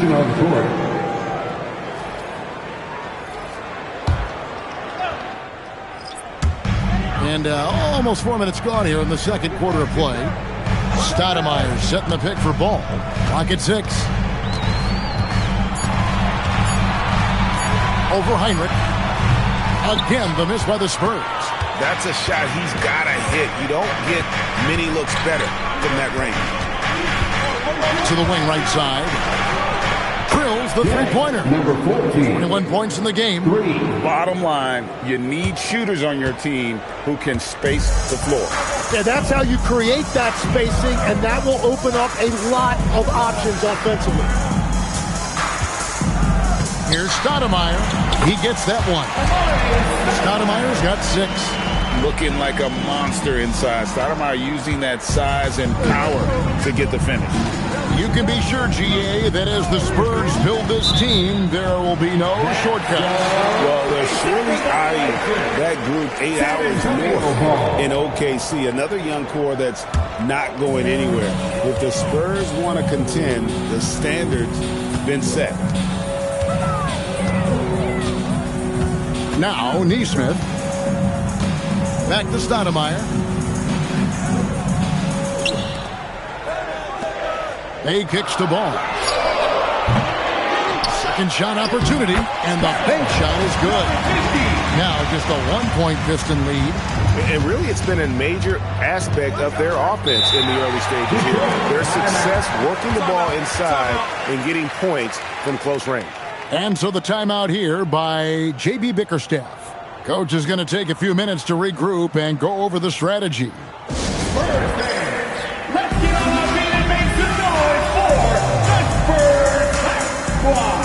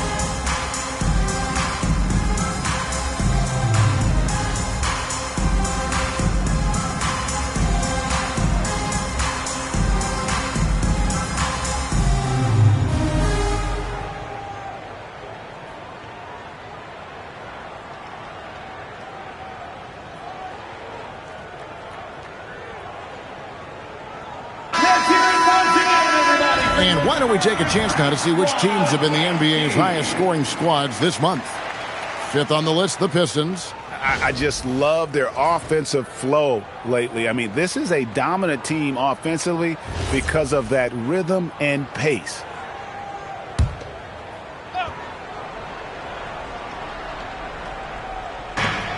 .151 left in the first half of the game. To the left side wing. Stewart kicks to Heinrich. Pass to Song. Misses the three. And the rebound battle split evenly thus far. Ball, the pass to Stoudemire.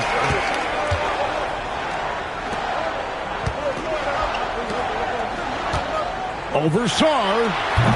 A shot by Stoudemire, no good. Detroit's gotten the three-point shot off 16 times tonight. 7 times they've hit it. 9 times they've missed. Right wing. Rebound San Antonio. And this is their first time matched up with the Pistons this year. And last year, an entertaining season series between the two ended up battling to a draw. Well, they gave us great matchups a year ago. Hopefully, that's the case again now. Second team foul.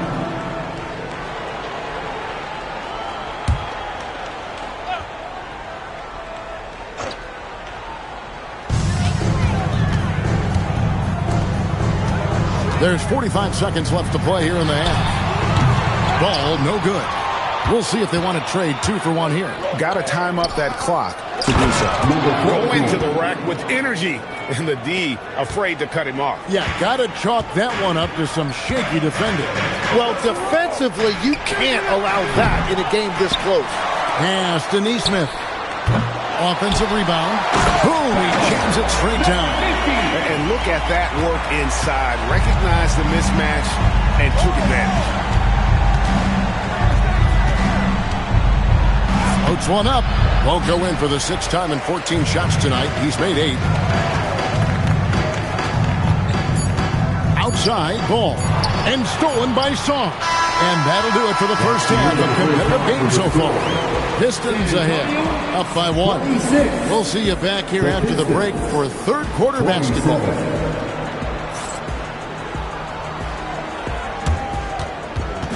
Fans, please direct your attention to center court and get ready for the fan half-court shot.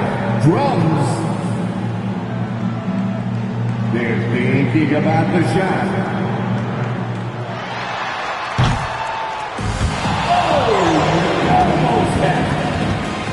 One more time, a round of applause for the participants.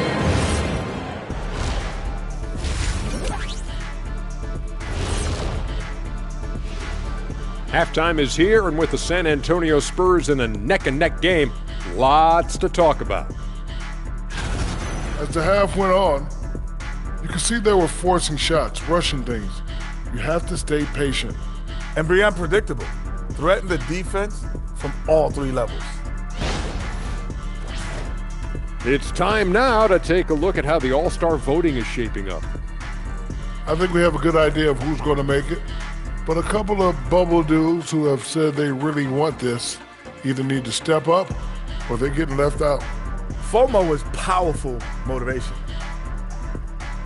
And that's all for us. Now it's time to send it back to Kevin Harlan for the beginning of the third quarter.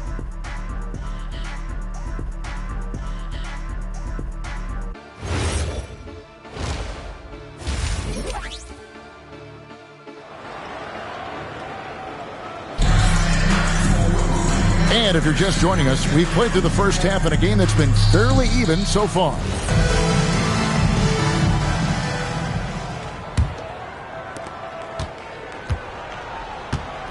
We've got Sadiq Bey. He's out there with ball. Neesmith is out there with Stoudemire. And that's the 5 to begin the second half for Mitch Johnson. Stewart with the screen on ball. The shot by Heinrich, no good. More good work on the glass there. When it's all said and done, I think rebounding might tell the story in this game. Ball from long range. Lays it up off the glass. He's got 8. It's a great move, and he catches the defense completely off guard. Well, getting a high percentage look right out of the locker room to start the second half. Exactly what they were looking for. You can't just stop when there's a pick set up. Gotta fight over it as a defender. Well, you just have to communicate those switches. If you don't, it's on you. We know about the length and the athleticism, Tim, of Weifel. But what do you like about his skill and maybe the way he sees the game?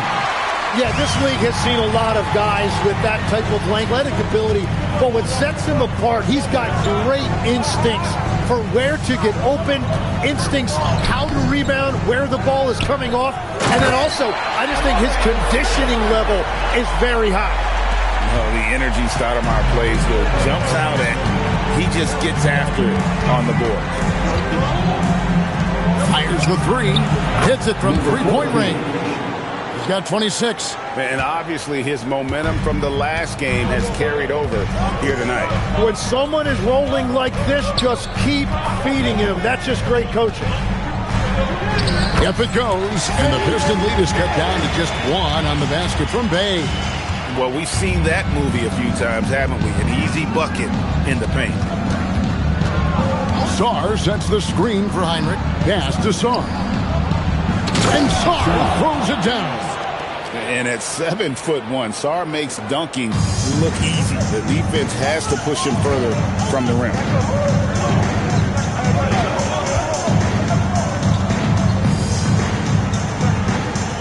Sarr against Stoudemire. Now here's Bey. Good on the three-point shot. Bey's got 5 points now in the quarter. Love that look there, locating his teammate and creating an easy basket. Stewart with the screen on ball. Tried to come right back with the 3 of his own, but it's no good.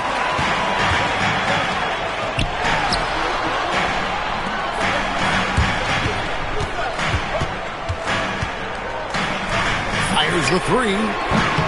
Rebound by the Pistons. Sarr's got his 5th rebound right now in the game. Third quarter of basketball here, and just a little under 3.5 minutes gone by. Here's Stewart. Pass to Shannon. It's good from long range. Shannon's got himself going with the triple, his first basket of the game. Yeah, that's too good a look to give them from behind the arc. Ball, the pass to Neesmith.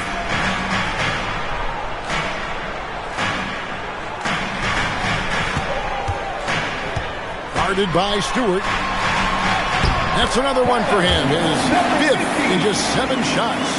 And no matter what they've tried, the defense has not been able to deny them the ball inside. And that's exactly the type of pass we expect from a guy with his vision. And so Mitch Johnson decides to call timeout. This now will give him a chance to discuss some potential changes.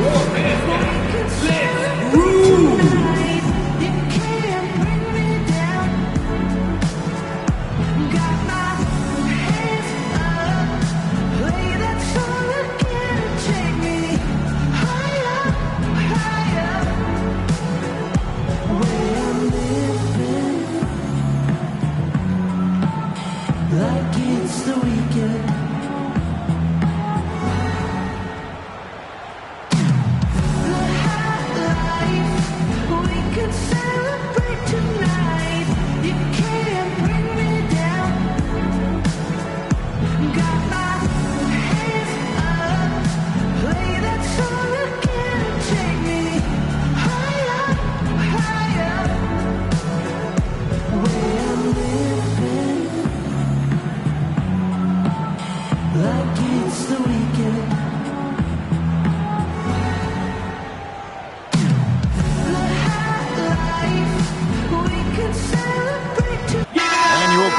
He's checked in for the Spurs. Anderson, he's checked in for Detroit. And GA, a lot of the best defensive teams in the league have some stout zone looks they can go to. Where do those in a game come in handy? I mean, often it's a way of challenging opponents to make perimeter shots, but also you want to show different looks just to kind of disrupt the rhythm of a team's offensive flow. Neesmith, the pass to Stoudemire. Just 5 to shoot. He's now made half of those 10 shots in the game. That's his 5th basket. And their front court has taken charge here. They are dominating the paint. The big fellas have just done the job. Pass to Shannon. Good, and Heinrich gets the assist. Heinrich's got assist number 9 now. Wow, what an effort here tonight. Neesmith, the pass to Quickly.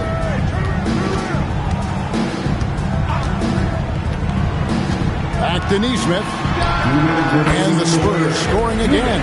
When you watch Quickly, it's really easy to see how much his passing has improved since he first entered the league. Heinrich outside. Pass to Shannon. And it's blocked. And that's out of bounds. Detroit will retain possession. So both teams making some changes here. Substitution on the court.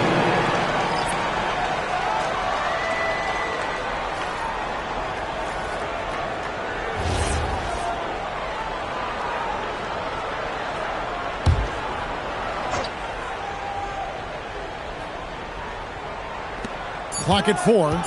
Here's McLeod. And foul on the shot. He'll shoot 2 at the free throw line. Yeah, way to play in attack mode and get to the line. In a moment now to quickly take a look at the offensive approach for the Pistons. Well, I've been impressed with the ball movement all game long. They're really looking to just make that extra pass. Yeah, they have been dialed in from deep. The three-pointer has been there all night for them.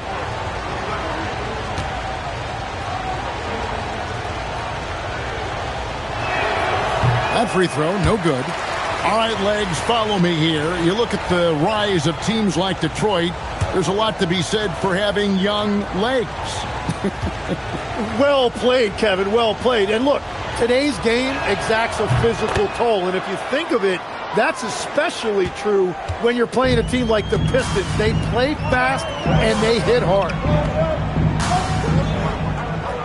Stoudemire setting the pick for McCain. Can't tie it up as that one's no good. Pistons leading by 3. To the middle. And the dunk by Powell. Whoa, that'll wake you up. He is such a great athlete. And so quickly we'll bring it up for San Antonio. Following this one, they get to host the Warriors. And that game is the second of 2 straight at home. On the Spurs with some changes. Zeke Naji, he's checked in for Stoudemire. And Ball subbed in for Jared McCain.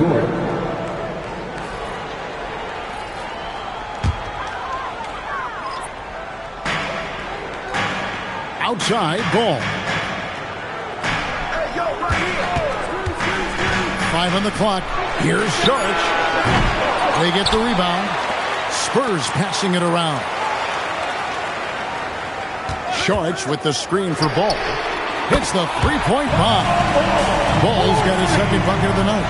And that's his second three-pointer tonight. Pass to Richards, and plenty of contact on the shot, so 2 free throws coming up.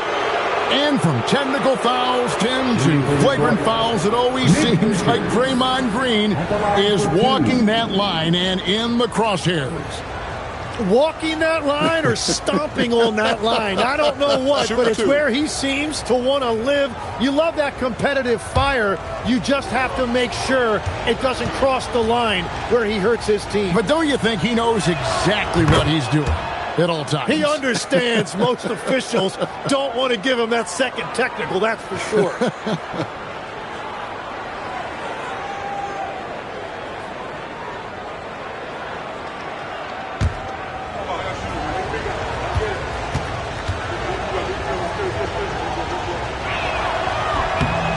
Second free throw, no good. One of the best defenders of his generation, Tim, do you think Draymond Green will be a surefire Hall of Famer? Well, he's a former Defensive Player of the Year, and not to mention a key contributor on 4 Warriors championship teams. Kevin, he will be in the Hall of Fame, no question. Well, I'll tell you what, he's going to buy himself a ticket to the bench if he keeps shooting it like that. He has been putrid here this quarter. Here's Pat. And he was able to put it up in time, but doesn't fall. It's still anybody's game as we've reached the end of 3. Pistons lead by 3.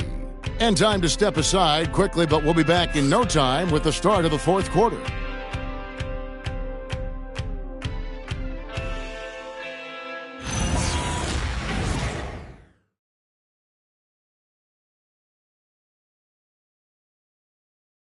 And let's take this chance now to show you the State Farm assist of the game. And definitely deserving of the prize tonight. How about the read he made here? Looking like a point guard, putting the pass right on the money. And it's such an advantage to have a big man who can facilitate at a high level like that. Well, what a terrific game it's been so far, with this 4th quarter sure to bring more pressure-packed basketball. On the floor for Detroit, Mack is out there with Anderson. Then it's Nick Richards. Then there's Powell. Not quite enough defense that time around. Just lucky he was off. And out of bounds as the Spurs gain possession of the ball. And this is what the schedule looks like for the Spurs. On Friday, it'll be the Golden State Warriors coming into town. Then on Friday, they'll tip off a road trip in Toronto where they'll take on the Raptors. And for that game against Chicago, things starting to solidify as that game is going to be number 10 on the year for them. Team getting sharper every time out. Sharch with the screen for Quickly. Pass to Sharch. That misses, had a chance to tie it there. Pistons leading by 3.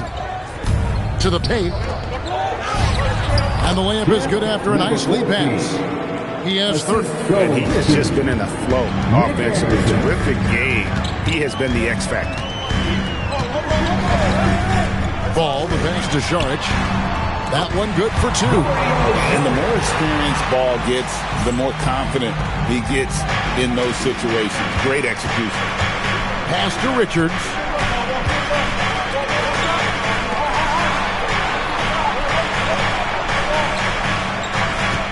Here's Pat.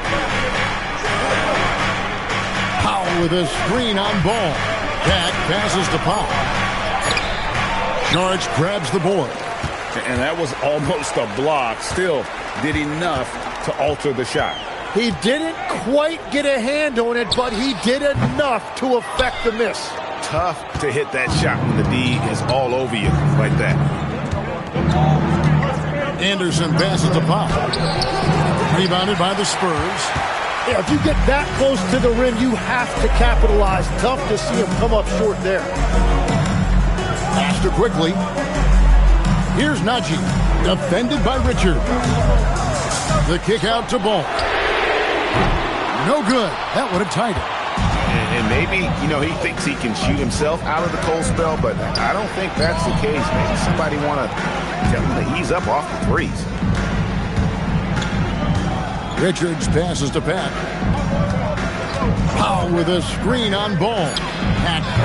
Detroit, no good that time either. Spurs trail by 3. Guys, they're looking for a way to score here. Yeah, they've had a tough time taking the lid off. Here's Buzelis. Again, the miss by the Spurs. And I'm not sure that is a shot that he should be taking. I totally agree. That is not what they were looking for offensively. not the kind of aggressive defense they need to cut into the lead. Yeah, you have to protect the rim, Greg, a little better. Yeah, I mean, when you're fighting back, you cannot give up plays like that. And so it's Mitch Johnson calling timeout. He's very aware of the timing here and the significance of getting things squared away with his team. You show us your best move. Let's go.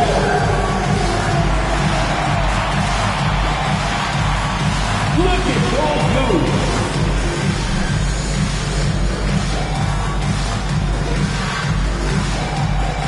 Let's see it.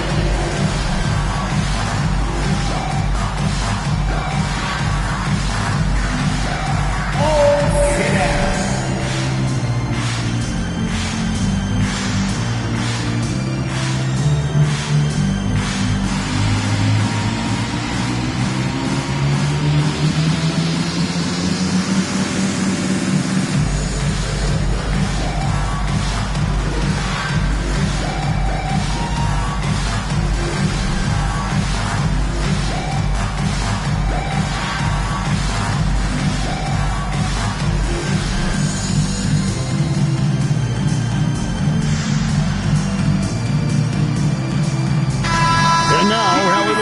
Says something for us from the sideline. Over the last break, I listened in on Mitch Johnson's huddle. He encourages guys to stick with it, saying, I don't care what the scoreboard says. If we can play hard, that's all that matters. We can be the stronger team. So that's what Coach is looking for. Okay, Ellie, thank you.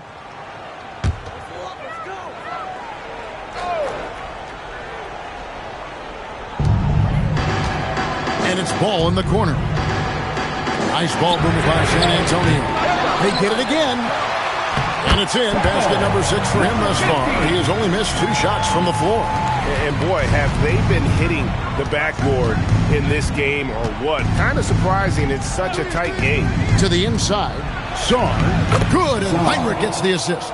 This is where Saar wants to be. Right under the hoop within easy reach of the basket. Ball. The pass to Stoudemire. Oh, good on the triple. Well, he's got a great stroke. That one almost dropped. Heinrich outside. Saar with the screen on Ball. The rebound by LaMelo Ball. Spurs trail by 5. Bay finds Ball.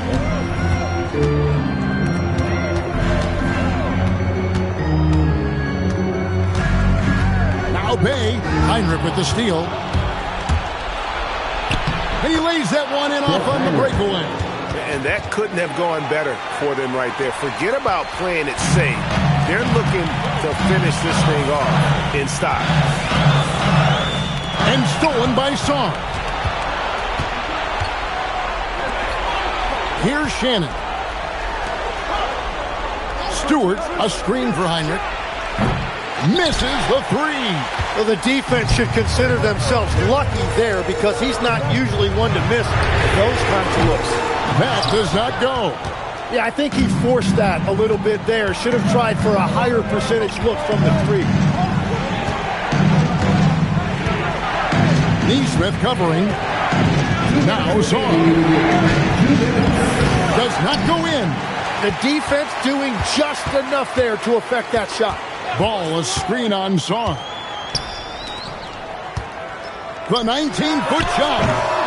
Another shot. And the shot goes in. And a better box out saves them 2 points there. Nothing will drive your coach crazier than what you just saw. Lack of focus, lack of effort. And J.B. Bickerstaff is called a timeout. And clearly an important juncture. He's going to have some choice words with his team.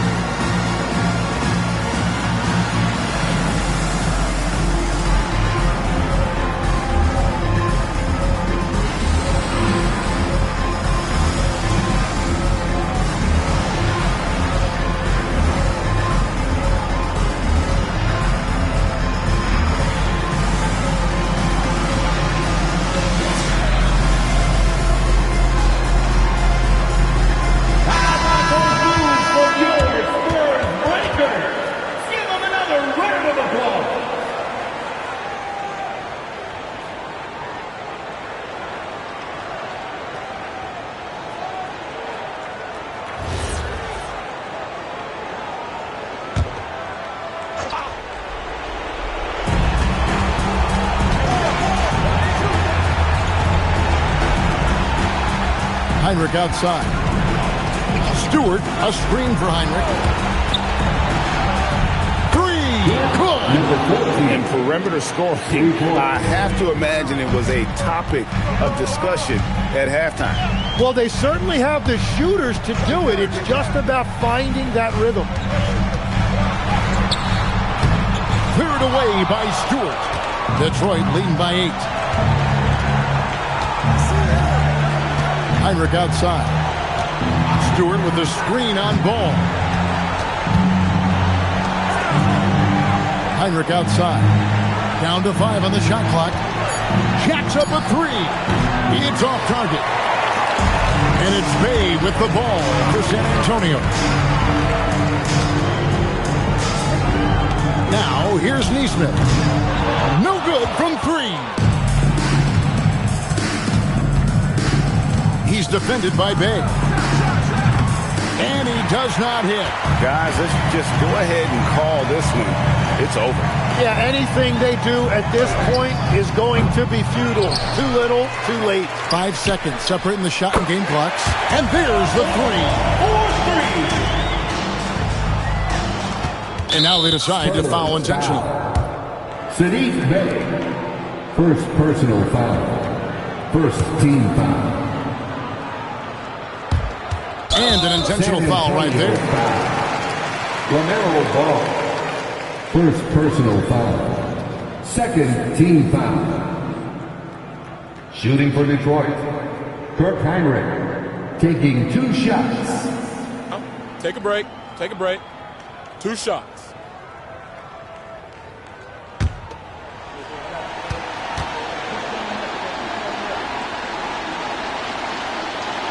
He drops the first one, and that increases their lead to 6.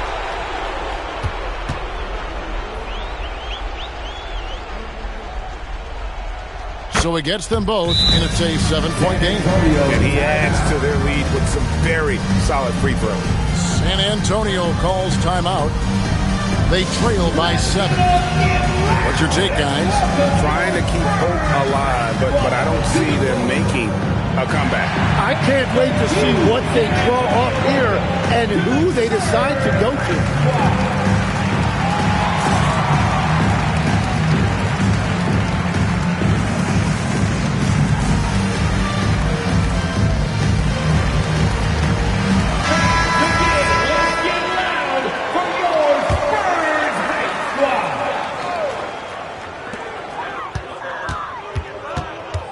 Now here's Bay. Defense is right there.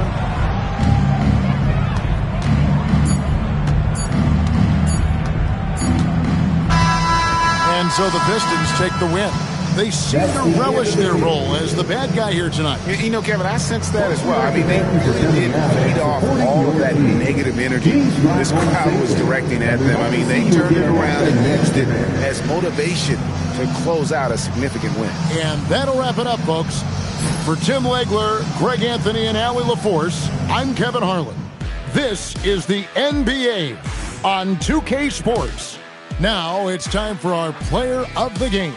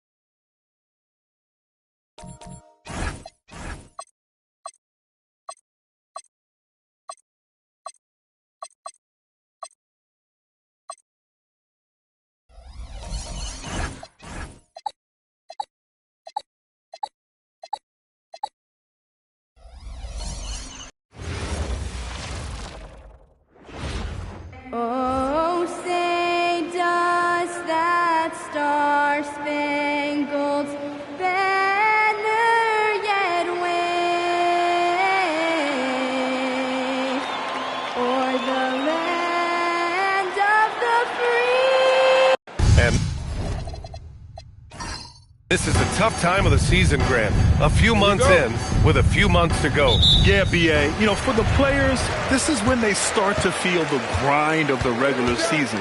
A lot of the guys are dealing with nagging fatigue or mental weariness. And now the Los Angeles starters. They've got Wiseman. James is out there with Marcus Smart. And it's Hickson in at the 4-man position. And it's the Lakers ball coming into this, having Knox to win against Boston in their last game. And we all know that on the road, you don't usually look so comfortable on the offensive end. But that was the story of the game. It came down to execution. No wasted possessions, and that is absolutely essential trying to win on the road. Good play call and good execution. The offense running on all cylinders. All right, let's get a report from Allie. Brian Keith had a few moments to share with me. Coach told me Jamal Murray is at the top of their scouting report. He said to me pregame, Murray is the ideal combo guard. He can excel on or off the ball. That is what makes him tough to deal with. You just never know how he'll attack you. Brian, back over to you. And Allie, thank you for that. So it's Washington now, following the three-pointer by Los Angeles. Smart outside. Screen by Wiseman.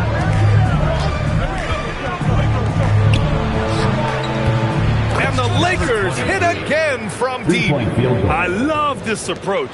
Getting him involved early, and it's already paying off. They know that if this guy goes off, their chances of winning rise exponentially. Here's Milicic. Smith outside. 6 on the shot clock. Outside Gilgeous-Alexander. Puts up a deep three. Hickson with a rebound. The Lakers have gone 3 of 3 so far from the floor. And the rise of Jalen Brunson has been fun to watch, Doris. No one saw him being this good. I would count myself amongst those people, BA, and it's extraordinary. Jalen Brunson has proven highly effective. All league level effective without having elite athleticism or size. And what that speaks to is his intelligence on the basketball floor. He has proven without those two qualities that you can be effective at the highest levels of the game. You have to admire it. Boy, that's brutal. 1 for 5 to start. You have got to find your footing offensively. Wiseman, a screen on SGA. James, a good look. Yep, it finally drops after rolling around the rim. James has got 7 points. And what's working here? Each guy is willing to make the next pass. And now a timeout called by Brian Keefe. He's going to gather the troops and talk it over. All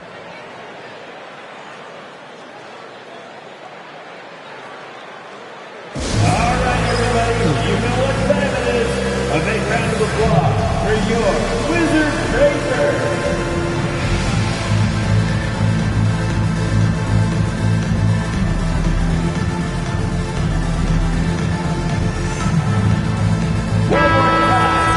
And now a look at the teams who excelled at rebounding over the last month. Fourth, the Wizards. And last month, this team was active on the glass. Really put forth an effort to box out and track down misses. Washington moving the ball around. SGA passes to Milicic. Now here's Smith.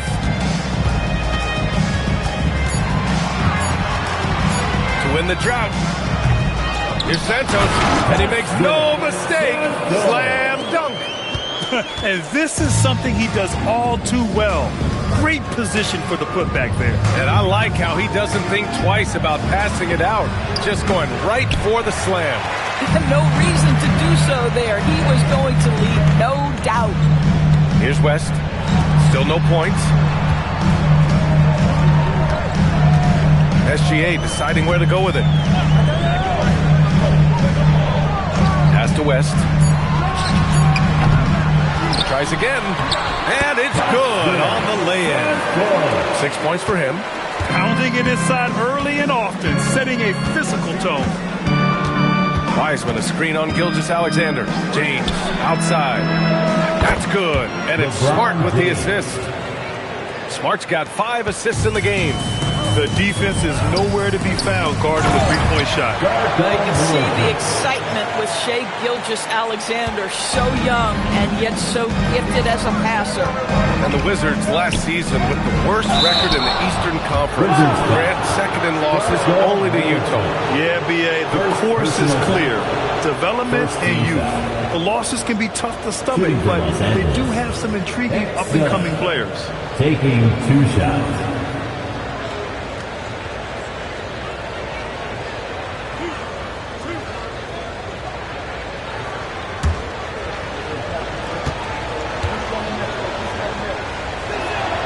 And he drops the first when Schifino's checked in for James.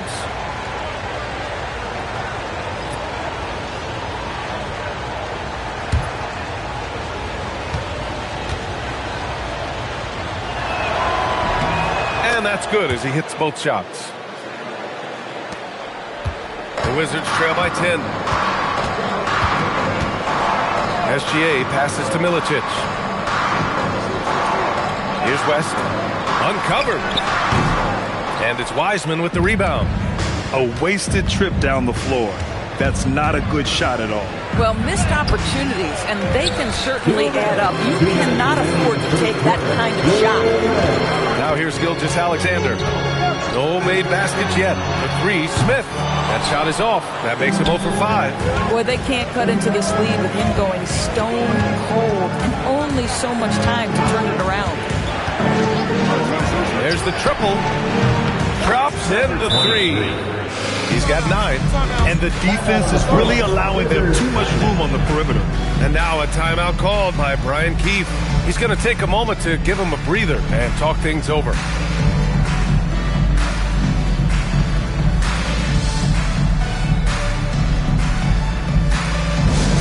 Attention everyone, look who's coming onto the court. That's right, it's your Wizards Ice Squad. Let's direct your attention to the court and make some noise for your Wizards Ice Squad.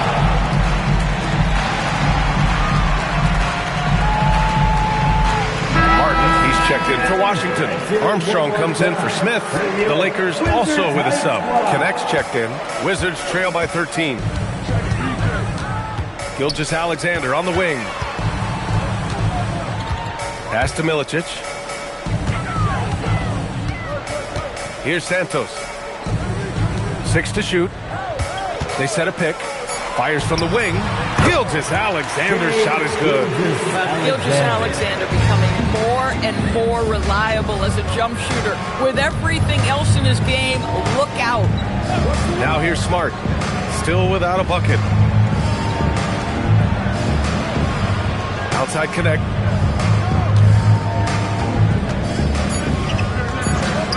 From the arc.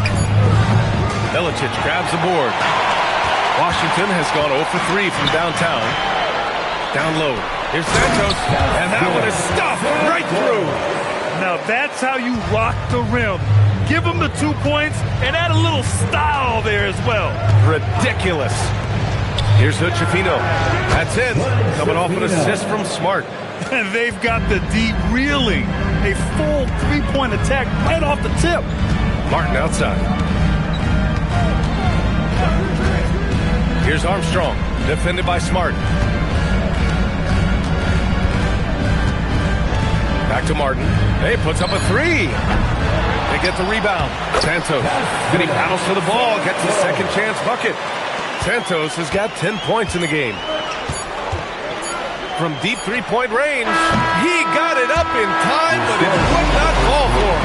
And so it's LeBron James making things happen for Los Angeles. He put together 10 points in the quarter. All right, we'll get back to the action after this break.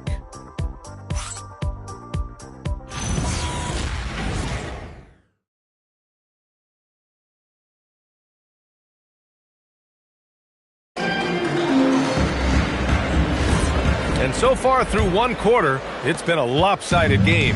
We'll see if that changes here in the second.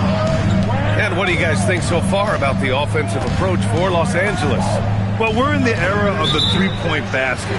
So if you want to win games in this league, you have to connect from deep. And they have been thus far. Yeah, and in addition, their ball movement has really unleashed their offense. Boy, they've been fun to watch. They've got Kenyon Martin, and it's Anderson in a shooting guard. That's the group starting the second quarter for the Wizards. Pass to West, and he'll draw the foul. He'll head to the line for 2.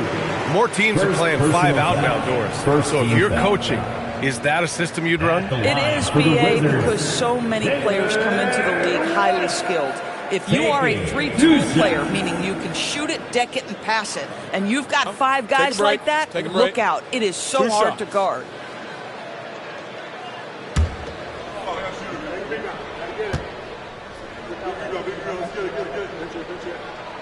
First one falls for him.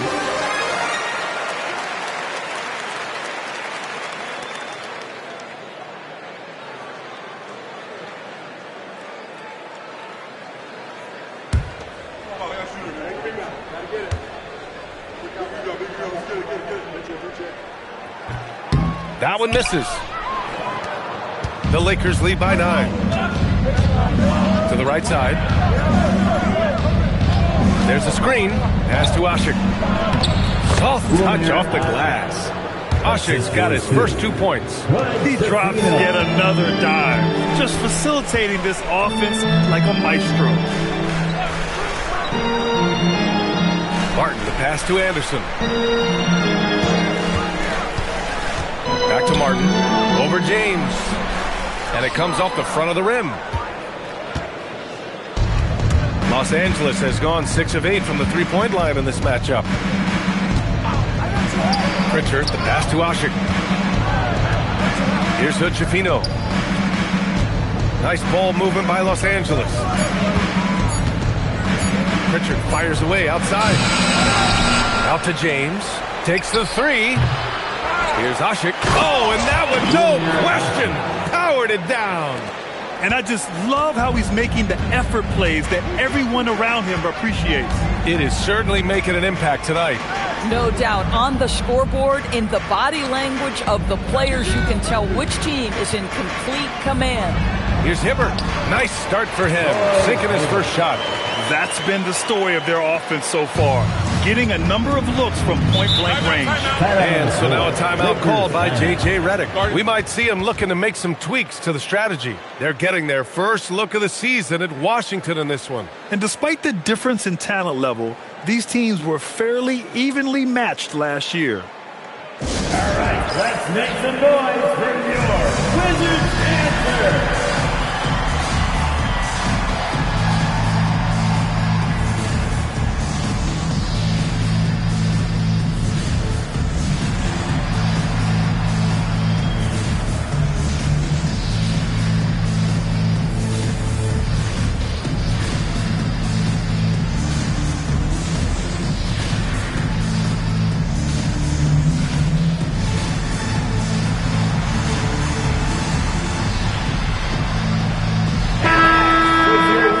It's time to take a look at who the top rookie passers were over the last month.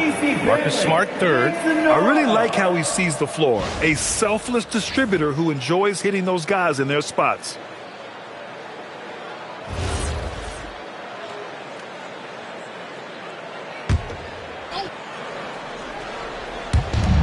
We're now about 2 minutes into the second quarter.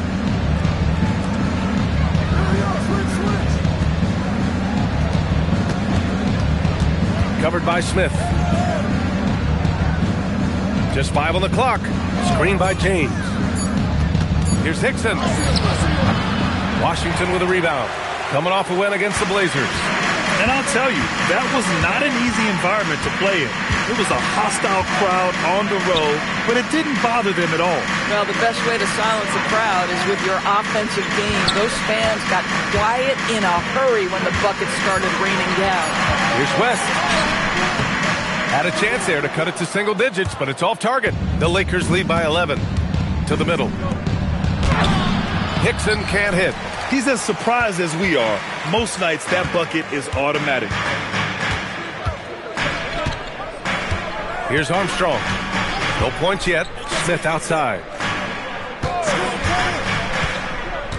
Pass to West. Oh, trying his luck from deep.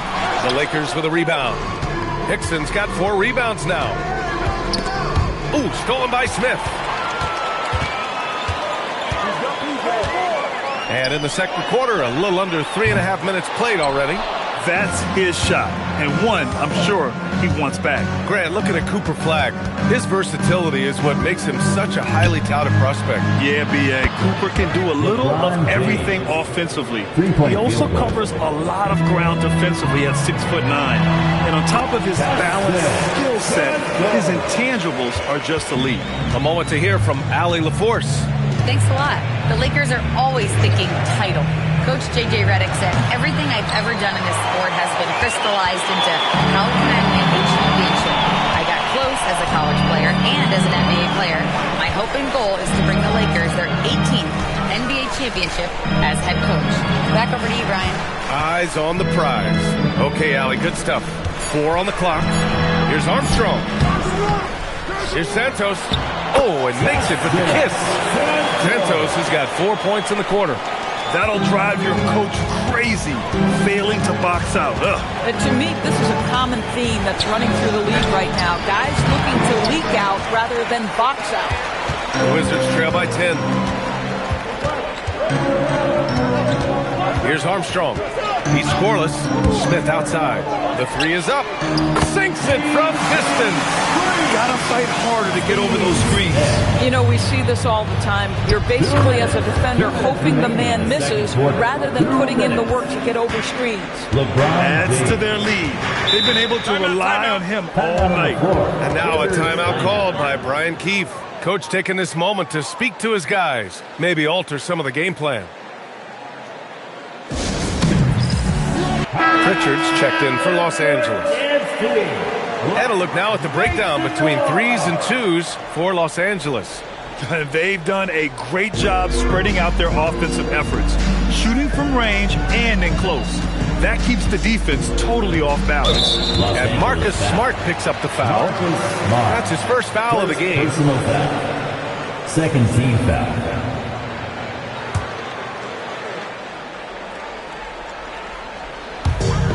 And there's 1:45 left in the first half. 6 on the shot clock. Gilgeous-Alexander with the ball. Guarded now by Wiseman. And Gilgeous-Alexander missing. And so it's Pritchard who brings up the ball for the Lakers. Looking ahead, they've got the Mavericks coming to town for their next one. And that's a 1-game homestand for the club. The 3 on target from range. And it's a 12-point Los Angeles lead. Yeah, he's in his bag from beyond the arc right now. You see his confidence. And I think the defender knows once he gets cooking, look out. The bucket looks awfully big to him right now. Washington again can't hit. They've had a slight leg up on the boards and a big leg up on the scoreboard. There's 45 seconds left in the first half of this game. No coverage that time. He's got 15. As the deep shots continue to fall, you can sense the frustration growing among these defenders. SGA passes to Smith. Pass to West, looking to end the run. Hickson with a rebound. Hickson's got 5 rebounds in the game. 16 seconds left to play in the half. Rebounded by West. Smith outside. There's a screen. Jacks up a 3. It'll count. No good on the buzzer beater. And so it's the Los Angeles Lakers liking their chances, ending the quarter with a 15-point lead. Defense is setting the tone. We're coming right back. Don't go anywhere.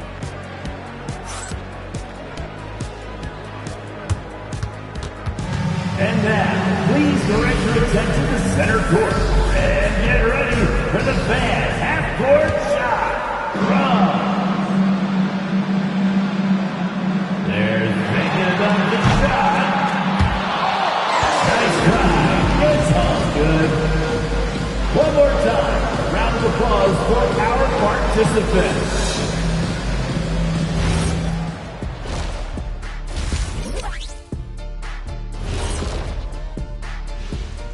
Welcome, everybody. Let's get right to it. It's been nothing short of a tremendous challenge for the Washington Wizards. I hate the shots they're taking. I hate them. The team is stubborn, and you have to be willing to adjust, like us with all these new teams that's been added. Next up, let's take a look at our latest power ranking. And that's a wrap on.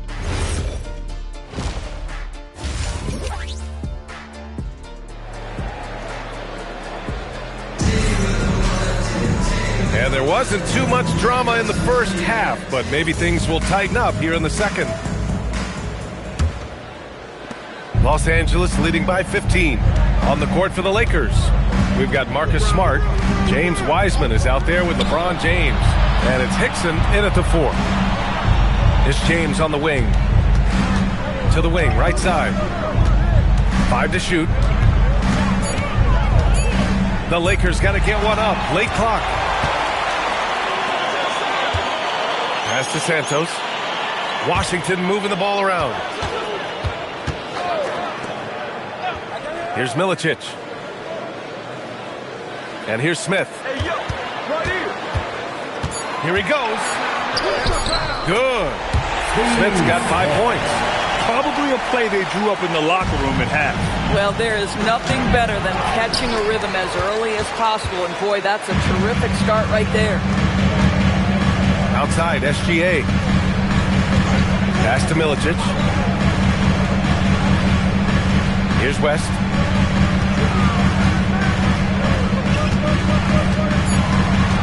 Down low. Wiseman with a steal. Smart outside. Out to the right wing. James outside.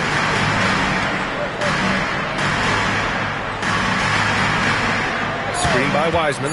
Fires for 3. It's rebounded by Washington.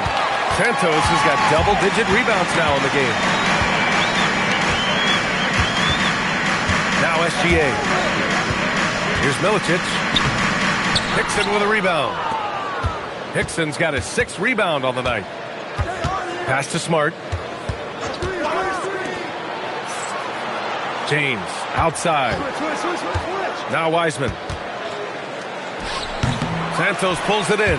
They've been unable to hit anything this half. 3 attempts and 3 misses. Back to Smith. From behind the arc. Washington again can't hit. The Lakers lead by 13. Well, Grant, in 2024, you added Cooper Flagg to the USA Select team before he even played a game in college. You know, B.A., he maybe looked really good, too. You know, he performed extremely well against the men's national team. And at just the age of 17, he already looked like one of the better players on the court that day.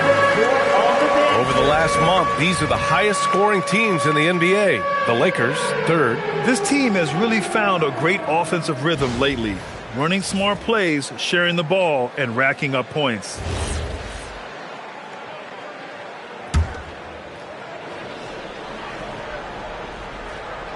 A little over 2.5 minutes off the clock in this final half of play. Pass to Wiseman. Now, here is James. Clock at 4. Smart for 3. It's rebounded by Washington. Santos has got 12 rebounds here tonight. Big-time effort. Scoreless in their first 5 attempts since halftime. It's getting ugly. Well, you see SGA and the strides he's making as a playmaker. This guy is so good, on point with his reads.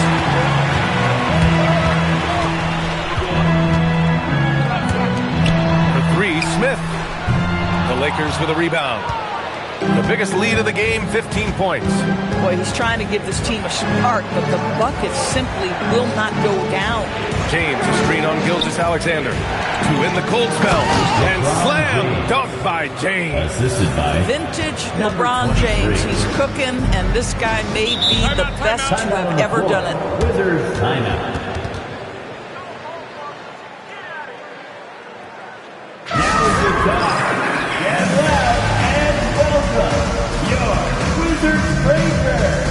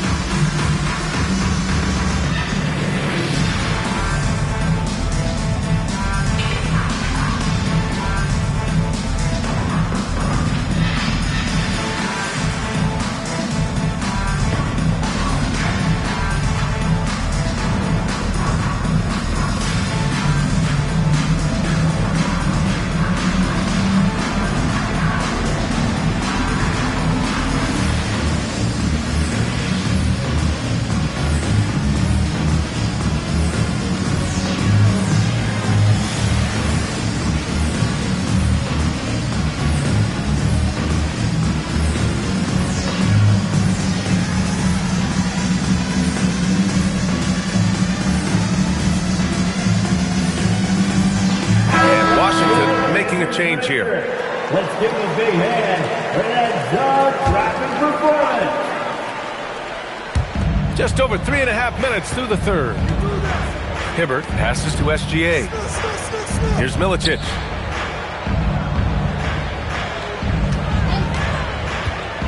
Shot clock at 5. Pass to Smith. And that one comes up a bit short. And so Smart will bring it up for the Lakers. Since halftime, they've only allowed 5 points. James, outside. Off target from three-point range. Boy, still trying to get comfortable out there right now. Now here's SGA. Here's West.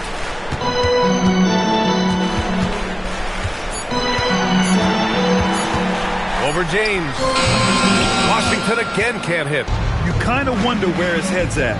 The shot selection hasn't been there, and of course that one was just crazy. Here's West. Yet to see a basket. Smith outside. Pass to Hibbert.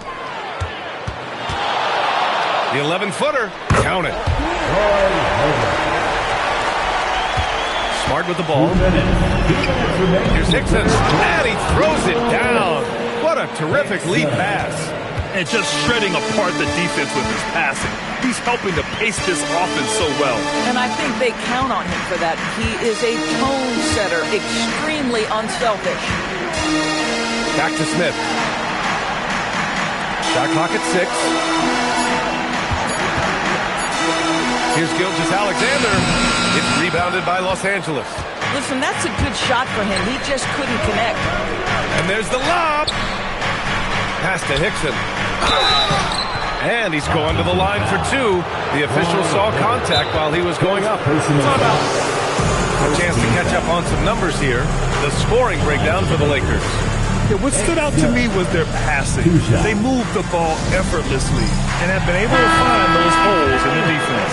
Boy, the long ball has been another point of emphasis for this group tonight. Their shooters are finding open spaces and firing without hesitation.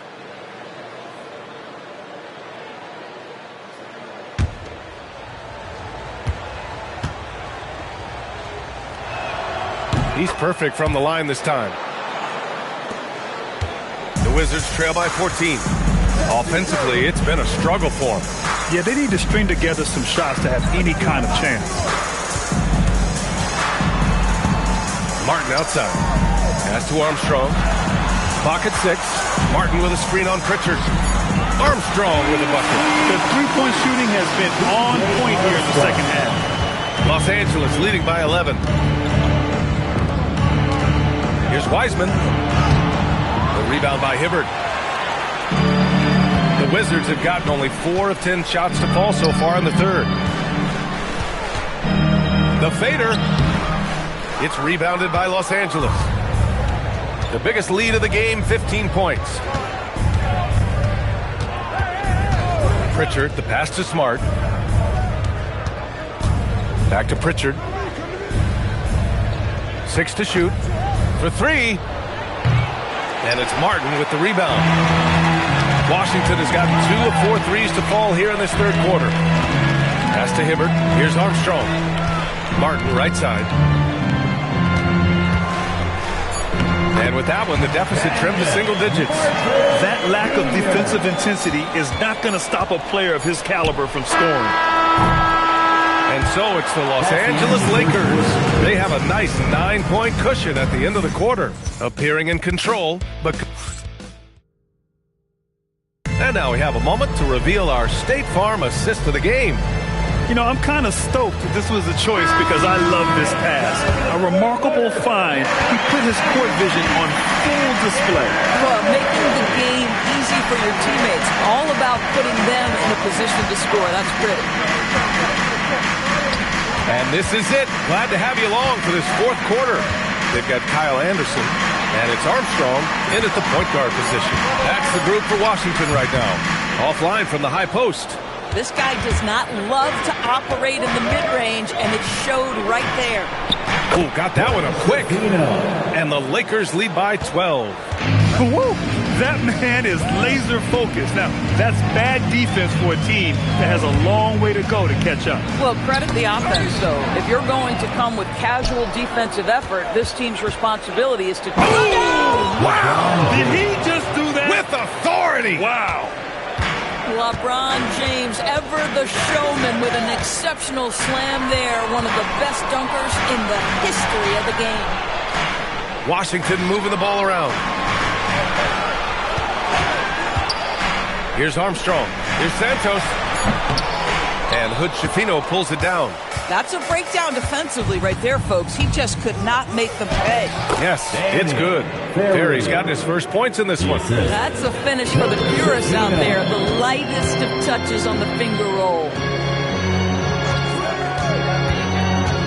Here's West. Here's Santos. And another miss by Washington. Pritchard surviving the D. Out to James. Three-pointer. Santos pulls it in. Santos has got 13 rebounds in the game. Glass eating. He hasn't found the range lately. It's wild to think he had 3 triples there in the first half. Pass to Armstrong. Will it go? The rebound by Ferry. Ferry's got 4 rebounds now. James finds Pritchard. It's tipped. To the inside. Ashik laid it in with a nice touch off the window. And the Lakers lead by 18. They are passing the ball around tremendously right now. To the paint.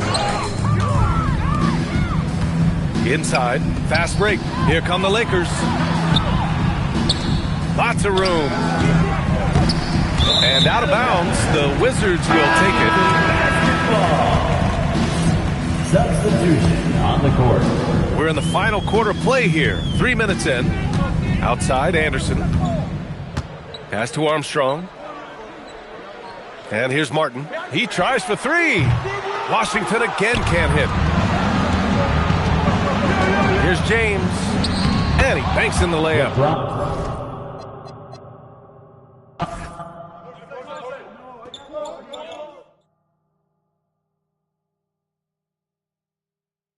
I got your help! Ah! Pick coming! Screen!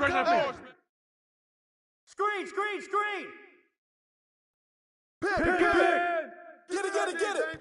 Blue, step out! Pick coming! Put that back up! Get LB! Timeout!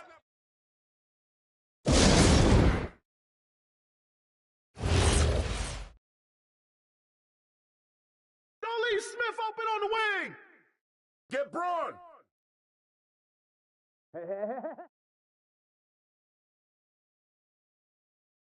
Hey, get Smith! Get ready!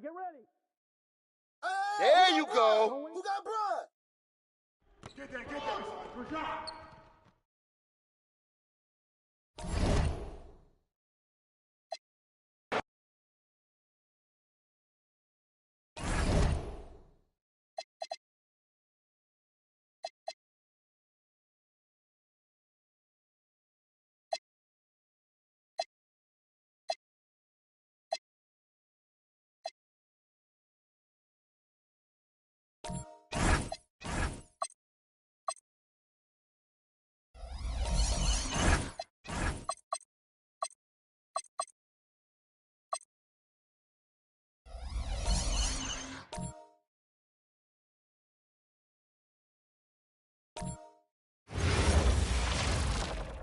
Welcome to 2K Sports for another edition of NBA Break. In the middle of a season like this, what possible road bumps could teams run into? Well, I think it's important that players not fall into that trap of looking too far ahead, right? This is when it's important for a team to stay focused and be in the moment. These are the dog days of the season. So here's Miami's starting group. Mohamed Bamba is out there with Smith. Then there's Anthony Edwards. Then there's Shepard. Now, here's Halliburton. Pass to Dunn. Ayton with it. It's stolen by Smith.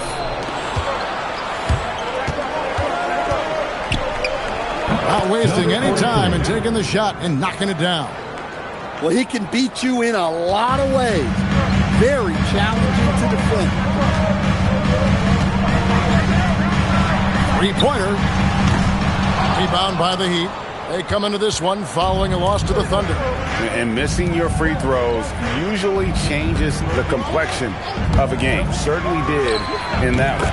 Well, if you want to win away from home, quite simply, you have to make the free throws. Halliburton passes to Ayton. Just over a minute and a half played here in this one. Pass to Okogie. The Jazz working the ball around now. 2 on the clock. Halliburton for 3. And Bamba pulls it down. And you could tell he thought that triple was going to fall. And in the summer of 2022, Greg, the Utah Jazz traded away their franchise cornerstones, Rudy Gobert and Donovan Mitchell. And that signaled the beginning of their rebuild, but they've overachieved for a couple of seasons now that ended last year when they really bottomed out. Good way to start this game. You want to get him rolling as early as possible. Yeah, and I'll tell you what, if he gets into a good rhythm early, watch out. The Heat have gone 3 of 4 from the field to start out the game. Halliburton against Edwards. Oh, good with the triple. Jazz trail by 3. Let's check in now with our Allie LaForce, who's got a story for us. Allie? Will Hardy gave me a few minutes to catch up with him. I asked him if he's focused on a particular player in the opposing lineup, and Coach stressed the message he delivered to his team about Pascal Siakam. It was simple. Don't bite on his spin move. He doesn't want his guys falling for Siakam's tricks in the low post. Back to you. Thank you, Allie. And so the timeout by Will Hardy here. He's ready to talk things through with them. All right, a moment here to check out stats for Smith. Last season, he played outstanding. He put up about 20 points a game, 7 rebounds, and 3 assists. And for him, it's all about getting better each time he takes the floor. Yeah, his coaches and teammates see that drive he has, which is why they want to continue helping him in whatever ways they can. That's a high percentage look when the D doesn't fight over the screen. Yeah, it's certainly worth it to disrupt the offense. Coaches notice that extra effort. And the basket by Okogie. And that makes it a tie ball game. Great touch there.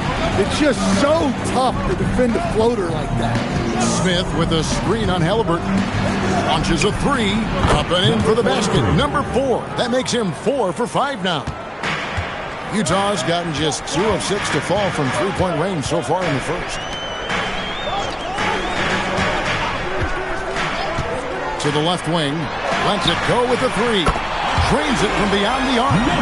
He's got 9. Matching baskets from the perimeter, an earmark of today's game. Yeah, sometimes you get in a shootout like this, but you just hope that you can get a stop first. To Okogie. They set the pick.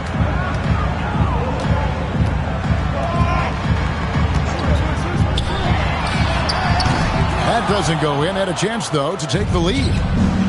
Miami's gone just 1 of 4 from three-point range here in the first. Bamba setting the pick for Shepherd. Off target from three-point range. It's out of bounds. The Heat will take it the other way. And now look at the numbers for Edwards. Great showing for him last season. And with that effortless stroke, he climbed all the way to the top 15 in three-point percentage. And getting back to the fact that he led the league in rebounding, you know how hard that is? What a tremendous asset to the team. Cam Whitmore, he's checked in for Utah. Hayes comes in for Josh Okogie. The Heat also changing it up. Williams comes in for Jalen Smith. And it's Ford in for Shepherd. A clever dish by Halliburton. Nice to see him continuing to sharpen those point guard instincts. And the dunk by Bamba. Putting that pass right in his stride. Didn't have to slow up and was able to complete the play. Out to the right wing.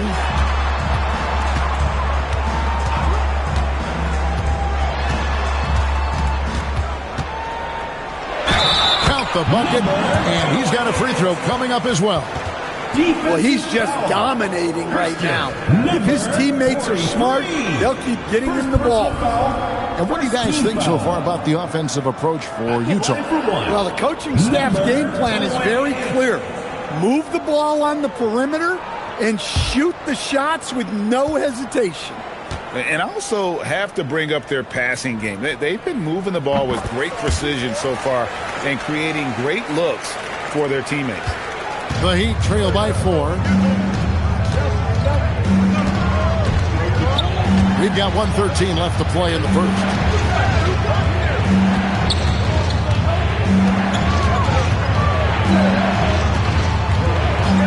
They set the screen. Bangs home the trifecta. He's got 12.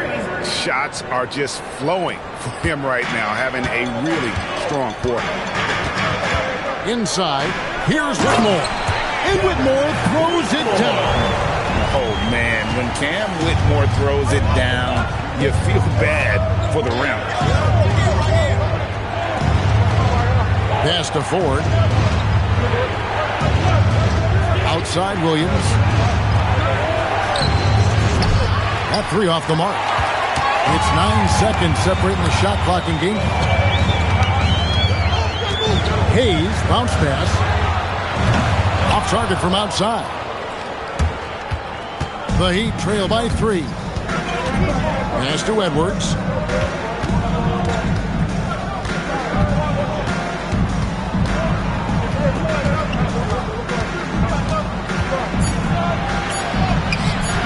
Unable to get that one. And a high-scoring first quarter. Both teams really filling it up. It's the Jazz. They lead by 3. And we've got more action.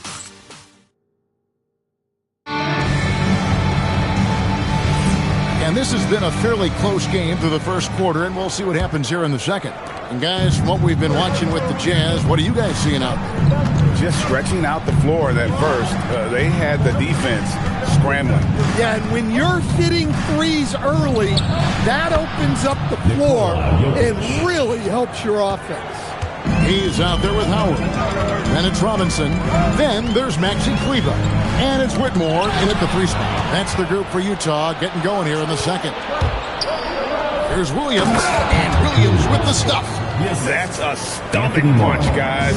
Turn it over and give him a free run to the bucket. Oh, you're so right. No question who has the momentum now. A sequence like that really does sting. I'll tell you that much. And Howard has it in the corner. The three-pointer, no good. The Heat with the lead. And the Miami front office, Stan, hinting at personnel and philosophical changes after last season. Well, when you win 37 games, there's obviously cause for change. And the Heat are never complacent, Kevin. And they've got no interest in full-scale rebuilds. The Jazz working the ball around now. Here's Robinson. That one's not going to go. Good defense by Jokic. Things really clicking for him at the offensive end. They're making good decisions, not wasting these opportunities. Pass to Ford. Over Hayes. Ford, no luck. Very dangerous to leave a guy like that open. Lucky break there for the D. Here's Howard, and he gets the basket. Officials blowing the whistle, so a chance at the line for one more. Well, it doesn't get any easier than this. They'll take these shots every time. And a moment here to take a look at the scoring breakdown for the Heat. Well, they're in a great flow. The ball's moving. All those assisted buckets means the offense is running well. And another thing, guys, they've been very active tonight, frequently creating scoring opportunities on turnovers.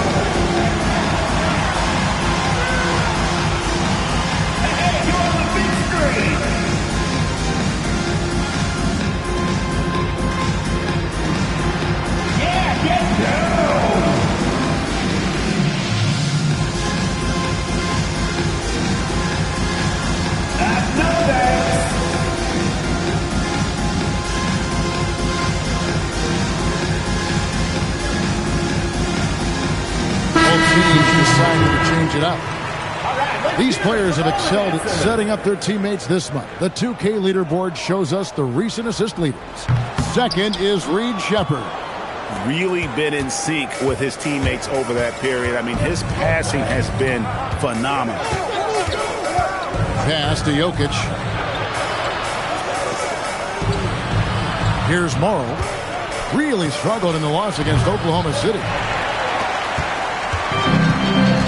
Right now, let's take a second to catch up with Allie LaForce on the sideline. Thanks, Kevin. A big win here or there can really sustain a rebuilding team. And Utah coach Will Hardy said results matter in order to keep belief in your process. Seeing the work pay off. The building of a team doesn't happen in one day. The players are staying with it, and they deserve all of the credit for that. Back to you, Kev. Okay, Allie, we thank you for the report. Dunn covering. Pass to Jokic. Smith for three. Rebounded by the Jazz. That will be a getaway game for them. A one-game road trip. Okogie for three. Doesn't get it to drop for him. Miami trailer. Now Shepherd. Scoreless thus far. Jokic with this screen on Howard. Morrow off target from the wing. And here's Dunn. He'll bring it up for the Utah Jazz. Only giving up 6 here in this quarter. This game coming after a loss against the Pistons. I mean, in the modern era, you have to be able to stretch the floor or you're going to struggle. Yeah, look, it's really hard to win a game being one-dimensional. It can be done, but it doesn't happen very often. Stan, teams track different officiating crews, don't they, and how they tend to call the game. Yeah, they do, Kevin, and there are some organizations who do it more than others. I'm not a fan of it myself because I think it puts your players focus on the officials and takes away from focusing on what they're supposed to be doing on the court. So I'm not a big fan of it. Miami's gone 1 of 2 on three-pointers here in the second quarter. And Eric Spoelstra wants a timeout. He's going to make some adjustments to the game plan.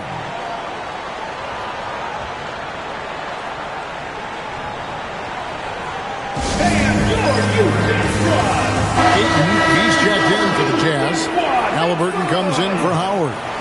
Hamid Bamba, he's checked in for Miami. Edwards comes in for Anthony Morrow. Pass to Shepherd. 7-foot shot. 6 for 10 with that shot going in. That's a good game for a lot of guys. You can get used to that from Shepherd. He likes to keep the ball moving. Fires for 3. And another 3 for Utah. Defensively, they just look out of sync. Not closing out on the threes in time.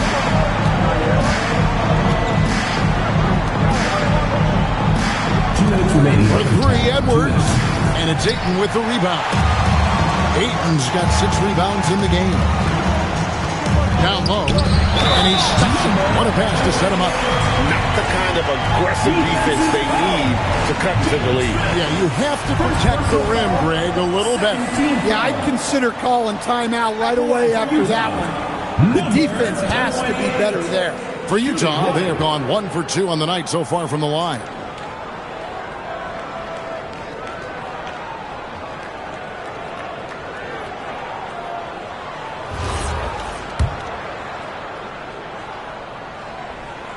And Stan, Utah has been all about basketball up until last year. The Jazz, the only major professional sporting franchise in the state. Yeah, now they've got hockey, but from the venerated days of Stockton and Malone in the 80s, basketball has become effectively the state sport of Utah. There's the triple. The rebound by the Jazz. So far, he hasn't had the same luck from deep in this quarter. It's stolen by Shepherd. Lets a floater go. It's to Okogie. Back to Dunn. Covered by Smith. 5 to shoot. The Jazz working the ball around now. Second chance shot. Misses off the left iron. The Heat trail by 6. There's 38 seconds left now here in the second. Gets it to go from beyond the arc. 17 points in the game. That's his third triple of the night, forcing the defense to extend out.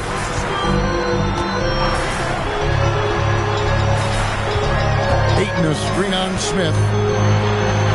Banked in off the glass. He's got 29 points. Yeah, and there it is again. On a lot of their possessions this first half, they've established great inside position.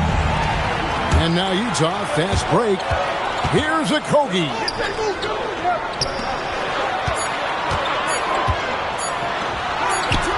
No good on the last second attempt there. So that'll be it for the first half. Fairly even battle underway in this one. Jazz lead by 5.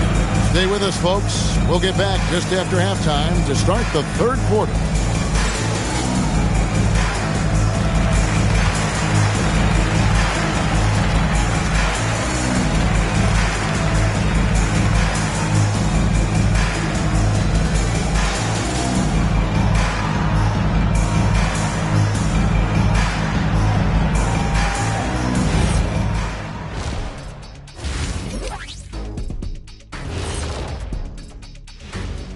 Hello, folks. Is this the halftime show? Yes, it is. And kicking it off, let's quickly look at the Western Conference standings. You look at the Jazz, they've been stuck in the middle tier. Not good enough to challenge for a chip, but not bad enough to get a high draft pick. They're really going to need their young guys to take a step forward in their development. And let's dig into the first half now. Things looking pretty good for the Utah Jazz. You'll see teams that... Thanks for joining us.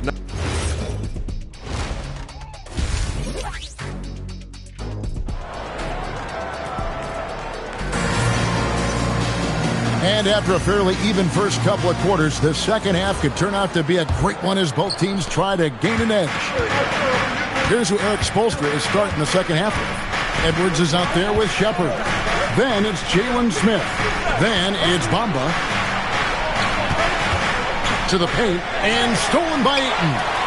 And now Utah, fast break. Dunn, the bounce pass. First foul, number 43. Second personal foul. First team foul.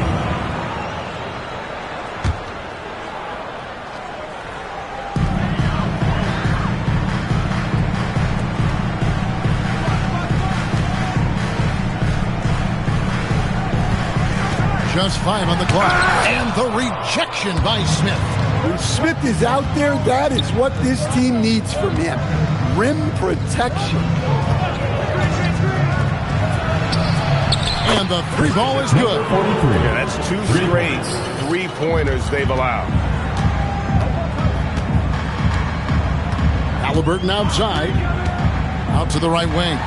Shoots it up. Nails the wide open jump shot. And the Jazz lead by 4. His shooting has been outstanding. Definitely one of the reasons they're up in this game. Off the mark there with the 3-point shot. And so it's Halliburton who brings up the ball for the Utah Jazz. Halliburton sets the pick for Dunn. Shoots a fader. The rebound by Edwards. Fading away. He makes that shot harder than it needs to be.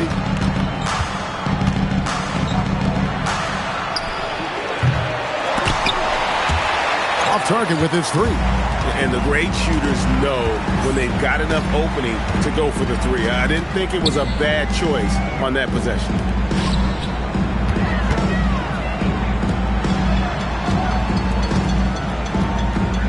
Here's a Kogi. Here's Ayton. From outside, off the mark. They've had a quiet start to this half, hitting just one of their first 4 attempts. And so Eric Spoelstra will call a timeout. Coach is going to talk some things over with the team. Might be seeing something to adjust. A moment to check out DeAndre Ayton here. He had a strong showing last season. Last year averaged 17 points a game. 5 assists and 3 rebounds. And for a reserve big man, not a big drop-off when he checks in the game. Well, it's because he's someone that understands his role. He plays with confidence and helps provide stability when he's on the floor. And boy, he's really in a groove. Dominant performance last game. Same thing this time out. Yeah, for sure. He is just oozing confidence. Thinks every shot is going in.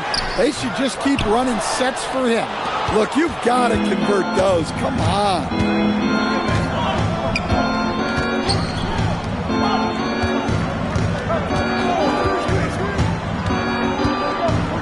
Pass to Shepard.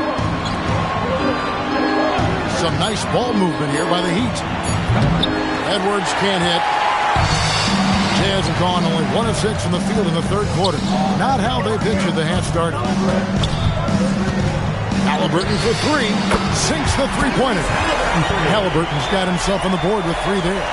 We've seen him shoot at 40% from deep for a season, so Halliburton accurate from three-point land. Fires from deep. Drills it from outside.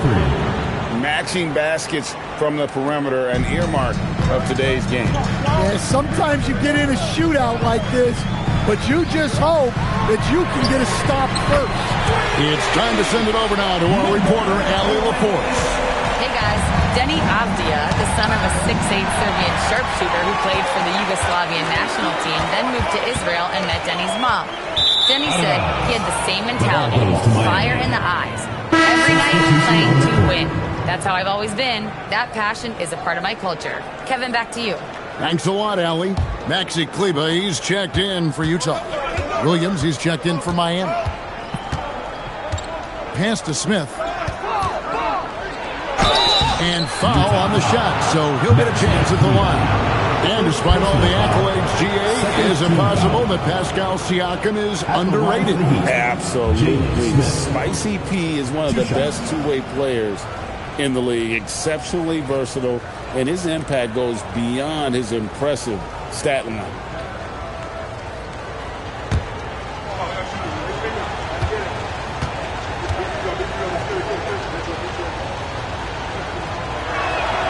The first free throw is good. Well, Jalen Smith is a modern big.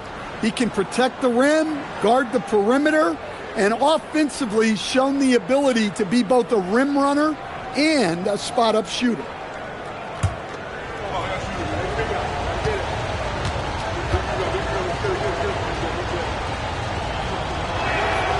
Both free throws good from Smith. Jazz leading by 3. Here's Okogie. Left side, Halliburton.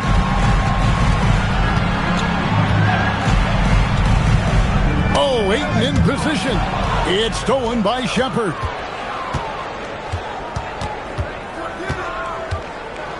Pass to Edwards. Pulls up on the wing. Utah with the rebound. Ayton's got rebound number 9 now. What an effort here tonight. Here's Okogie. Back to Halliburton. 6 to shoot. For 3. A three-pointer is right on target. Halliburton's got the lead up to 6 now for the Jazz. And really, as the three-pointers keep dropping, you get the sense that the frustration is mounting for the defense. Pass to Edwards. Here's Smith. And the shot is long. A slight advantage for them in the rebound department, but that oftentimes is all it takes.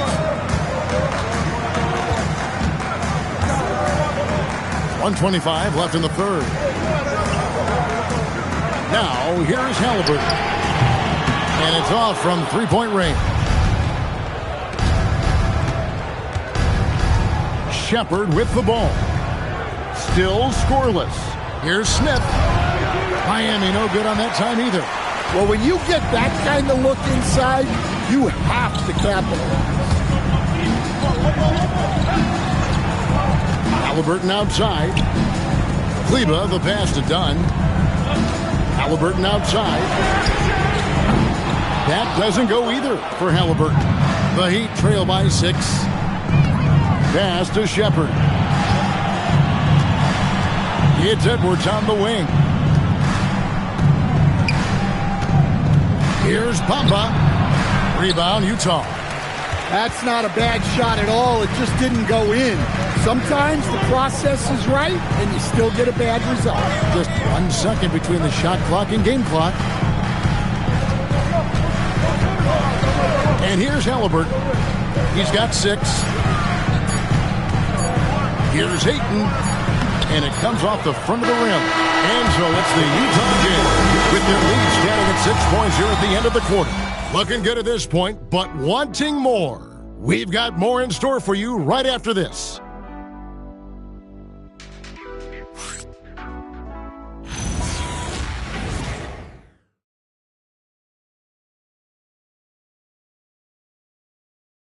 Head coach Eric Spoelstra mic'd up along the sideline. Let's check it out. It's got to be a sense of urgency right now, okay? Any kind of tip out or 50-50 ball, we got to own that. And then we got to communicate. I don't know, but... Well, this has been a great contest so far, and I imagine the fourth quarter could have even more action in store for us. We've got Maxi Kleber. He's out there with Howard. Then it's Cam Whitmore. That's the 5 on the floor for the Jazz. Pass to Hayes. And Howard has it in the corner. Hands it from downtown. And the Jazz lead by 9. 12 straight points off of three-pointers, and the D looks shell-shocked. Now, here is 4. And it's Jokic in the corner. Now, here's Howard. Defense right on him. Kleber with the bucket. And guys, let's get your take on the hustle stats for the Jazz. Well, they've shown just outstanding effort defensively, and it's resulted in several forced turnovers. And also, guys, they've been showing how dangerous they are in the open floor. When they see a chance to get easy points, boy, they just jump at it. Here's Whitmore. His three-pointers off the mark. The Heat trail by 11. Fourth quarter now. We're about a minute and a half in. The 3 from Morrow knocks down the 3 ball. That's a high percentage look when the D doesn't fight over the screen. Yeah, it's certainly worth it to disrupt the offense. Coaches notice that extra effort. Jokic defended. Back to Hayes. Now Whitmore beyond the arc. No good on that one. Good work defensively by Fox. Driving to the basket. From the top of the key, he buries it. 27 points for him. Playing from behind right here. Not easy, but he is answering the bell. Well, consistent scoring is a good foundation for a comeback. They can't be wasting possessions now. And Will Hardy calls timeout here. He's clearly intent on wanting to lock in and make sure everyone's on the same page.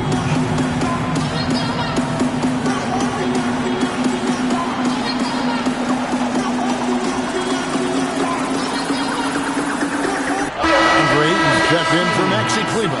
Bamba is checked in for Miami. We're now joined by our sideline reporter, Allie LaForce. Allie, it's all yours. Over that last break, I got a chance to hear what Will Hardy said to the team. Well, coach is thrilled with their three-point shooting, saying in the huddle, guys, let's keep it up. Continue to shoot it from deep. It's working. They've been on fire from distance so far. Allie, thank you so much. An old school shot from Whitmore. There is still some value in that mid-range. Good ball movement here by Miami. Launches it. Rebounded by Howard. Utah leading by 8. And Hayes kicks to Howard. Three-pointer. And Bamba pulls it down. Bamba's got 9 rebounds in the game. Getting it done. To the middle. It's tipped and stolen by Ayton. Here's Whitmore. Hayes finds Whitmore.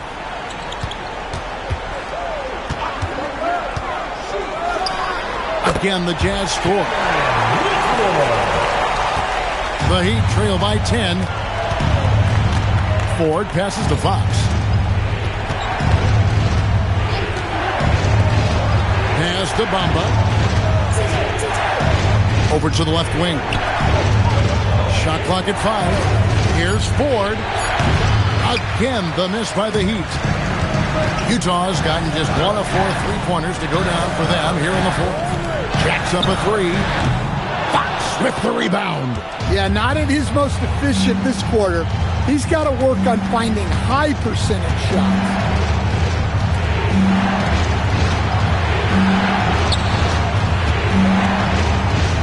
Bamba against Ayton. Now Fox. And the 3 misses.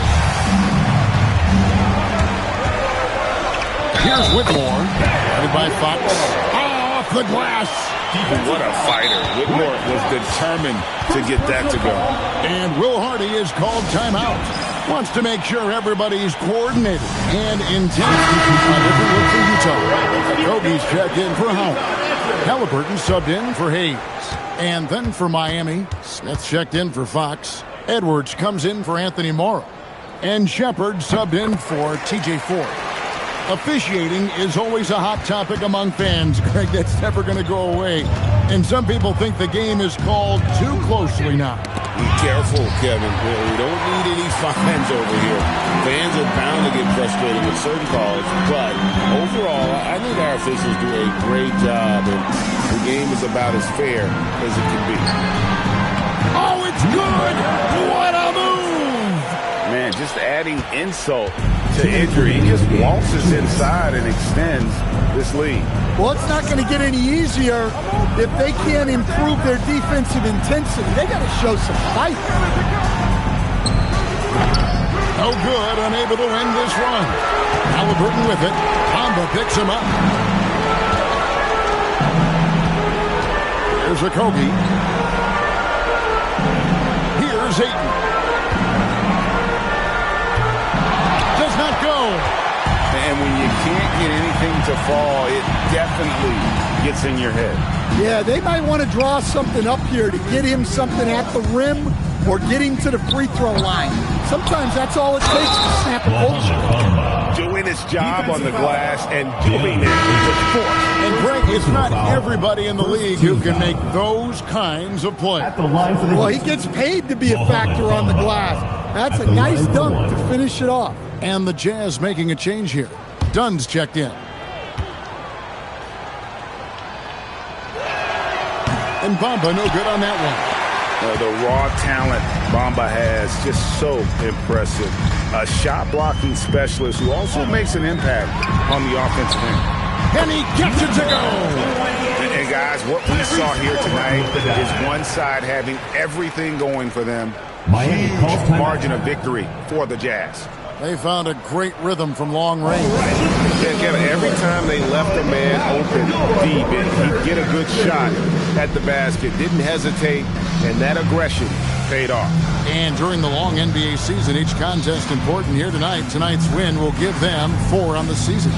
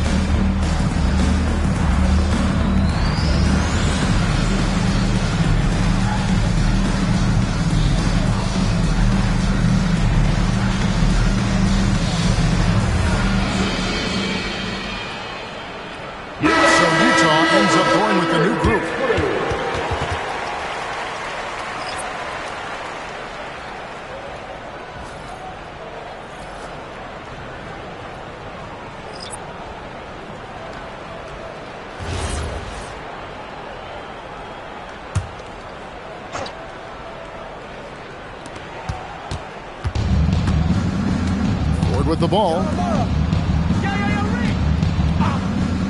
Here's Morrow. Jokic. No good. There's 42 seconds left here in the fourth quarter. They're running. And really, these are some of the toughest calls an official has to make. Personal foul. Second team foul. Shooting for Miami. Rick Fox. Taking 2 shots.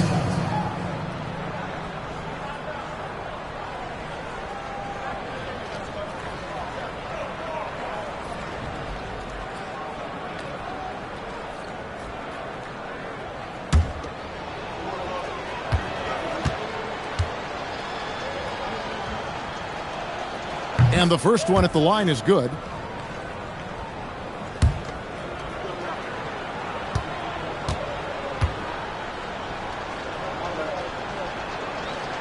Fox hits them both.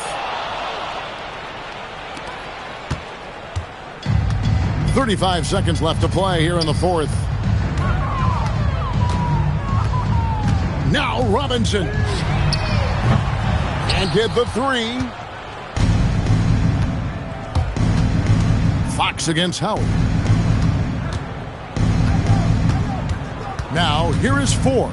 He's guarded closely, and he misses the J.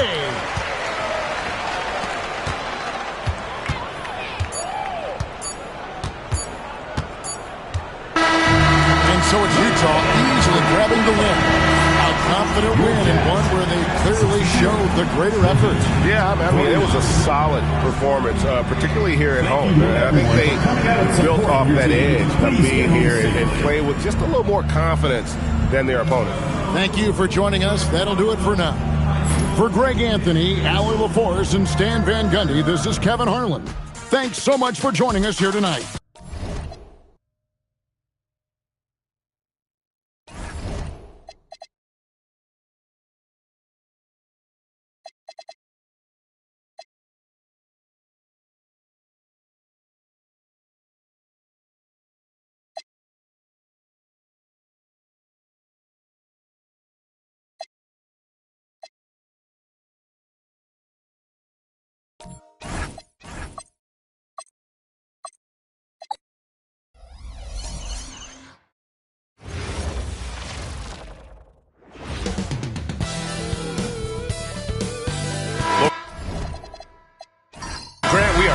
Closer to the halfway point of the season, and some teams have really found their identity. Yeah, that's right, B.A. We know who most of these squads are now, and their opponents do too. And as the year goes on, the better the scouting reports get. Let's check out Minnesota's starting lineup. They've got Aaron Gordon, and it's Wade in at the 2-guard spot. That 3's off the mark. Down low. Here's Elliott. Pass to Korver. This one for 3. Kept alive. Here's Elliott. Lets it go from deep. Nails it from 3. And that's what they want to do. Get him open looks early.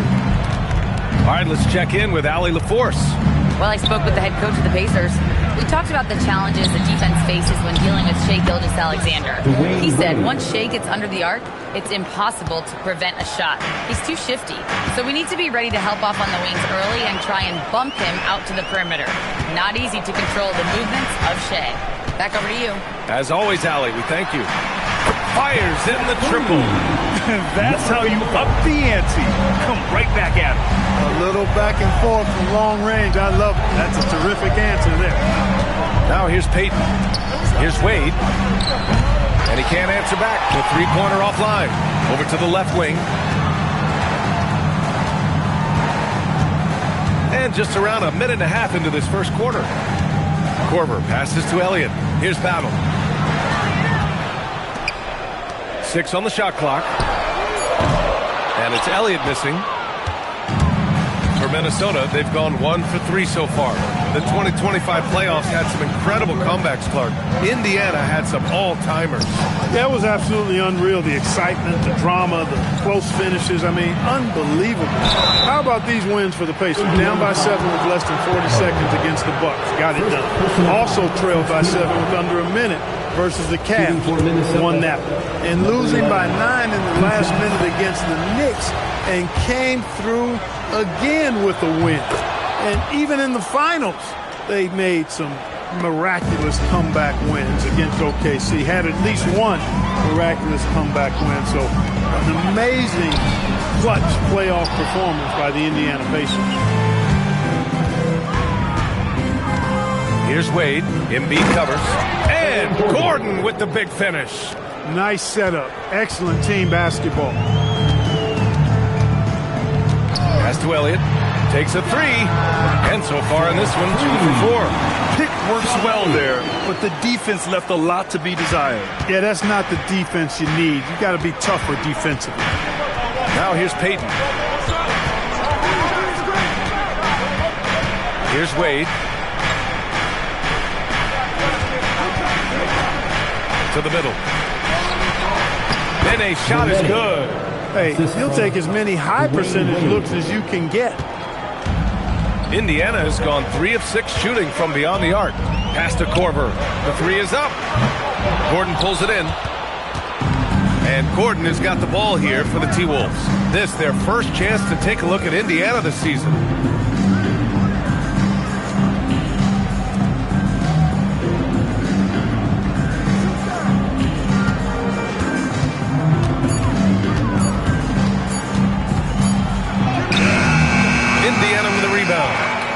Outplayed in their previous game on their schedule, losing to the Cavs. On the road, they got owned defensively.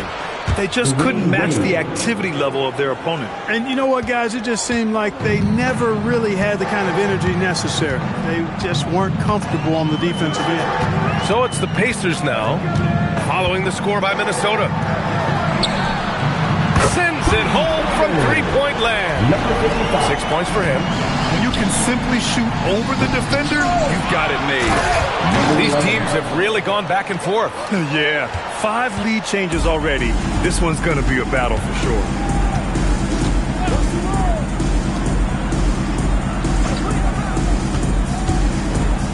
Guarded by Payton. Shoots it from the high post. That one's off. He's 2 for 3 in the game. Can't blame him. Just trying to take what the defense allows.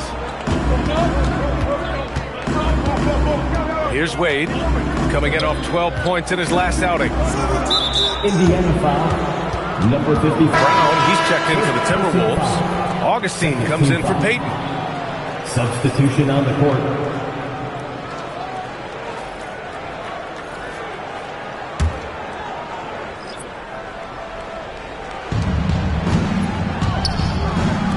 Brown in the high post. Pass to Augustine. Shot clock at 6. Up and over Richardson. And Augustine gets it to go. Pacers trail by 3.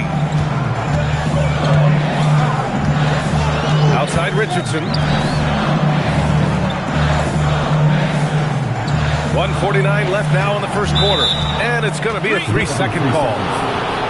And the 2K leaderboard now gives us a look at the shooting percentage leaders from this past month. In the third spot, Joel Embiid. One of the hottest players in the league.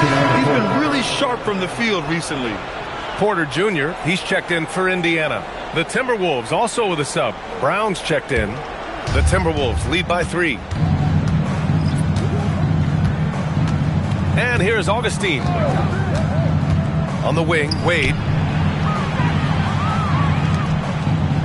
Outside Augustine. Pass to Brown. Here's Wade. Launches it. Joel Embiid pulls it down. You know, the more you watch Şengün, the more you wonder if he's just a guard in the body of a big man club. Well, that's a pretty astute observation, B.A., because his passing is elite. I mean, his vision, he sees a half a play to a play ahead. I mean, you can actually run offense through Şengün. And a moment to check out the scoring breakdown for the Timberwolves. Ever since this game started, they've been attacking on the inside, looking for ways to bust up the defense and get high percentage looks. One other thing they've done really well, moving the ball around. They've done a nice job not settling for that initial option and making that extra pass. And he makes the first. And the Wolves still seeking their first title, Clark. Yep, the Lakers won 5 championships when they played in Minneapolis, BA, way in the day. The Timberwolves joined the league in 1989, and they're still trying to bring another basketball title to the city. And that one goes in. 2 from the line that time. You know, Clark, despite winning 3 championships prior to the NBA days, the Pacers are still looking for their first NBA title. Yeah, they've been close a couple of times in the history of the NBA, 2000 and 2025. They've had some really great teams over the years in the 90s and 2010s, and they came close last year, and I think they'll continue to knock and one day kick that door in. Here's Wade. And the 3 off target. So far this quarter, he's been out of sync and might be pressing right now. Here's Porter. That one's good. This game is all even.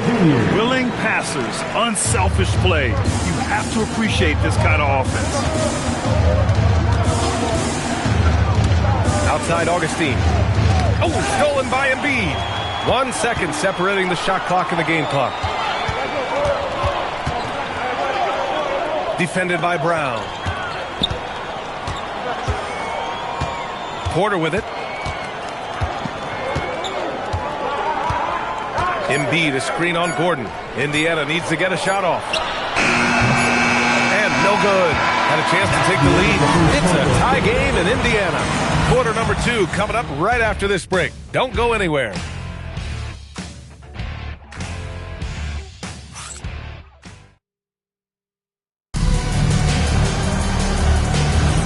And this has been a fairly close game through the first quarter. We'll see what happens here in the second. And guys, what's your take on Indiana so far? Well, clearly they played well in the first period because of their selfless attitude. Yeah, and you know, so many of their hoops came off an assist, which is a good sign of ball movement and sharing that ball. Setting the floor for the Timberwolves. They've got DJ Augustine. Mitchell Robinson is out there with Yves Missi. Then it's Bruce Brown, and it's Brown in at the 3. And let's send it over to Allie LaForce. Thanks a lot, Brian. Well, the Pacers are moving as one. Coach Rick Carlisle said the thing I love about this team is that we're a true team. We're a group that needs each other. We work at communication. We're collaborative. We make sure our guys have a voice, and we're all in it together. Guys, back over to you. They win by committee. Thank you very much for the report, Allie. Indiana making a switch here. Richardson's checked in. Outside, Brown. He buries it from 3. And the Timberwolves lead by 1. Trading the lead back and forth, neither side is willing to back down. Yeah, and the lead has changed hands, and it just hasn't stayed in those hands very long when it's changed. Back and forth we go. Here's Pekovic. Still without a bucket. Missed it. Now 0 for 1 in this game.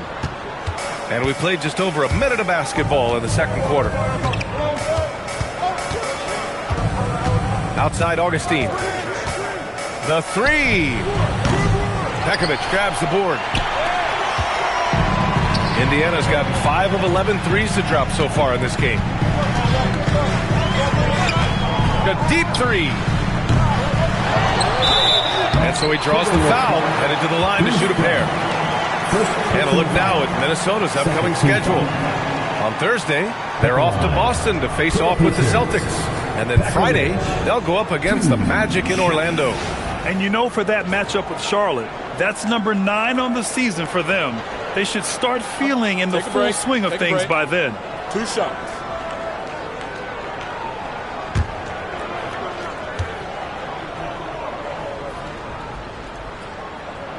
First free throw is good. And when it comes to taking an offense out of its rhythm, what are some of the primary methods, Grant? Well, B.A., you have to disrupt their flow. That can come from steals, deflections, block shots, even change shots.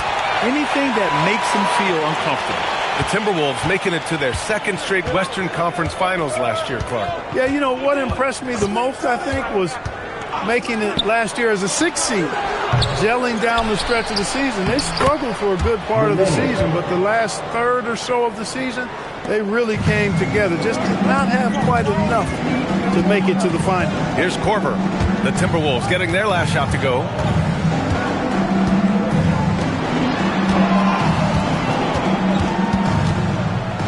Defended by Brown.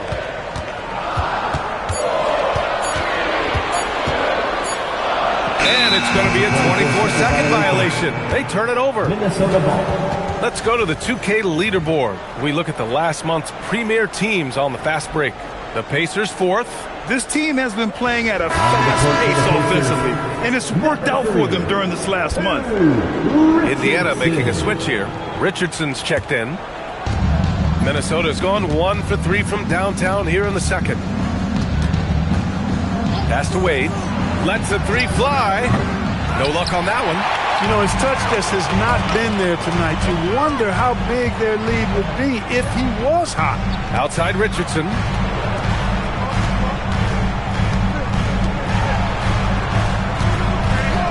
There's the drive. Here's Battle. A nice passing by Indiana here. Here's Korver. And once again, off the mark by Indiana. Brown passes to Payton. Pass to Nene. Outside, Brown. Here's Wade. He's got 5. Can't hit it. His 7th miss in 9 attempts. Here's Battle.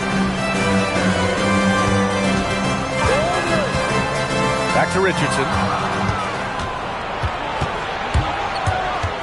Closing in on 4 minutes played here in the second quarter. Outside Payton. Screen by Robinson. 6 to shoot. Oh, it's stolen. Pass to Richardson.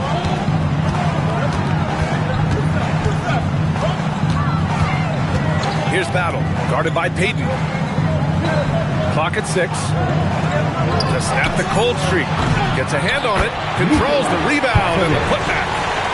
And the Pacers lead by 1. Well, it's certainly been a roller coaster ride. You do me one, I'll do you one better. It feels like we have a lead change every few possessions. And Chris Finch wants a timeout. Coach probably just checking to make sure everybody's on the same page here.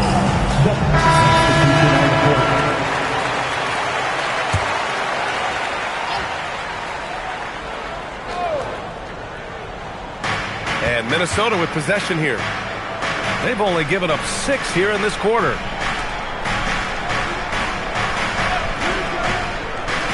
Back to Gordon. 6 on the shot clock. Pass to Payton. Launches a 3. They get it back. Oh, he hangs in there and cashes in on the second chance points. I always love the hard work on the glass. Just great activity. Here's Elliott. The 3 ball. No good. That's his 3rd miss out of 5 attempts. 2 minutes remaining in the first half. Now here's Payton. The D's right on him. Here's Wade. Misses the 3. It's not his night, but his teammates that picked him up. And Shai Gilgeous-Alexander has made the move from star to superstar, Grant. Well, no question, B.A. He's been a superstar for quite a few seasons now, but he's not satisfied. It just continues to elevate his game year after year.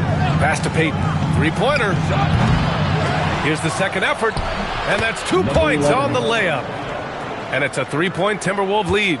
And I love how they're working much harder on the glass this quarter and drumming up more second chance opportunities. Well, the hustle and the effort. Persistence. All of that paying off in a big way. And that's something that makes a coach smile. And Minnesota with possession here after Indiana picked up the 3 with their last shot. Oh, stolen by Embiid. Guarded by Payton. Here's Elliott. It's rebounded by Minnesota. Clean look from mid-range. Coach will probably want to run that play again. Looking to get it going. Knocked loose. Despite the miss, those are the kind of looks coaches hope to create. Out to the right wing. Puts up a 3. That shot, no good. In the first quarter, he was killing them from outside. But he can't get it going here. Here's Wade. He's got 5. Pass to Nene. Here's the teardrop, and it's good. But hang on here. The officials may want to take a look at it on the replay. To review the play. The previous play is under review. Just yet, the officials signaling that they are going to take a look at this replay. Yeah, they're going to review that shot to make sure he got it off in time, but I think it's going to count. Yeah, that's how it looked to me, and that's the call we should see here, but no harm in going back to the footage and making absolutely. After the review, the ruling on the floor is overturned. And after reviewing the play, it looks like they're overturning the call here. That basket is good. It would have been a real shame if those points didn't count. I'm so glad the officials were able to take a second look and make the right call. And the first half comes to a conclusion in a game that's been very close so far. Timberwolves ahead, leading by just 2. Well, now we have some time to check in with Allie LaForce. Allie. I'm here with Chris Finch. And, Coach, any adjustments that you'd like to see on the offensive end? Yeah, I mean, ideally we'd like to get some movement and get into a bunch of random pick and rolls, and then we feel like keep the defense a little. Thanks very much, Allie. And, folks, we'll be right back to start the second half of this game. And get ready.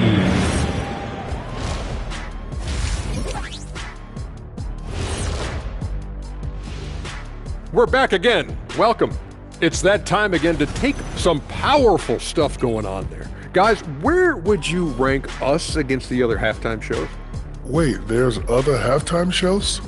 Often imitated, never duplicated. But Ernie, we're lucky Shaq shows up, and we... And moving on to the Timberwolves now, they're in the midst of a close game. Their work on the glass has been superb tonight, chasing down... That does it for halftime.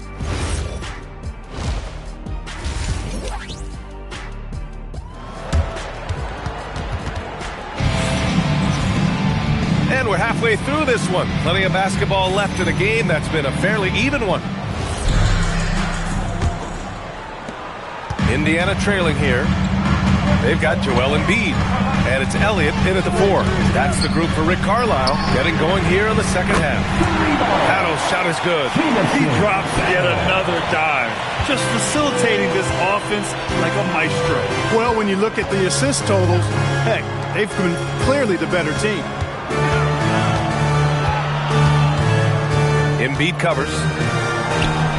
Indiana with a rebound. Embiid's got 6 rebounds now in the game. Over to the wing. A nice passing by Indiana here.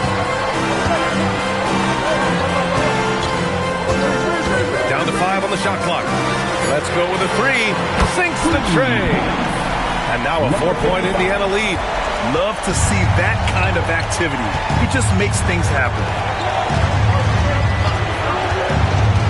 Pass to Wade from downtown. Joel Embiid pulls it down. It's clear he's totally out of sync. The team needs to rethink its strategy around what to do with him. Korver passes to Elliott. The 3. Another 3 for Indiana. Their strategy has been pretty simple here in the second half. Attack from three-point range. Certainly. I mean, they saw a weakness in the perimeter defense and took advantage of it. Now here's Payton. No points yet. The putback. Great positioning on the putback. Put the first 3 misses behind them and finally ended their third quarter drought. And timeout called by Rick Carlisle. He'll take the opportunity to regroup. Time for your Indiana Patriots, everyone. Let's get excited.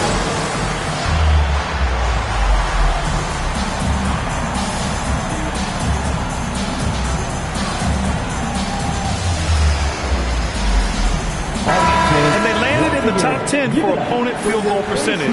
They're a team that obviously values a solid team defensive effort and doesn't look to give up a lot of easy looks.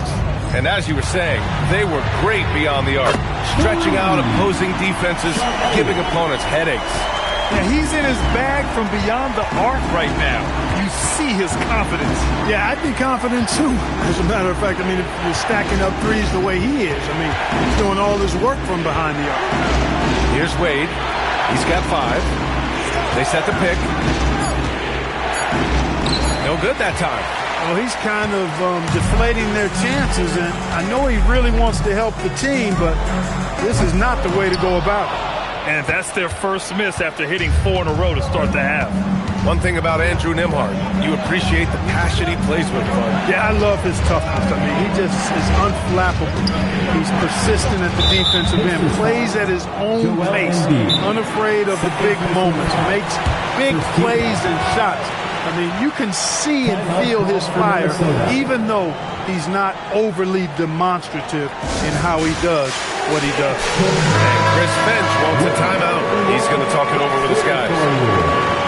And checking out the rookie leaders in steals over the last month. 5th best, Joel Embiid.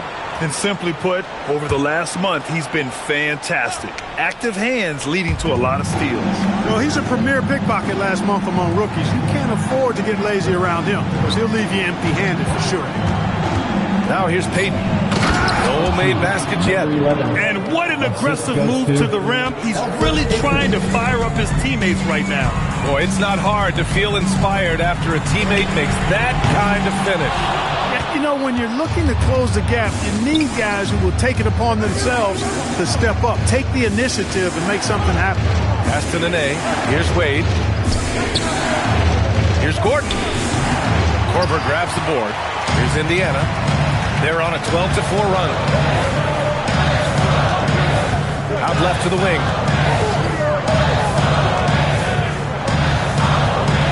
Here's Elliott.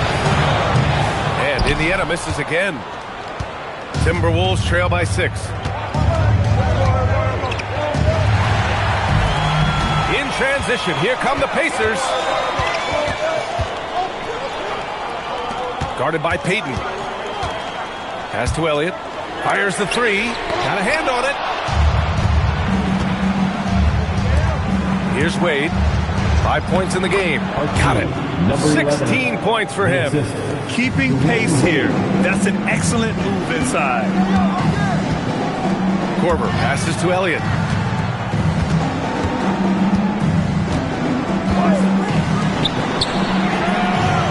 No good from outside. Minnesota's gone 0 for 2 from outside here in the 3rd. Outside Payton. Pass to Wade. The 3. And the three-pointer goes. And it's now just a 1-point Pacer lead. He's taking what he can get here, has a 3 in each half. And timeout called by Rick Carlisle. He's going to take a minute to regroup with his players. Yeah, hoping to tap into something that'll get them clicking. Yeah, and you know, that's going to be the focus of this timeout. They need to come up with a spark to get the offense going. All right, who wants a free T-shirt?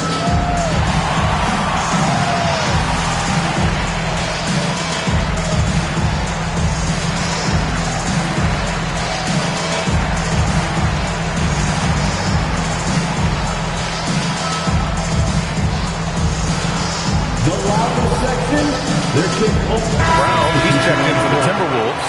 Augustine comes in for Wade.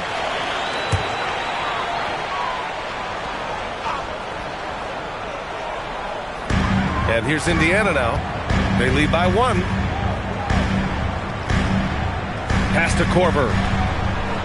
They set the screen to stop the drought. It's rebounded by Minnesota. Gordon's got rebound number 5 here tonight. Good ball movement here by Minnesota.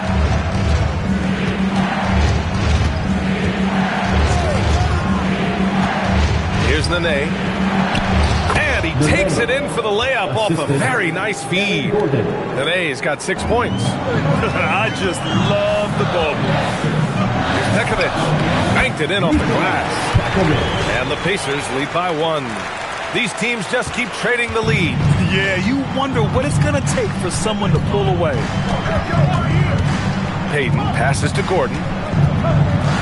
And the layup is good off the glass. In so many ways, Gordon is the ideal role player. He gives you great hustle and effort in all areas of the game. Pass to Elliott. And looks like an illegal pick was set. That gets the ref's attention. Tough one. In a game where every possession is valuable, turnovers can make the difference. Both teams will make substitutions. The Timberwolves have gotten 6 of 11 attempts to fall so far in the 3rd. Robinson, a screen on Porter. Gordon, the pass to Robinson. Ooh, the lead pass was in the perfect spot to set up the layup. And their offensive game plan is clear. Get it inside and go to work. Here's Dillingham. There's 39 seconds left to play in the third quarter of basketball. And it's Elliott missing. You wonder what the score would be if they weren't controlling the glass. It's clearly been their edge, and in a close game like this, you look for every edge you can find. And here's Brown for three. No good. Pacers trail by 3. Porter looks it over.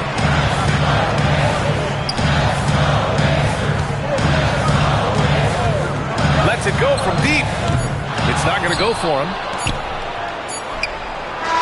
It's still anybody's game as we reach the end of 3.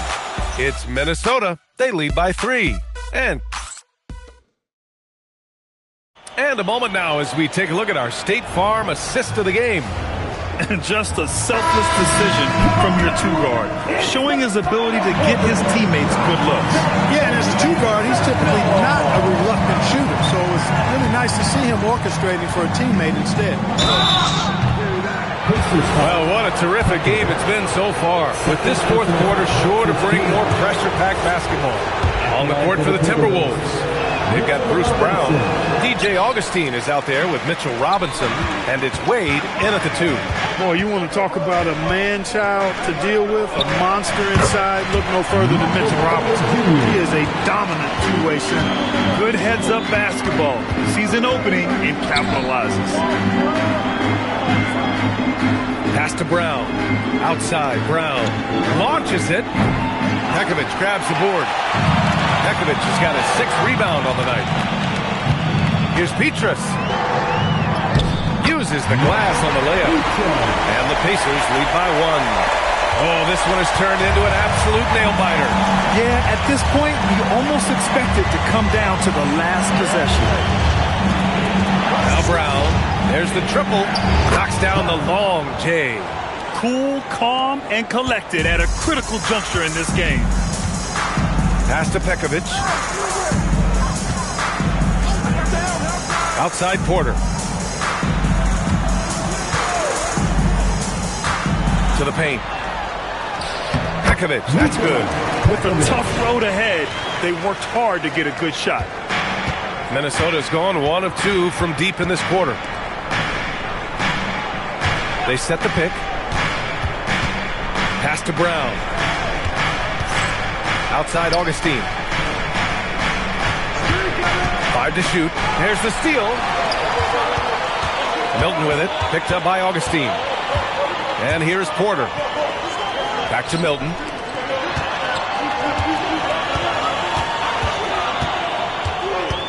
Now here's Porter. 6 to shoot. He shoots. It's hauled in by Robinson. Robinson's got 4 rebounds in the game. Brown drives in. Launches a 3. It's rebounded by Indiana. Ooh, that's a tough break. After poor communication defensively, it leaves him all by himself. Back to Milton. Porter, the pass to Milton. It's a nice passing by Indiana here. And it's all from 3-point range. For Minnesota, they've gotten just 1 shot to fall out of 3 attempts in the fourth. Screen by Robinson. Augustine passes to Robinson. Nice assist and nice finish. Solid play all the way around. And Augustine has run the pick and roll countless times. I mean, he's very comfortable threading the needle in these sets. And we'll have a timeout here called by Rick Carlisle. He's decided it's time to clarify the situation, leaving little room for error.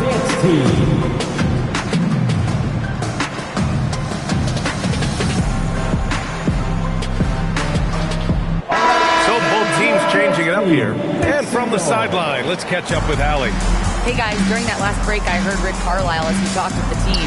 He was harping on the number of offensive rebounds that they've given up. He told them they have to recommit to the defensive glass. He said, quote, "We're not walking away with the W if we don't box out." A simple message, guys, but an important one. Thanks for that, Allie. And Embiid with the block. Meet him at the rim, Joel. Just a fantastic block there from Embiid. Korver, that one's good. Great idea to pull up and take the transition three there. D was in position to block his pass to the hoop, and he took it inside. Oh, stolen by Embiid. In transition, here come the Pacers. And great job to establish position and square up. Excellent example of toughness and physicality on defense. Got his nose right in the middle of things and made a play. Timberwolves trail by 4. To the inside. Ooh, and he took a hard foul on the shot. So he'll head to the line to shoot a pair. That's on Joel Embiid. And that's a solid play. Make him earn his points at the free throw line. Yeah, and he was on his way to sending that one down, so the play is definitely to foul right there, which he did. Take a break. Take a break. 2 shots.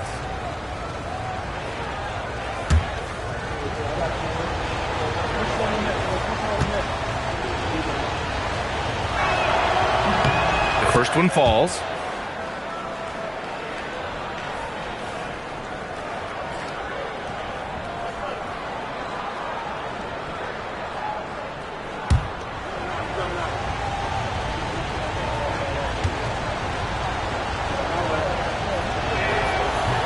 So after making the first, he goes 1 for 2.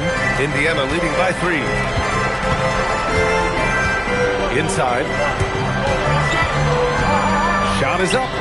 Korver, that one's good. And offensively, it appears they've hit their stride. Yeah, I don't know if it's coincidence or not, but a much better half since they changed hoops. They're really looking strong here. Here's Wade. Oh, it doesn't go. Well, you know exactly why they let him have that shot. Here's Korver.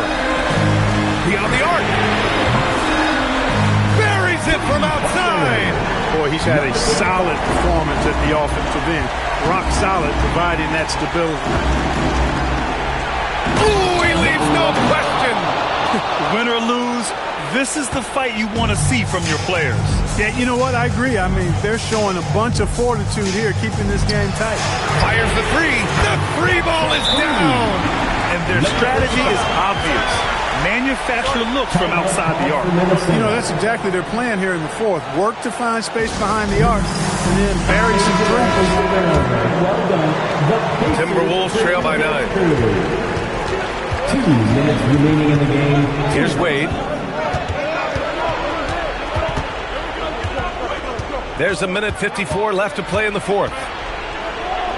Marked it down low that time. Got hit with the 3-second call. We've seen more than a few miscues from them tonight. And I tell you what, more brain-neutral plays like that one, and they'll have a hole deeper than the one they're already in.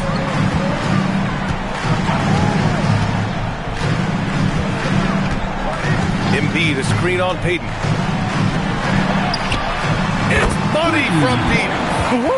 That man is laser focused. Now, that's bad defense for a team that has a long way to go to catch up. They look pretty demoralized to me, and that always shows through at the defensive end first. Indiana on offense. They're on a 19-7 run. And here we go, the Timberwolves on the run. Both hands there for a little extra. Adding insult to injury with the dunk off the steal. Nice to see a good play on D. That led to some fireworks. Well, turning defense to offense, we talk about it all the time. Try to hit your opponent at the other end before they can set up the defense. 58 seconds left in the fourth quarter. And Embiid with the block. Nothing left to do but to watch the clock tick towards 0. Nice victory here for the Pacers. And at first glance, it appeared to be an easy win for them. However, they had to weather some storms along the way, Greg. Yeah, in terms of competitiveness, it was a lot closer than the final score indicates. And this one concludes with their second victory of the year. Number 55.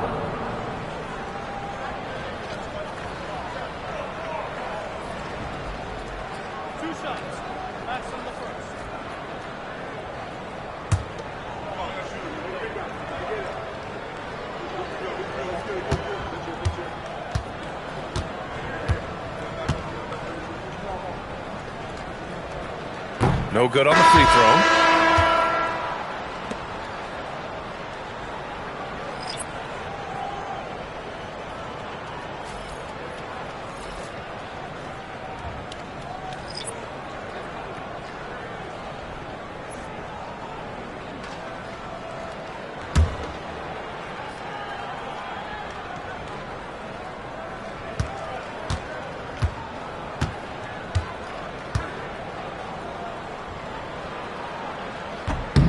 And he's good on the second.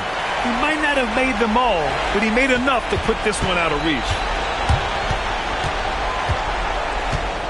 Now here's Augustine.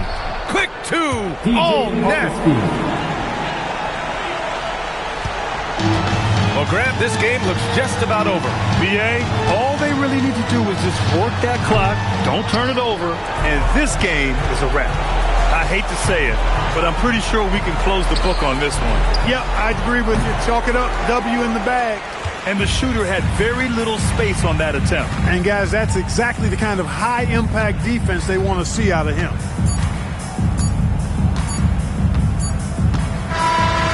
And so Indiana takes this one by a big margin. This one was a fun one to watch. They were clearly in the driver's seat down the stretch. They really were, BA. They played with great intensity on both ends of the floor, and they didn't allow their mistakes to get the better of them. And Allie LaForce has something for us on the sidelines. Hey, Allie. Malcolm, there's no question you won this game defensively. What were the aspects that enabled you to contain them so well? Man, just being locked in, man, every possession. We didn't take any possessions off. Everybody guarded their lane, and we're there on the help side. You have to be mentally exhausted. Thanks, Malcolm. All right, thanks, Allie. And that's going to do it tonight, folks, for our broadcast.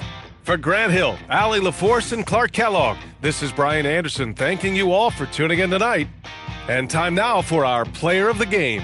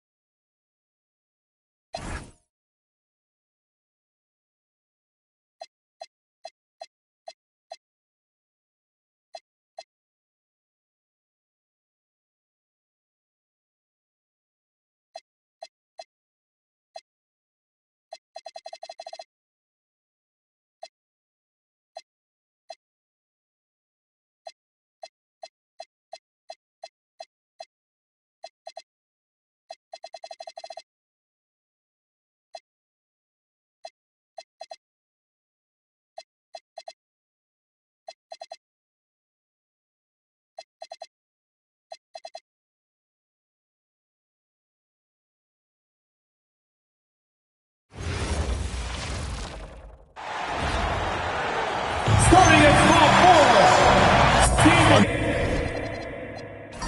Thing to watch tonight, RJ. Both these teams are great passing the ball. They really rack up the assists. These are the type of teams you want to play for, because you know what? If you pass it, the ball will find you again.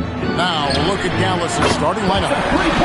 We've got Jalen Brunson, and it's Copeland in at the shooting guard position. And that's exactly what he's looking for, draining the triple. Here's Gatling. An easy 2 points on the layup. And once he got to the 10, I think he was surprised to find himself that wide open. Easy possessions like that literally are just a gift. You just dream of them. He'll gladly take those.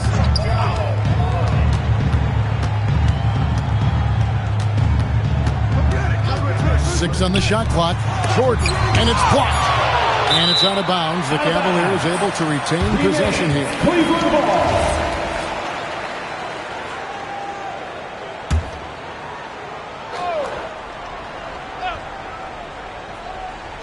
About 1 minute into the first quarter. Melton, no good. Here's Copeland. Here's Brunson. DeAndre Jordan grabs the miss. That is some tough defense there against one of the better finishers in our game. Melton kicks to Jordan. Trent outside. Some nice passing by Cleveland here. Just 5 on the clock. A shot by Jordan, no good. And in the first, a little over a minute and a half in. Copeland the pass to Rice. And he's good on the 3 ball. And it seems as if someone got their signals crossed. If he can wind up that open from 3-point range, I'm sure that was not a part of the game plan. Good on the triple. Come at us, and we're coming right back at you. Yeah, I love the competitive fire right there. You drain a triple on us, and I'm coming for my revenge. Here's Copeland.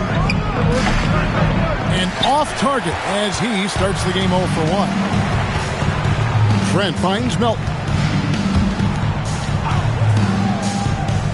Jackson deciding where to go with it. And another 3 for Cleveland. Pick works well there. Not much resistance from the D.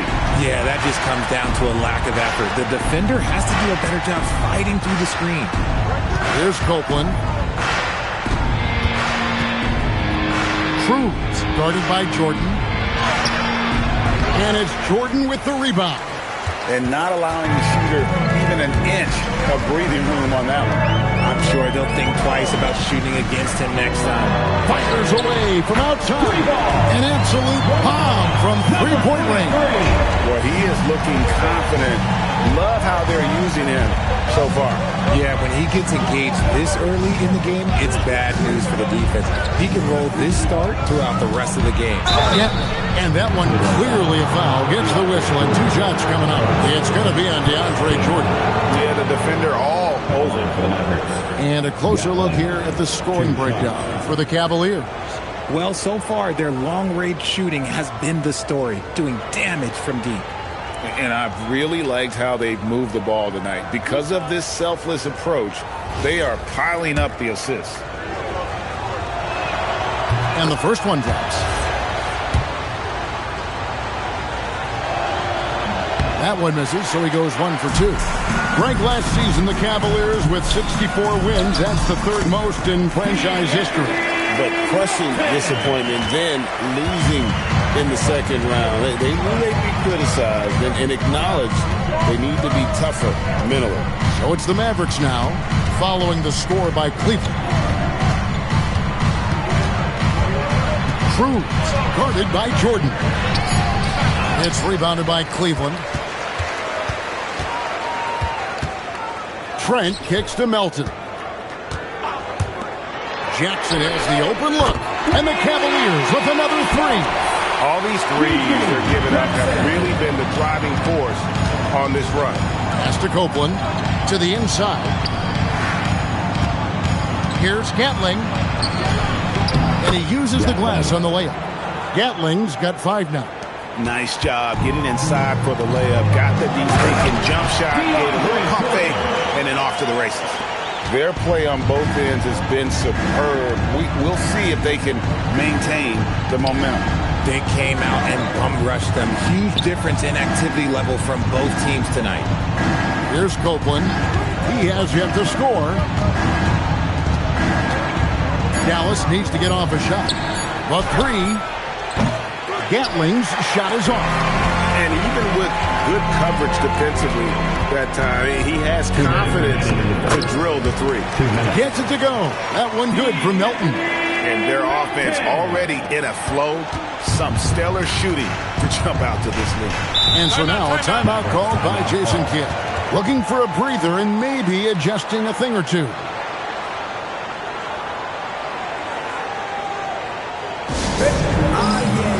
A different look now for Cleveland. Johnson comes in for Gary Trent. Hardaway is subbed in for DeAnthony Melton. Doncic is checked in for Dallas. Williams comes in for Jalen Brunson. Here's Gatling. He's got 5. Doncic passes to Gatling. A great 1-2 punch. Beautiful pass and nasty jam. And wait to finish and cut into that lead a little bit. Yeah, but look at the basket, guys, still shaking. Outside Jackson. Johnson outside. Over Doncic. Johnson can't get it to go. Mavericks trail by 11. Pass to Doncic. From the corner. The shot misses. And the defense was right on him there. Nice contest. A shot by Jordan, no good. Not his best efficiency this quarter. Look, sometimes that's how it goes. Hardaway against Doncic. They set the pick. Shot from 16. And that one comes up a bit short. Usually he's a master in the midi, but not that time. Hardaway finds Jackson. Yes, and it's Hardaway picking up the assist. Jackson's got 9 points. Yeah, they built up this lead 3 points at a time. We'll see if they can keep this pace. Not sure they can win it by relying on just the 3. Doncic feeling it out to the middle and stolen by Jordan. With the teardrop. And so it's Cleveland with a 14-point lead as we bring the quarter to a close. And more than anything, their three-point shooting is what's...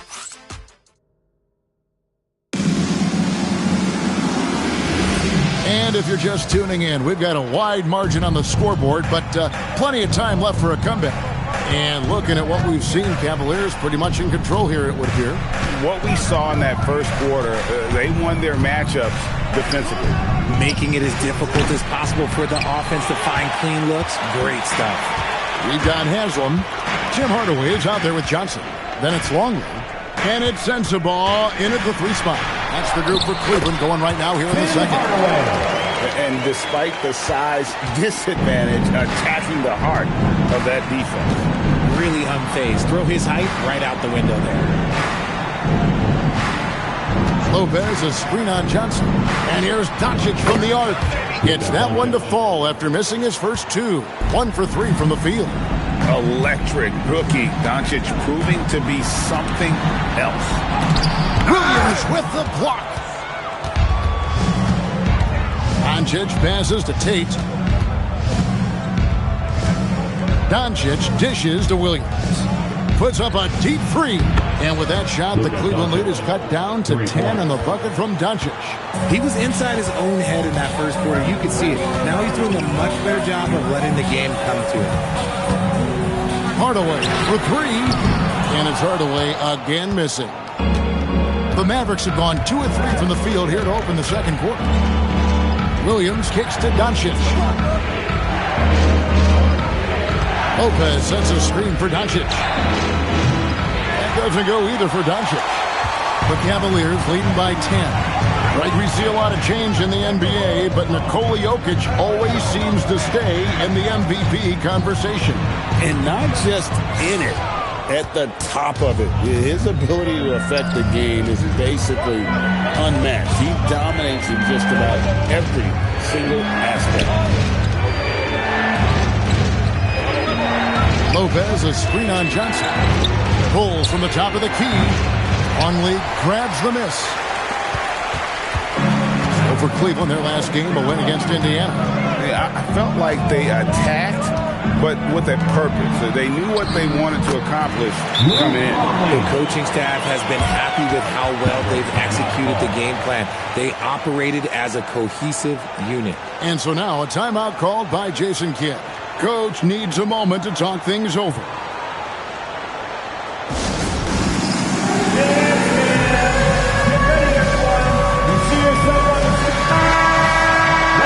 Great rebounding small forward can give any team an X factor. Let's look at a few guys who have been playing that role over the course of the last month. Third is Luka Doncic.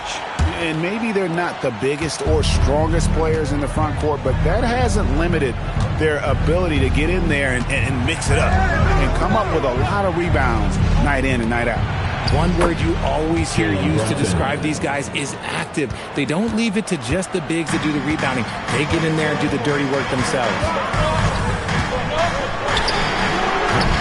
A three-pointer off the mark. Mavericks trail by 10.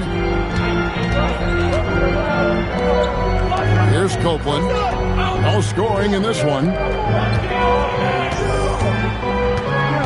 Doncic outside. Off the mark, had a chance to trim it to single digits. And so it's Trent with it. He brings it up for Cleveland. Guarded by Doncic. And a lot of contact on that one, so he'll shoot two here. Well, we know the rumor mill is always active at this point of the season, Richard. For players, what's it like being mentioned in trade talks? It can be a blow to your confidence, and it can also make you lose a little trust in your organization. You just have to remind yourself, it's not personal, it's just business. First one falls for G.G. Jackson. He's checked in for the Cavaliers. And Dallas with a change here, too. Rice is checked in.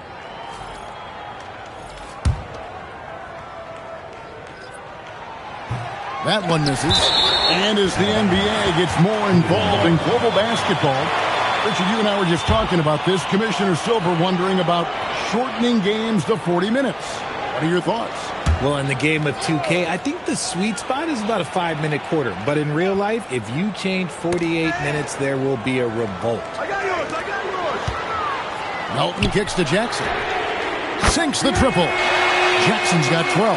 He's found his rhythm from deep, and you can see the confidence. And, of course, it helps space the floor, which gives this offense more room to operate. Some nice passing here by Dallas. Cruz, guarded by Jordan. Count it, and the Cavalier lead has been cut down to just 12 points with the basket from Cruz. Cavaliers have gone 3 of 7 shooting the ball here in the second quarter. Jackson from long range. Doesn't go that time. And you don't want to give up that kind of look too often. Pass to Copeland. To the paint. Here's Gatling. And that's collected by DeAndre Jordan. Jordan's got rebound number 5 here tonight. Melton the bounce pass. There's Jackson with the 3. Jackson can't get that one to fall. Mavericks trail by 12. Brunson kicks to Copeland. Cruz, guarded by Jackson. Kept alive. Brunson outside. The sweet lefty stroke of Jalen Brunson. And for a high-volume three-point shooter, Brunson is really efficient. And timeout call by Kenny Atkinson. He's going to have a discussion on the sideline.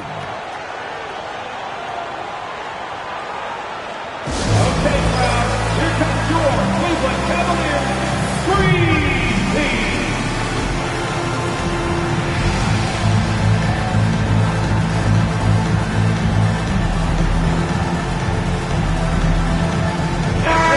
Let's see the stat sheet here on DeAndre Jordan.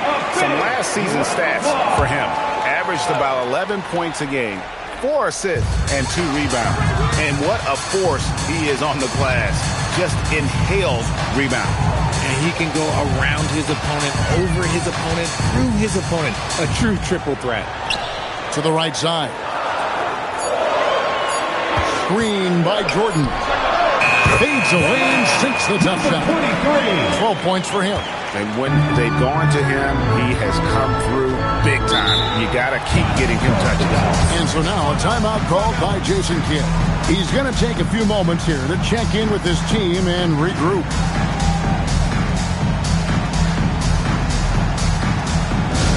Time to get loud, fans. On their way to the floor is your pass-through hook squad. Let's get hyped, everyone. Here comes your pass-through hook squad. Let me hear you make some noise.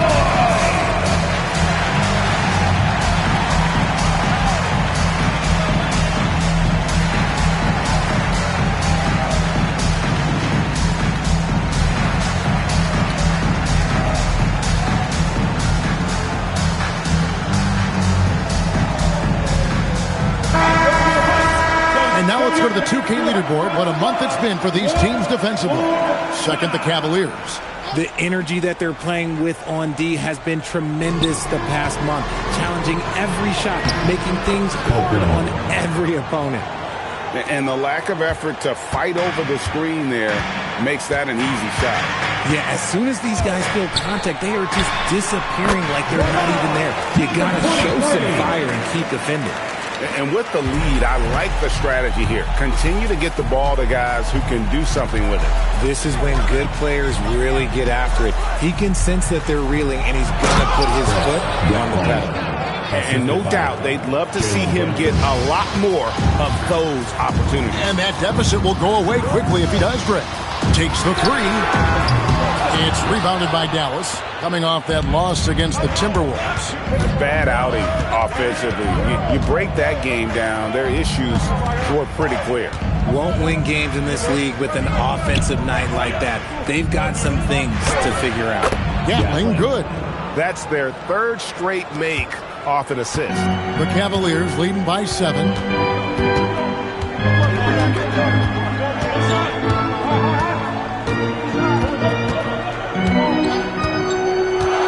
Pass to Melton.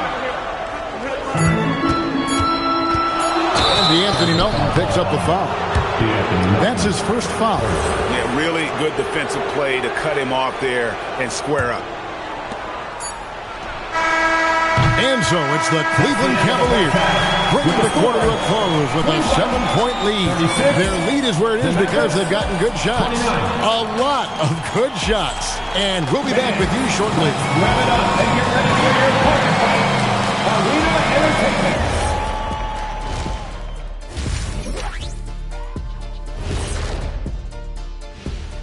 Hey, folks, welcome to the defense should get a talk. They've been getting splashed on all game.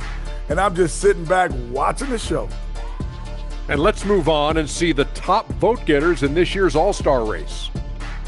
You can almost taste All-Star Weekend, the celebrations on and off the court. Shaq, you know all about that. Let me hear some memories. It's like Vegas. What you do there stays there. That is more than enough of us. Let's send you back to the game, Kevin Harlan and crew with the second half.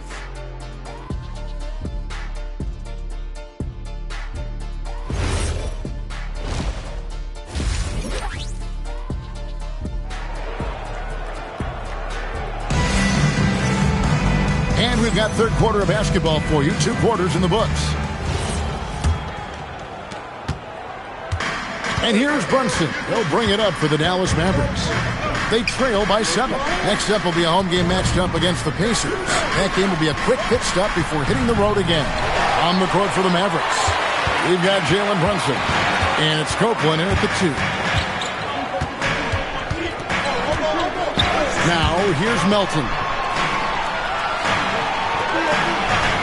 From downtown, that's the 6th make from the field. He's taken 9 shots and missed but 3. And obviously his momentum from the last game has carried over here tonight. He's just riding the wave of momentum right now, getting to his spots and keeping things simple on the offensive side.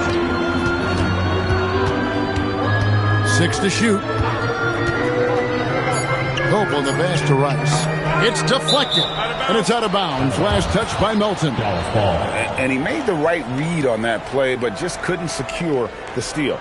And deflections, they're a stat that all teams track. They show who is the most active defensively. And about a minute of action so far in the third quarter. Rebounded by Jackson. The Cavaliers leading by 10.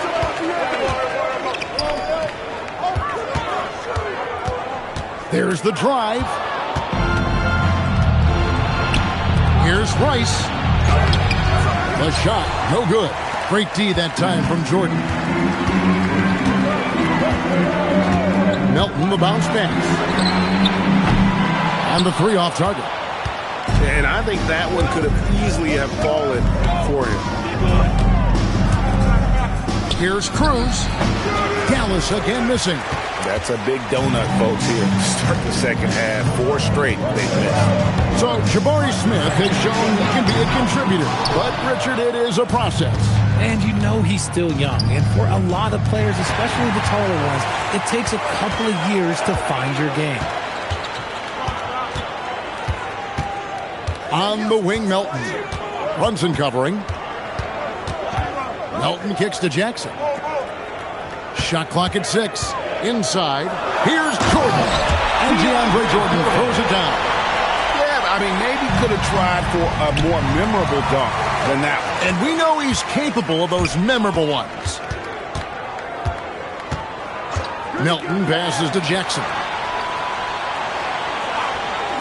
No one near him. And off the left side of the rim, and he swirls in for him. He just makes it look so easy on offense. Like, who takes pleasure in torturing defenses? He does. And so now a timeout called by Jason Kidd. He's going to take this chance to talk to his guys.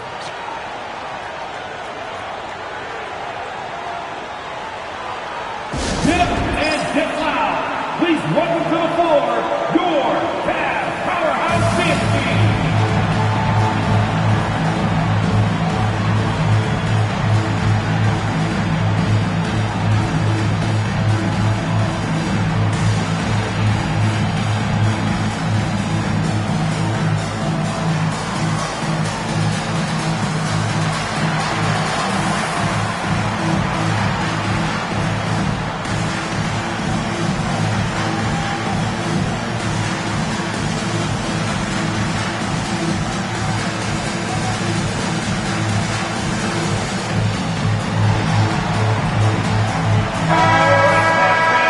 To our rookie leaderboard for a look at this month's steal leaders among the young guys.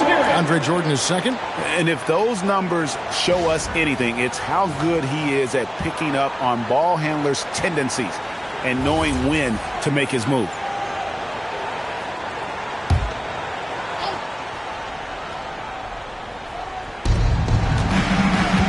Cruz, the pass to Gatling. Out to the wing. Brunson kicks to Copeland. Down low, here's Gatling, and he uses both hands to jam it in. And wait to finish and cut into that lead a little bit. Yeah, but look at the basket, guys, still shaking. And timeout call by Kenny Atkinson. Coach is going to talk some things over with the team. Might be seeing something to adjust.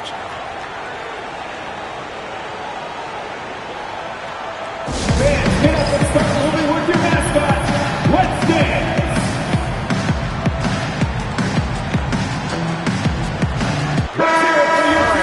Check out the numbers for Jalen Brunson. Last year, getting it done. He put in about 16 points a game last year, 5 assists and 3 rebounds.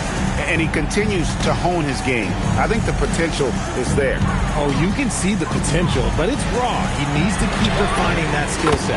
Trent gets the bucket.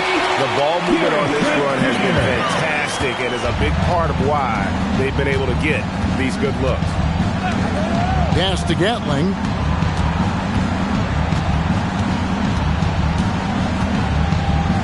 To Brunson. Clock at 6. Shoots over Melton. And he throws it down hard with one hand. And how about the offensive rebound with a little extra punch on the putback? You're right, Greg. As they look to trim the deficit, Could we see them send a few more bodies to the boards from here on out? Maybe, just maybe. So, Richard, you hear the phrase hold time, how long players hold the ball over the course of a game. Walk us through that. Guys with longer hold times are typically shot creators for their team, or they are post-up players. If you have a shorter hold time, that means you are catch and shoot, catch and decision make very quickly. Here's Cruz. And a rebound goes to the Cavaliers. And the shots just continue to say no in terms of falling. Melton passes to Jackson.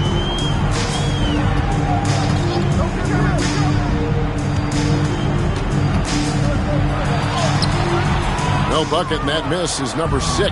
He's made 7. And Copeland kicks to Brunson. Pass to Copeland. 2 minutes remaining in the third. To the inside. And stolen by Jordan. Jackson from long range. Buries it from three-point range. Jackson's got 15. And a breakdown here, guys. The hustle stats for the Cavaliers. They've been defending with excellent anticipation all game long. Just look at how many times they've managed to get their hands on the ball. And they're also finding a good deal of their points off turnovers tonight. Seems like every time they come up with an extra possession, they find a way to convert. All sorts of time, and again it's Cleveland. It works well there. Not much resistance from the D. Yeah, that just comes down to a lack of effort. The defender has to do a better job fighting through the screen. Pass to Gatling. Inside, and stolen by Jordan. Here's Melton. It's rebounded by Dallas. Copeland's got 4 rebounds in this game. So the wing on the left. Brunson against Melton. Brunson kicks to Rice. Dallas moving the ball around. Cruz. That one's off. Still out of sync. Cleveland leading by 20. Pass to Melton. And he floats in for the easy 2.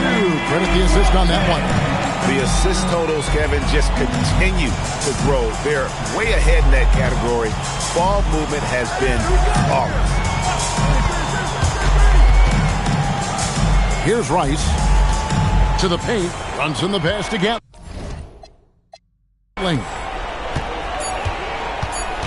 Here's Copeland. The shot from the low.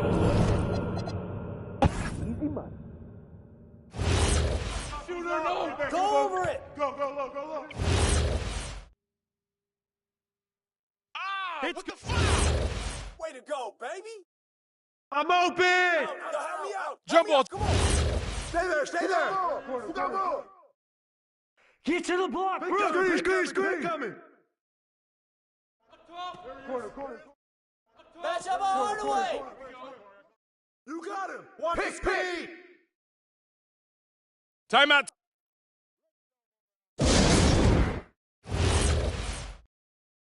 Yo, get the perimeter. Down to. Blue. Foul.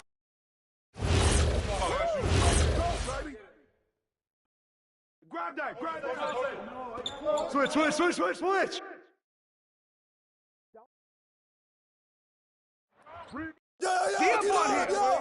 Don't let him get it. Rice.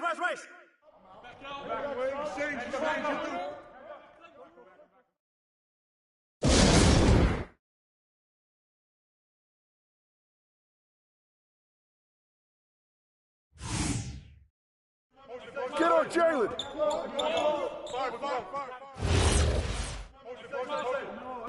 Step out.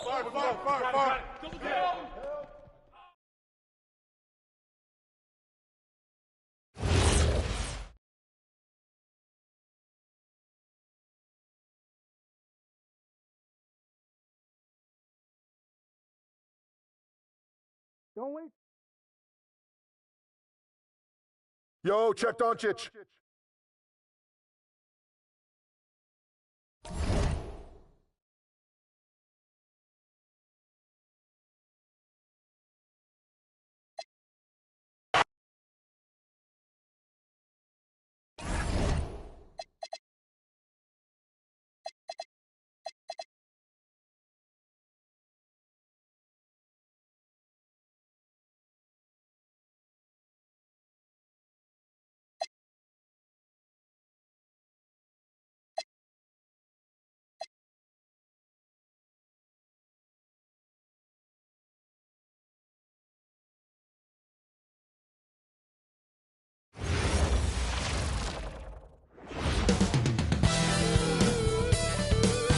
Greetings. And if you're a fan of strong post play, you're in for a treat tonight. Boy, P.A., you remember when the conversation was you don't need centers anymore? Guess what? We're back at it. Two of the best at the 5 spot in this one. And a look at the starters for the Bulls. We've got Jaden McDaniels. He's out there with Bilal Coulibaly. And it's Pavlovich in at the shooting guard position. Outside Coulibaly. Pass to McDaniels.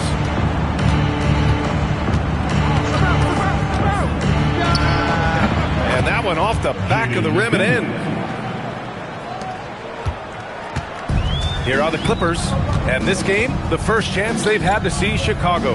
Last year shows that having the better overall record doesn't mean you're going to dominate the lesser opponent. Pass to Coulibaly. And he throws it down with one hand. Well, Coulibaly not messing around as he got close to the rim. Let's check in with our reporter, Allie LaForce. Tyronn Lue gave me a few minutes to catch up with him. We briefly discussed Anthony Davis and what he wants his team to do against him, and Coach said to make him into a jump shooter. I think if we can make the majority of his shots jumpers and keep him away from the rim, we should be in good shape. Easier said than done, but we'll see what happens. Guys, back to you. Allie, thank you. Los Angeles shooting their first shots of the night from the charity stripe. 3 shots. 3 shots.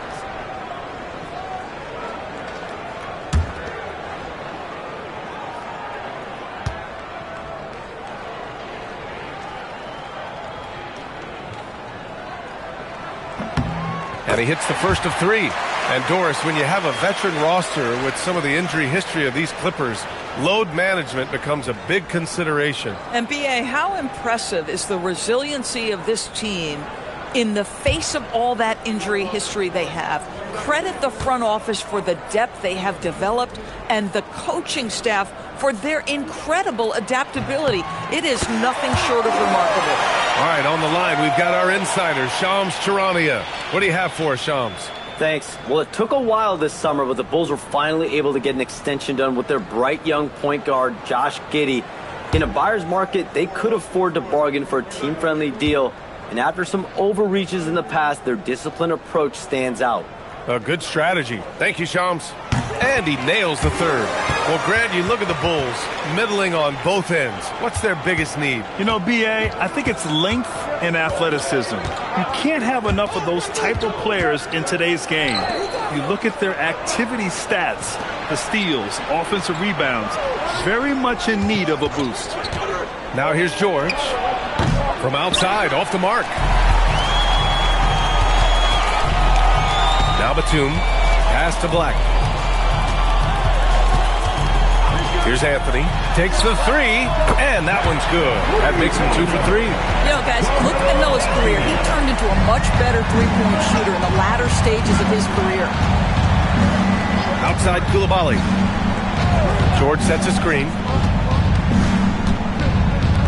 Outside McDaniels. Shot clock at 6. Anthony grabs the board. Well, this guy typically a nice touch from mid-range, but obviously can't make them all.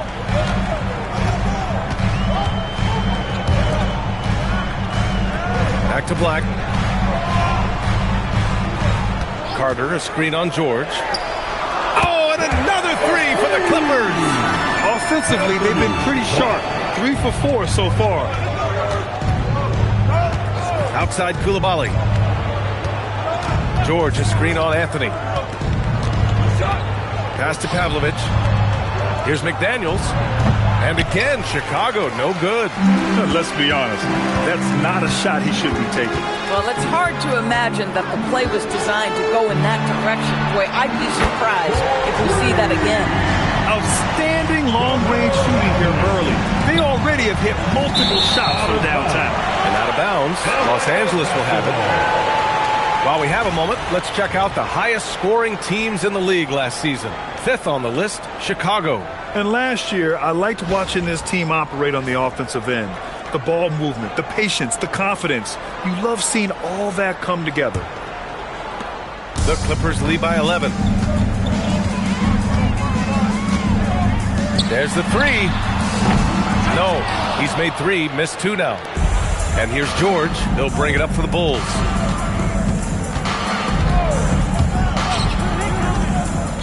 They still need this. Oh, plenty of contact on that shot. Officials call the foul, and he'll take 2 free throws now. Well, we've got some games behind us now, Doris, and at this point of the season, what has caught your attention so far? I mean, for me, BA, it's always about what players have made the leap. Which ones have refined their games by the hard work they put in the offseason. And for me, boy, a number of guys have really taken big steps.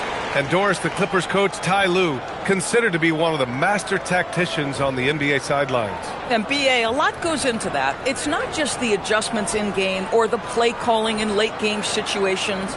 It's also the fact that this guy understands how to communicate with players, how to hold them to a high degree of accountability, and walk that line between demanding and being supportive. He is one of the game's sharpest minds. Lets the 3 fly. He drops it from range. And the shooting skill across the board for this rookie is what makes Keontae George so difficult to defend. Black with it. Pass to Anthony. Fires for 3. He can't get it to go.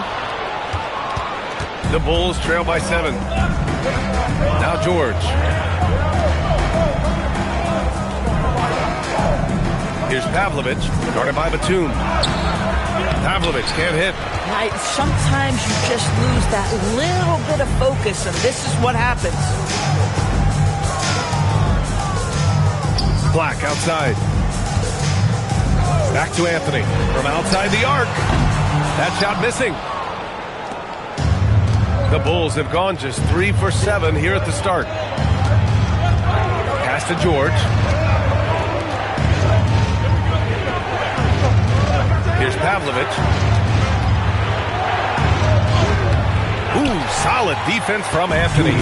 And that closeout certainly made a difference.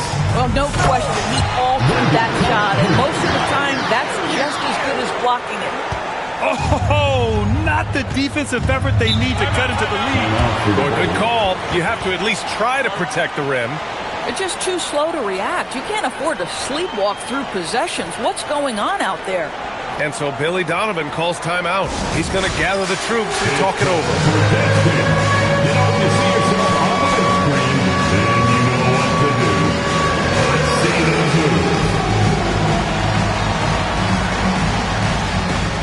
Everybody, get that!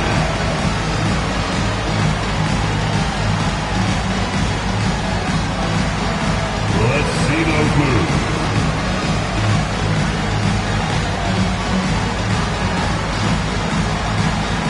Next dancer.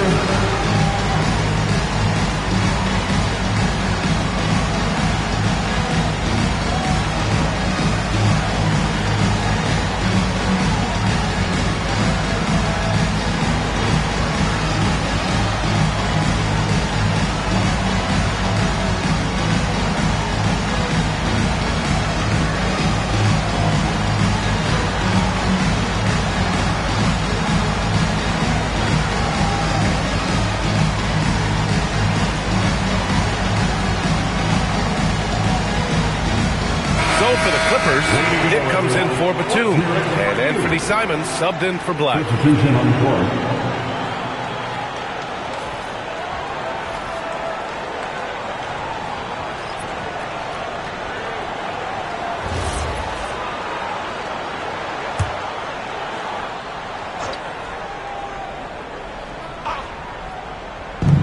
We've got 1:48 left in the first quarter of the game. Jacks up a 3. Parker, no good. The Clippers lead by 9. Anthony, right side. Chicago with a rebound. He might be forcing things a little bit right now. Credit the defense for how they're playing him.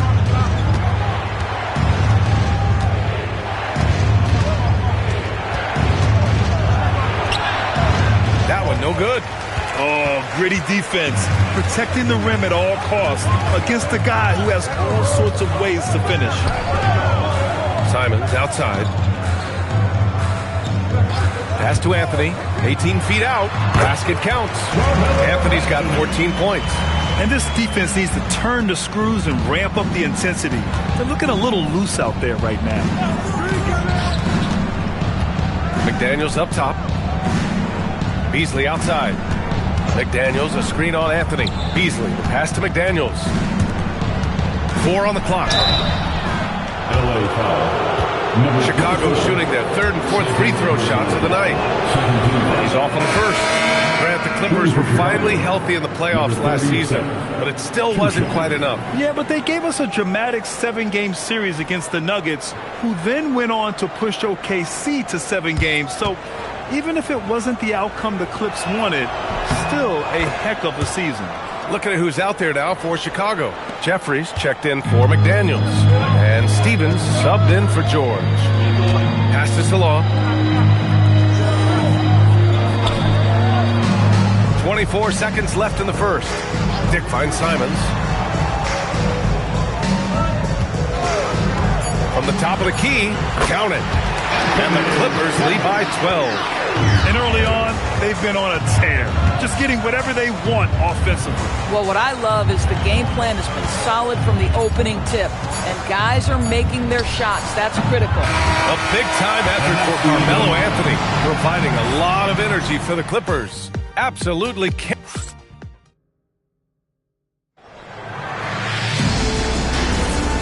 Great to have you with us. Second quarter of basketball. This game has not exactly been neck and neck, but plenty of time left in this one. And let's get your take, guys, on the scoring breakdown for the Clippers. Well, in today's NBA, the three-point shot is so valuable. They realize this, and that's why they're continuing to drain as many as they can. Yeah, and in addition, their ball movement has really unleashed their offense. Boy, they've been fun to watch. And for Chicago, let's take a look. And it's Bueller in at the 5, roaming the paint. There's the foul. It's on Anthony Simons. That's his first foul.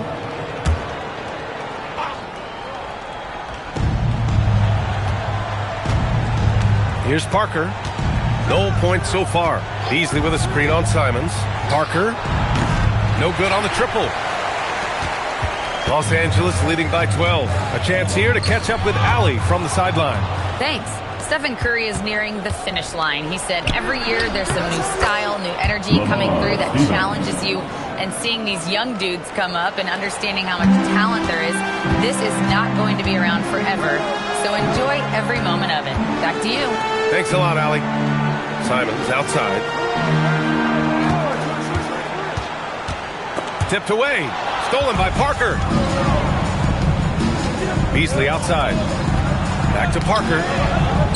Jeffries, the pass to Parker. Beasley with a screen on Dick. Parker, no good. And it's Simons with the ball for the Clippers.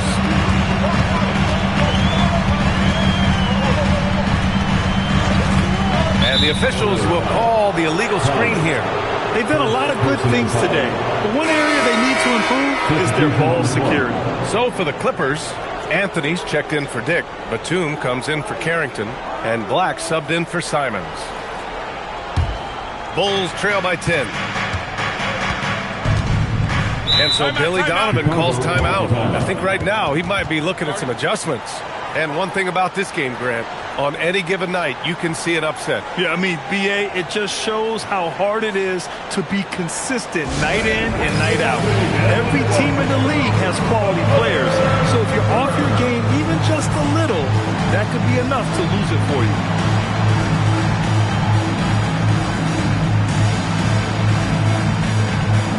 Chicago making some changes. Beasley's checked in for Jeffries, and it's Parker in for Stevens. The Clippers on D. Still looking for their first basket since the first quarter. Pass to Pavlovich. There's a screen. 4-3. And once again, off the mark by Chicago. Man, it's amazing. Their slim advantage on the board seems a lot larger than it is. On the wing, Anthony fires the three. He drains it. Made half his shots. He's 5 for 10 now. And just not letting up at all. I mean, you have to love this approach. You want to get the ball to the guys who make plays. One thing we've learned in the NBA, the game is never over. So you've got to continue to score, continue to build your lead. Here's Parker. And once again, off the mark by Chicago. Boy, this guy has completely lost his focus. Nothing working. Batum, pass to Black. Three-pointer, Anthony. The rebound by Beasley. And this is exactly who you want taking that shot. You just missed it.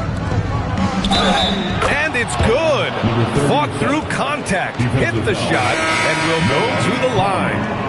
Chicago shooting their 5th free throw of the game here. Wendell Carter, he's checked in for Los Angeles. Jaden McDaniels, he's checked in for Chicago. One shot.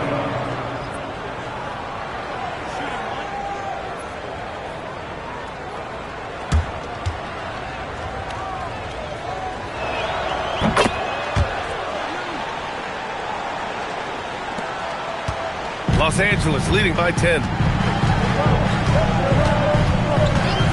Black outside for 3. Anthony. Shot is off. He's 5 for 12. Chicago has gone 0 for 4 from beyond the arc here in the second quarter. They get it again. Off the mark. Had a chance there to trim it to single digits. The Clippers have gotten only 1 of 4 shots to go in. Batum, right side.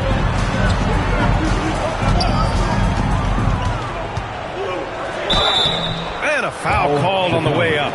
So he'll take 2 from the free throw line. First personal foul. Well, one thing fans always have opinions about is NBA officiating. Listen, I'm going to let the fans go crazy. What I recognize is officiating is one of the toughest jobs in the world. This game moves so quickly. They are making decisions in real time at sometimes very difficult angles. I am here to support the officials all the way. The first free throw is good. And whether he's starting or coming off the bench, Batum does what is asked of him. He's the definition of a quality role player. Chicago making a switch here. George is checked in. Both good from the line that time. The Bulls trail by 12. Outside Coulibaly. Back to George. Pass to Coulibaly. Tipped. Nice rebound. Trying to match the other team's intensity right now. And it's Black penetrating. Shoots over George. Batum outside. Beyond the arc. Hits a three-pointer. Batum's got 5 points. Just great awareness. You know, you spot the man on the perimeter. You set him up with a great look. Outside Coulibaly. Pass to McDaniels. And again, no good by Chicago. Well, terrific defense. They obviously respect his ability and just want to make it tough. And though he gets lauded for his scoring ability, Benedict Mathurin is also an excellent rebounder for a guard, Doris. He's got a live body, very fast off his feet, BA. And yes, he loves to put the ball in the basket, but this guy just competitive.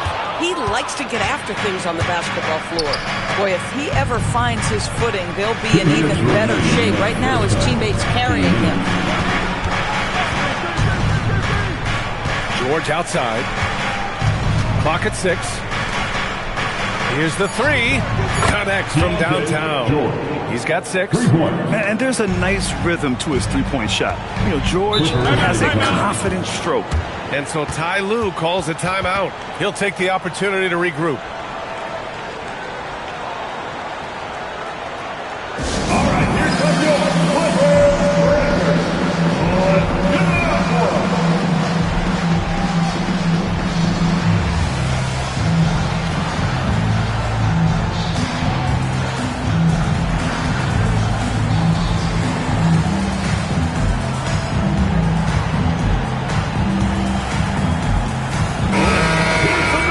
Peek now at our rookie leaderboard to see who led the way in steals this past month. In the third spot, Jaden McDaniels. And simply put, over the last month, he's been fantastic. Active hands leading to a lot of steals. Back to Batum. Picked by Carter to the middle. Lays it up and banks it in. Carter's got his second bucket on the night. And trust me, when the D's slow to react, he'll be the first guy to make them pay. And that's typical of this guy. He's always reading the situation, reacting quickly and capitalizing. And so Billy Donovan calls timeout. A moment to rest and confer on the game plan.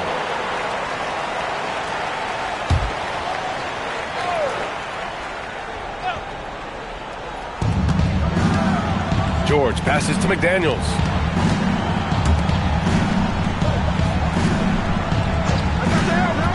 Pass to Pavlovich.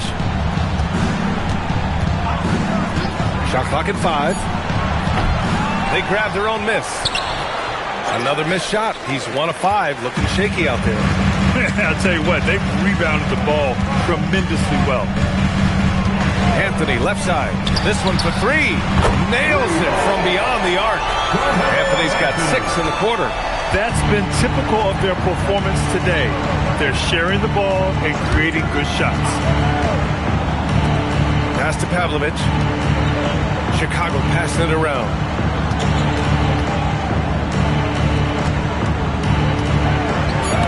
Blocked! Now here's Black. Steps back, out to the wing. The 3. Batum's shot is off. George outside. And that's not going to go. Misses at the buzzer. And through the first half, a pretty lopsided affair. Clippers ahead, leading by 17. And don't go away. After the break, we'll see you right back here for the start of quarter number 3.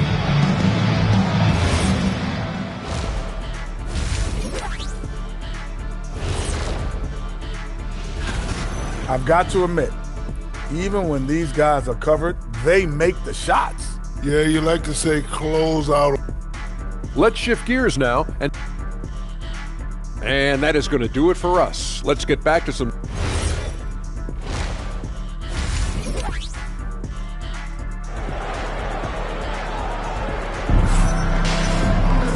And with the second half upon us, we'll find out if this game becomes the rout that it's threatening to be. Boy, you got to like what Carmelo Anthony has done in this game. Through the first 2 quarters, he's been on fire. Explosive offensive performance. Boy, he has been shouldering the load. Aggressive, skilled, talented, and thus far, unstoppable. Anthony Black out there with Nicholas Batum. Then it's Carmelo Anthony. Then it's Wendell Carter. That's the group starting the second half for Ty Lue. Anthony outside. Carter, a screen on Coulibaly. Anthony misses. And here's McDaniels. He'll bring it up for Chicago. 15-point game. Looking ahead, they've got the Warriors coming to town for their next game. It'll be a quick stopover at home before they have to get back out on the road. Batum finds Anthony. Batum outside from the arc. Chicago with a rebound. They're searching for a way to score. Yeah, buckets have been very tough to come by. From behind the arc. Not going to go that time. Los Angeles leading by 15. Here's Anthony. McDaniels with the rebound. Stumbling to start the second half. 3 straight misses. Pass to Pavlovich. And the foul called on Nick Batum. That's his first foul of the game. Personal foul. First team foul.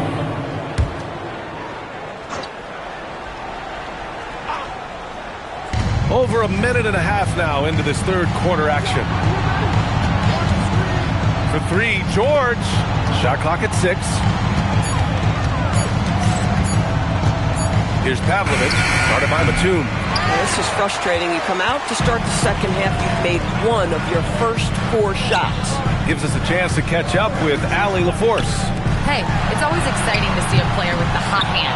Klay Thompson knows a little something about that, and he said it's that flow state that any great athlete or artist, entertainer, tries to get into. The one thing I learned is you can't force those great nights. You have to let them just happen. BA, back to you. I can only imagine what that's like. Thanks a lot, Allie. And once again, off the mark by Los Angeles. Things have been a little bumpy coming into the second half. 5 straight misses. George outside. From deep. The Bulls need to get off a shot. Off target with the 3. Los Angeles leading by 15. Black outside. To the wing, right side. To stop the drought. Batum gets the bucket. Batum's got 8 points. Pick works well there, but the defense left a lot to be desired. It takes incredible effort to stay connected to the hip of the offensive player. You've got to want to work. Pass to Anthony. And there's the screen. Fires from deep. It's hauled in by the Bulls. I'll tell you, that's one he typically will make. The defense gets away with one. Laid it in with a nice touch off the window. He's got 9. If a teammate's open in the painted area, you give him the basketball. Those are high-quality shots. And so Ty Lue calls a timeout. And we might see some changes. Coach potentially looking to adjust.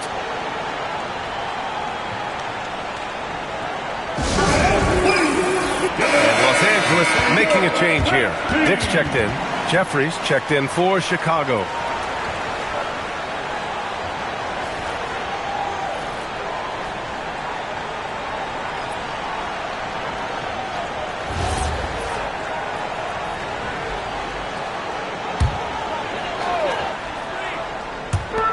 Second half here, and we're just over 3.5 minutes into it. Black outside. Down low. Nice ball movement by Los Angeles. Carter, a screen on Coulibaly. Here's Dick. 6 on the shot clock. And once again, off the mark by Los Angeles. A 6'8" point guard, Josh Giddey's length gives him a massive advantage, Grant. Oh, it does, B.A. He's too big for opposing ones to guard. It's tough putting a wing on him, and Giddey just makes you change your defensive game plan. Here's Pavlovich. Hasn't gotten one to fall yet. Outside McDaniels. The 3 is up. It's hauled in by Black. Black's got 4 rebounds now. Well, he just doesn't have it here tonight, and it's had a ripple effect on this team. Batum's shot is off. Bulls trail by 16. Outside McDaniels. The 3 is up. The shot no good. Boy, this is the story of the night for this guy. He's taken a lot of questionable shots. Black passes to Dick. And good, as it takes a nice bounce off the right iron and down. And the Clippers lead by 18. And so Billy Donovan calls timeout. He's going to take a moment to give him a breather and talk things over.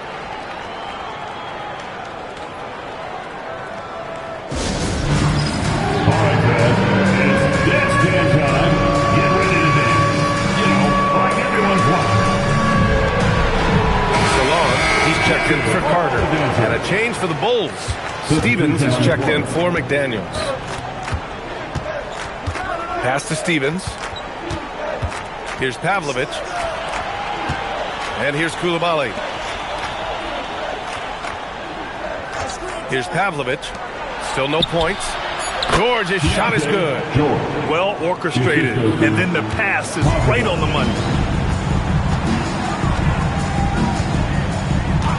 1:25 left in the third quarter. Hits the trifecta. Dick's got 5 points now in the quarter. Hard to win games when you allow clean looks from the perimeter. Pass to Stevens. Now here's George. And here's Coulibaly. 3-pointer. The shot no good. And they're +5 on the boards after that rebound. And it's Dick on the attack. Stolen by Coulibaly. Here's Pavlovich. Can't cash it in from close range. He's so frustrated. Hasn't had a make all game. It's making it very difficult for them to find any success. Coaches love assisted buckets, boy. It just means the team is working well together. They need something good to happen here. Yeah, they've gone way too long without a score. Count that bucket. Boy, they'll take that possession. Nice finish in close. And here's Dick. He's got 5.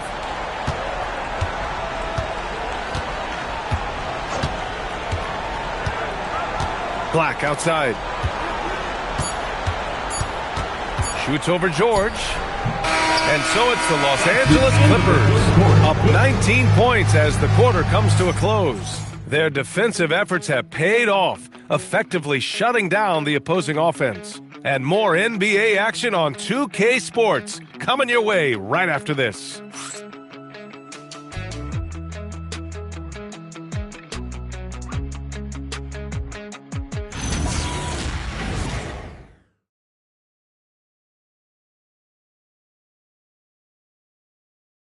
All right, let's take a look at our assist of the game presented by State Farm.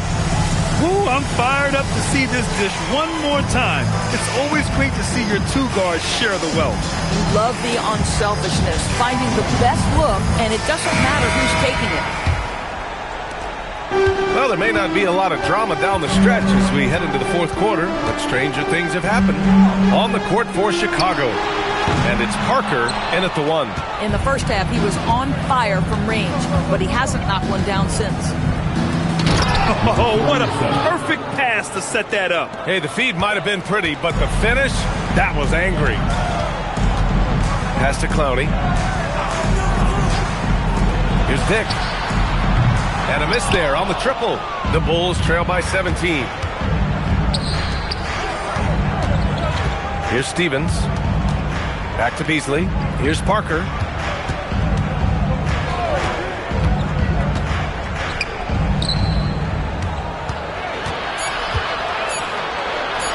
Takes a 3. It's rebounded by Los Angeles. Their biggest lead of the game was 21. And there's Simons. That one's good on the assist by Anthony. And the Clippers lead by 19. Oh, got a piece of it. Beasley against Anthony. He takes it in. Here's Clowney. Back to Anthony. Pass to Dick. Lets the 3 fly. And he can't get that one. The Bulls trail by 19. Beasley outside. Now here's Parker. Beasley with a screen on Simons. That shot's good by Parker. Well, you give him that much space, he's going to look like an elite shooter. And it's Simons with the ball for Los Angeles. And timeout called by Ty Lue. He is not messing around, calling them into the huddle.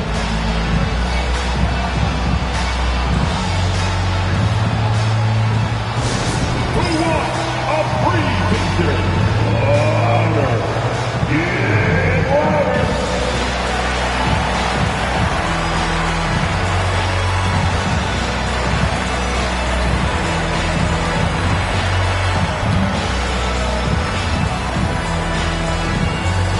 Carter, he checked in for Los Angeles.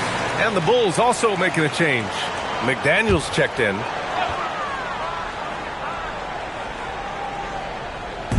We're about 2 minutes into the fourth here. Outside Dick. Three-pointer, Anthony knocks it down from distance. Anthony's got 23 points. This has been a running theme for him. Hit a number of threes in the first half, now nails another. Everyone in the building saw the obvious contact. All right, a look at how the points have been generated so far. A scoring breakdown for Los Angeles. Well, you love their unselfish play. Keeping that ball moving, good shot to great. That's winning basketball. Boy, the long ball has been another point of emphasis for this group tonight. Their shooters are finding open spaces and firing without hesitation.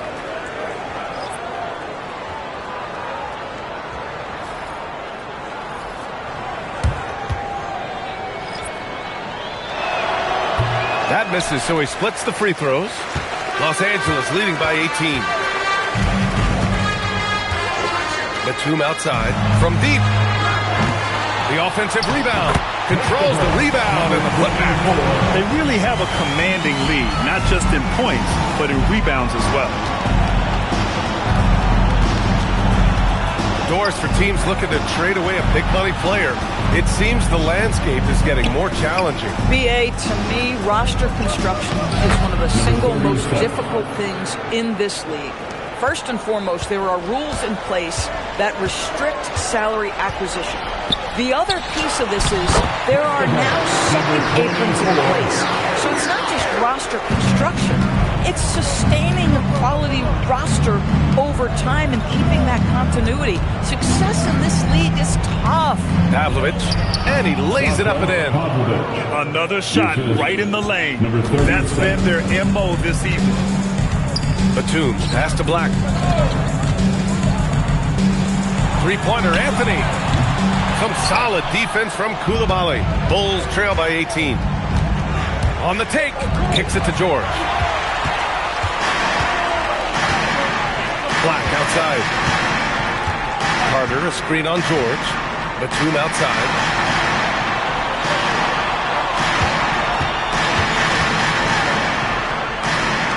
Black outside. Just 4 to shoot. Shoots a 3. It's off. Every player goes through this. When your shots aren't going down, it can ding your confidence.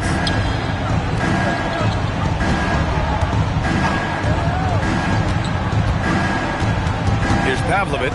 Black defending. Koulibaly with a screen on Carter. He's off from 3. The Clippers lead by 18. Here's Anthony. Black outside. Now Carter. He launches. Can't get it.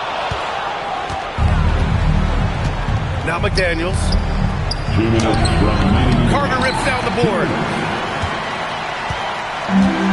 1:56 left to play in the fourth quarter. Carter, a screen on George. Here's Anthony from downtown. Oh, it doesn't go. They've been having major problems offensively. Definitely in a bit of a dry spell. Now McDaniels. Grant, you're involved with helping the NBA grow the game globally. How important are those initiatives? You know, BA, it's very important to watch how the game has grown over the last 30 years that I've been connected with the NBA. It's quite staggering, but there's more work to be done.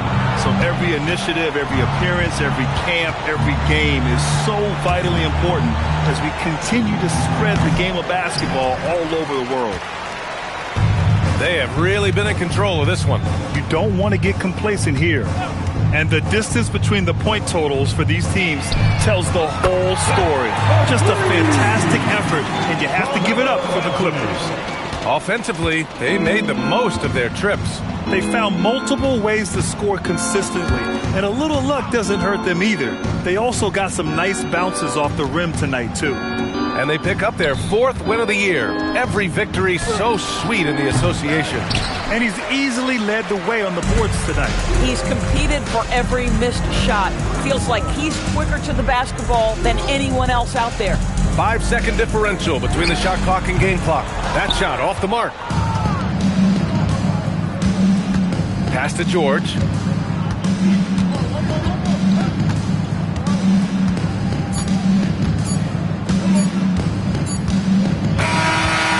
The Clippers winning this one easily.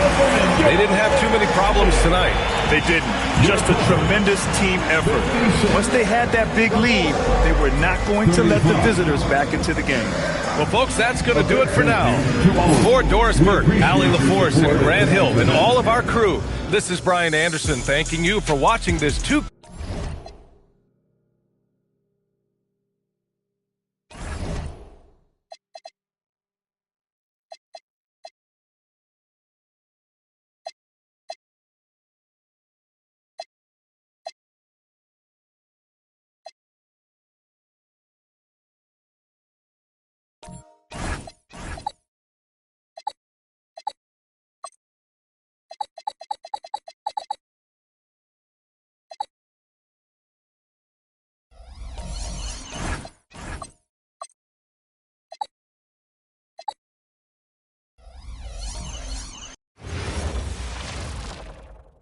And a chance for everyone to get some shots up. Find the touch. Find the range. Find themselves. We're almost at game time. Welcome, fans. Thanks for joining us for this Friday night edition of the NBA on 2K Sports. Tonight, we'll see the Boston Celtics as they play against the Charlotte Hornets. Hi, everyone. Kevin Harlan with me tonight. Stan Van Gundy and Greg.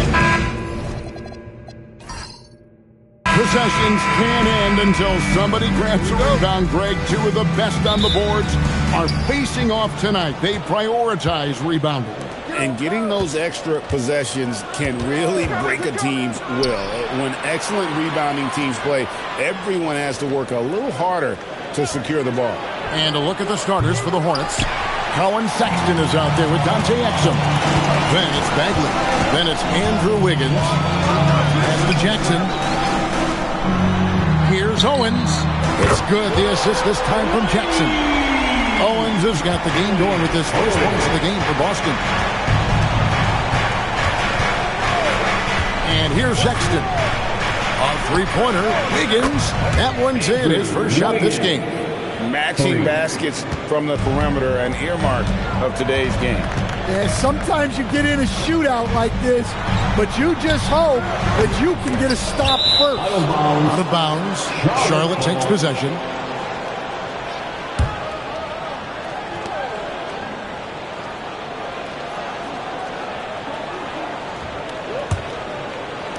And about a minute gone here in the first quarter. Lets the three fly. And again, it's Charlotte with a three. And he likes to get in a rhythm early. Nice triple. You know, Greg, after struggling with injuries to start his NBA career, Cade Cunningham is figuring it out. And the former #1 overall pick in 21.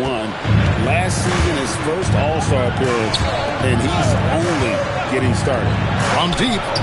That's in, and he's now 3 for 3 and looking sharp. And it just seems that every pass they make is leading to a score. Just great ball movement. Pass to Jackson. Now Owens. Back to Jackson. Nice ball movement by Boston. Boston, no good that time either. Well, he certainly had trouble finding the mark this quarter. Greg, they're in a rhythm offensively, really cooking. And the opposition looks helpless to stop them right now. Owen, first personal foul, first team foul.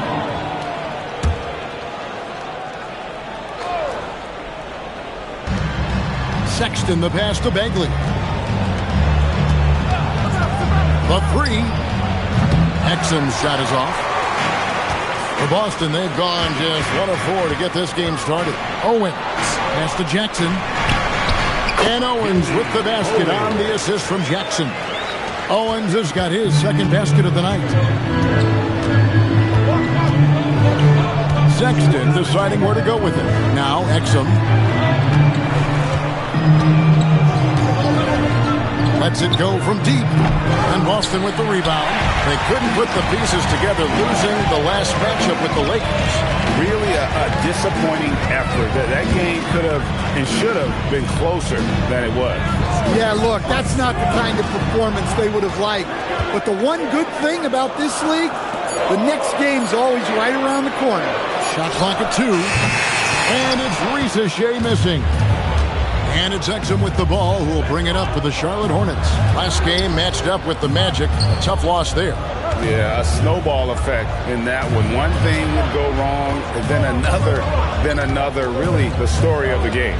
Yeah, they just committed too many mistakes at both ends. But credit their opponent for being disruptive. Yeah, this quarter's all about him. He's just dominating at the offensive end.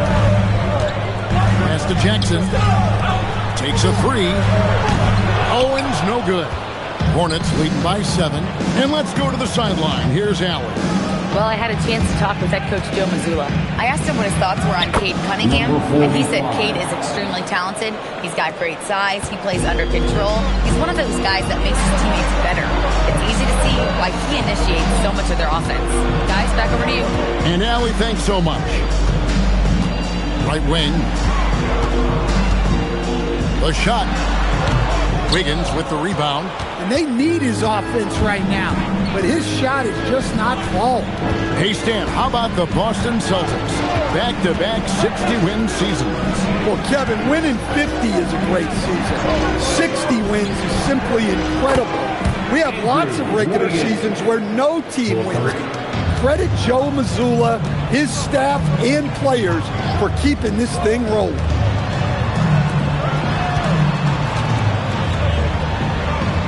Pass to Shireman. Now, here's Owens. And in the game with the Lakers, he did not play that well.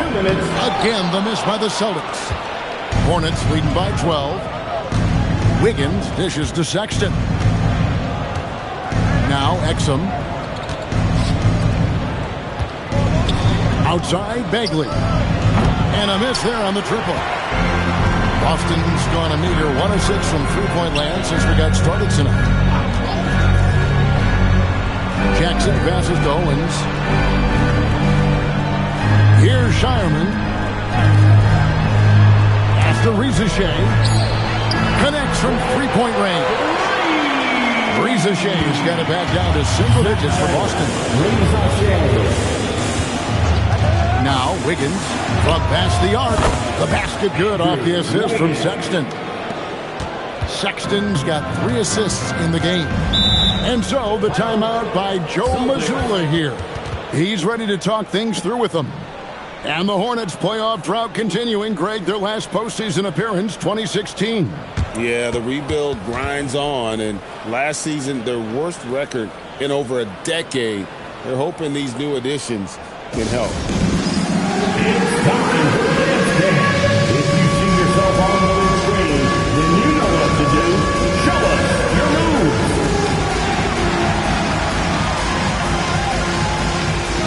Bring those moves.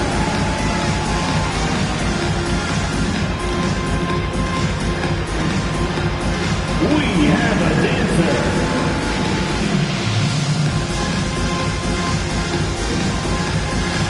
Nice try, it's all good.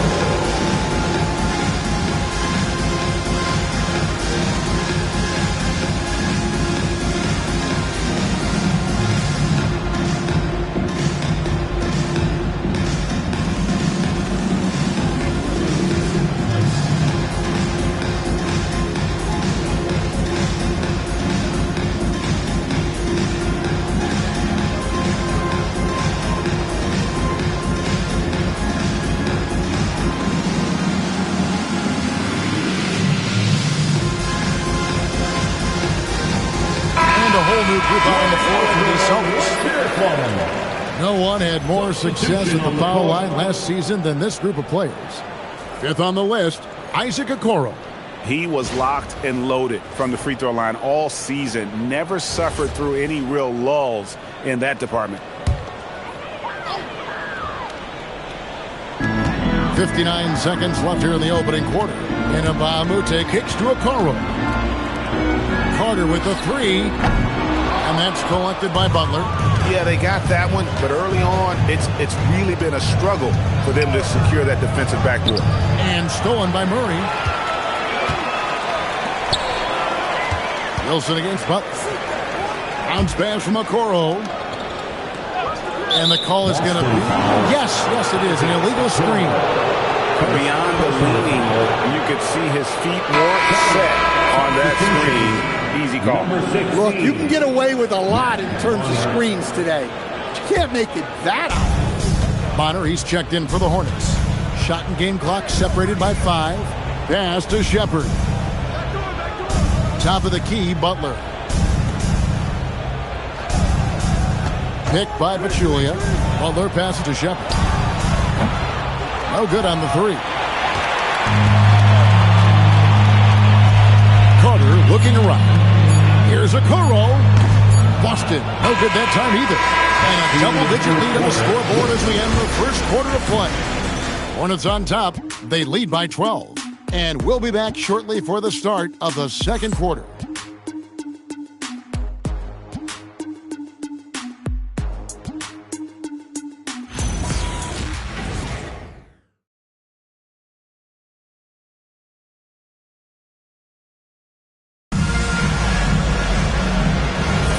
And welcome back to the second quarter of action. Plenty of basketball left to play, but this one has been one-sided so far. And a moment now to quickly take a look at the offensive approach for Charlotte. Well, the thing about hitting early threes, it spaces the floor and makes things a lot easier offensively. And it seems they've also put an emphasis on moving the ball, working to rotate around the defense and find those quality looks. Wilson out there with Luke Mbaamuti. Then there's Carter. Then it's Isaac Okoro. And it's Murray in at the 5, roaming the paint. That's the 5 to begin the second quarter for the Celtics. Bonner no good. Celtics trail by 10. Pass to Okoro. Now Murray. Now here's Wilson. 6 on the shot clock. Okoro kicks to Wilson. Offline with his 3. Charlotte leading by 10. Pachulia with the screen on Carter. Here is Bonner. Charlotte moving it around. Pass to Butler. This one for 3. And Okoro pulls it down. And Anthony Simons got his teeth under Damian Lillard. And C.J. McCollum, Stan. Some pretty good manners. You aren't kidding, Kevin. And I think going up against those guys in practice every day, watching them every night, and being another guard who has to score the ball, he couldn't have learned from anybody better. And Anthony Simons now a tough guy to stop. Let's go to the sideline and see what Allie LaForce has dug up for us. Allie, take it away. Thank you. The Hornets are trying to create a winning environment. Coach Charles Lee said, quote, "We know this is a young team, so I want culture enhancers who help us build with their hard work and creativity. Having that energy coming into the building every day is the most important thing." Guys, back to you. Working to set the standard. Allie, we thank you very much.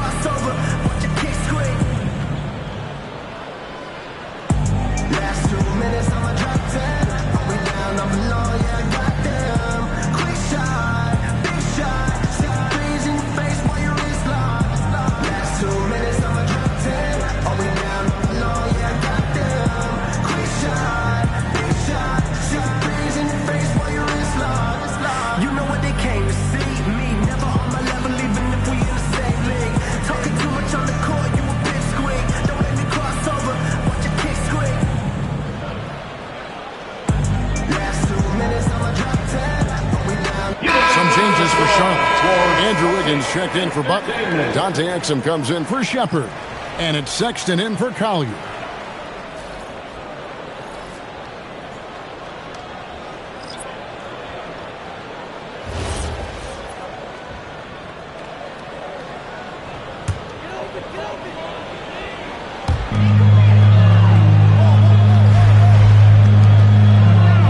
Carter dishes to Murray.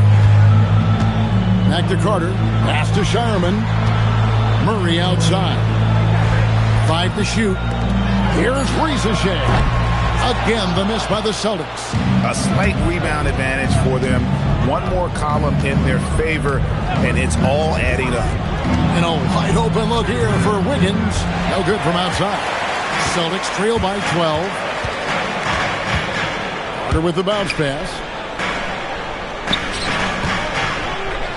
And communication is so crucial to winning basketball. Coach, teams that can get on the same page quickly, they clearly have an edge, right? Oh, absolutely. I don't know that there's anything other than effort, maybe, that is more important to good defense than communication. The only way teams can be on the same page on how you want to cover certain situations is with great talk. It's got to be early, it's got to be loud, and it's got to be repeated. Boston making a switch here. Jackson's checked in. Bagley, he's checked in for the Hornets. Sexton with it. Still without a basket. Charlotte needs to get a shot. Trains the three-pointer. And the Hornets lead by 13. Looking to make plays for others. We've seen this from him all night. Yeah, when there's been an open man, he's found him. And you love to see a guy dishing it like this. 2 points. That one goes. Shay's got 5. And so Sexton will bring it up for Charlotte. Next up will be a home game matched up against the Pacers. That game is the first and last of their homestand. The Celtics have gone 50% from the floor in the second quarter, 3 of 6. Pass to Carter. Here's Shea. They get it again. Pena. That's another look. And the lead is down inside single digits. How about the energy he showed on the glass? Outworking everyone and getting rewarded for it. On the wing, Wiggins. There's the 3. And that comes off the assist by Exum. Wiggins has got 21. Even after all those three-pointers he hit in that first quarter, it looks like the D still didn't learn its lesson as they've left him open for another one. Shea wide open. And they wasted no time getting those 3 points back. Shea is a playmaker, taking it upon himself to answer from deep.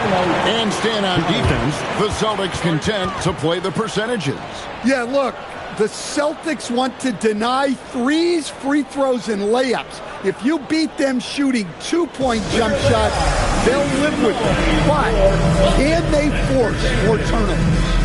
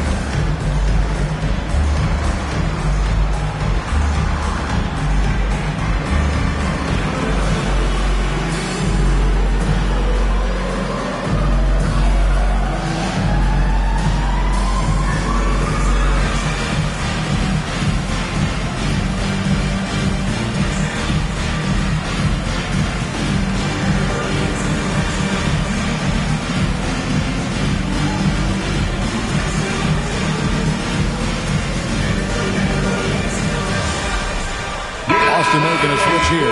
Owens is checked in. And let's go to the 2K leaderboard to see the teams that blocked the most shots in the NBA last year. 5th on the list, the Celtics. Well, last season, this was a team that prided itself on protecting the rim. They were not an easy group to score on inside.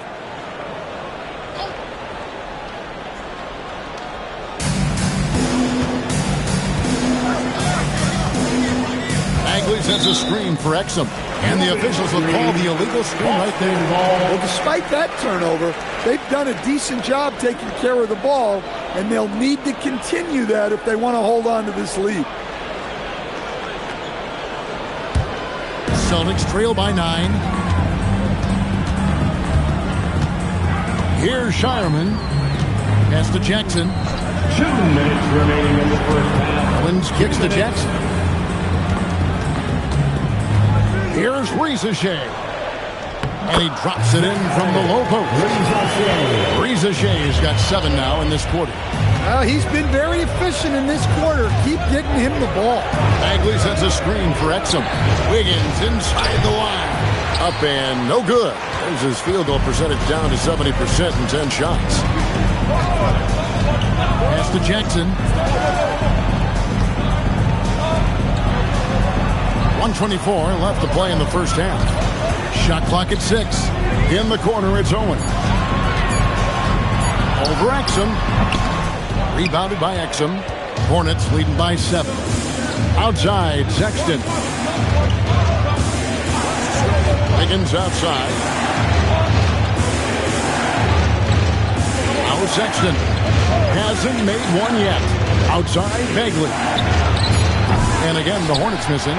The Celtics have gone 6 of 12 in the second quarter, right at the 50% mark from the field. Pass to Shea. And it's off from 3-point range. Wiggins passes to X. It's tipped. Stolen by Jackson. And here we go. Fast break. Owens has got it. I tell you what, they won't be down for long if they can get some more early offense like that. Charlotte has gotten gold from deep in the second quarter. Just 2 of 6 from long range. About 3 seconds between shot and game clock. They get it back. And it's blocked.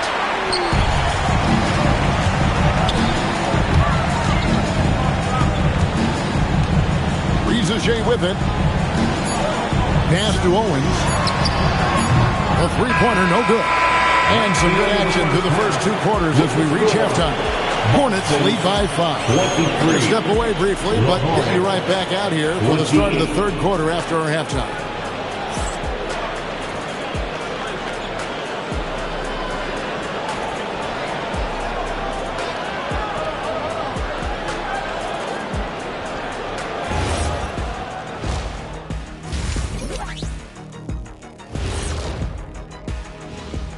Hello, folks. Still a ways off from All-Star Weekend.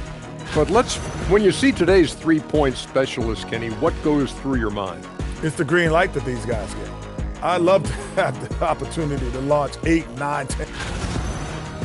Turning back now to that game we've been watching. A positive first half for the Hornets. They're clicking from outside. Hard cuts to the ball and a few bone-jarring screens. Man, they have a high quality of looks. They've been cashing in on those. We'll see if the sharp shooting continues.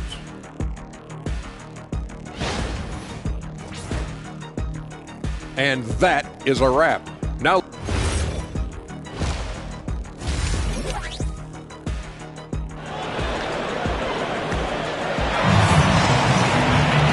we've got second half action for you, and if the next couple quarters are similar to the first, this one could go down to the last possession. You look at Andrew Wiggins in this game, he's been everywhere.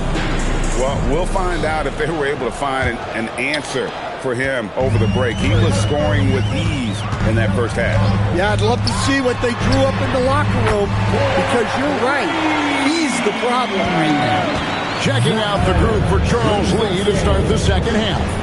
Marvin Bagley is out there with Andrew Wiggins. Then it's Exum. Then there's Colin Sexton. Here's Wiggins. And he jams it with authority. That's why you never quit battling on the offensive glass. And that's a nice reward for his effort. The flush. Perfect. Well, that's what he does. He makes an impact with his activity on the board. Jackson finds Rizachet. 6 to shoot. Shoots the 3. Jackson, that's a 2-pointer. Hornets with the rebound. 13 points was their biggest lead in the game. And no questioning the greatness of Kevin Durant. But, Greg, trying to get back into championship contention. Yeah, and since his 2 titles with the Warriors, disappointment with the Nets and Suns, can he get a shot at another ring? Celtics trail by 4. And now let's swing it over to Allie LaForce on the sideline. Thanks, Kevin. Kevin Durant, as effortless as a scorer as this league has ever seen. He said, I'm not really flashy with how I play anymore. I just try to look for the best shot and be simple and easy with my game. Fly under the radar a bit. After every shot, I just run down the court and get back on defense. Back to you, Kevin. Okay, thank you, Allie. The Celtics shooting their initial free throws of the game right here. And as a team, excellent a season ago, about 80% when they got to the line. Here's a look at the stats for Jackson. Coming off a terrific season, he averaged about 26 points a game last year, 6 rebounds and 4 assists. To have a scorer like him consistently deliver you points makes such a big difference for a team. Yeah, he gives you something to build around night after night. Reliability is huge in this league.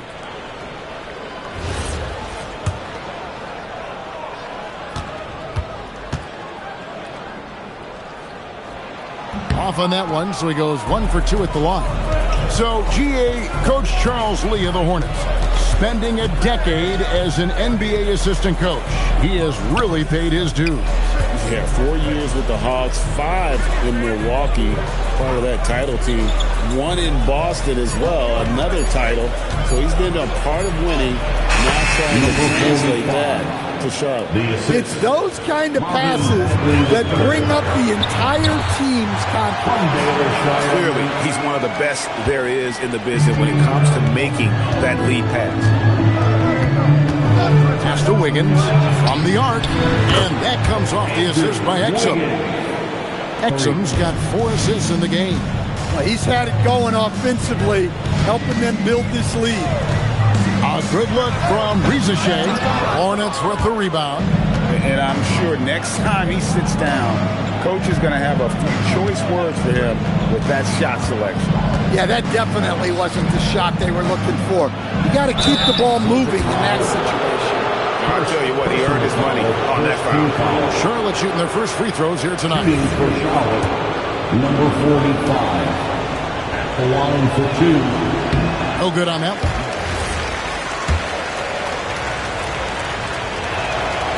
And the second free throw, good. Celtics trail by 7. Clock keeps going. 3 minutes into the second half now.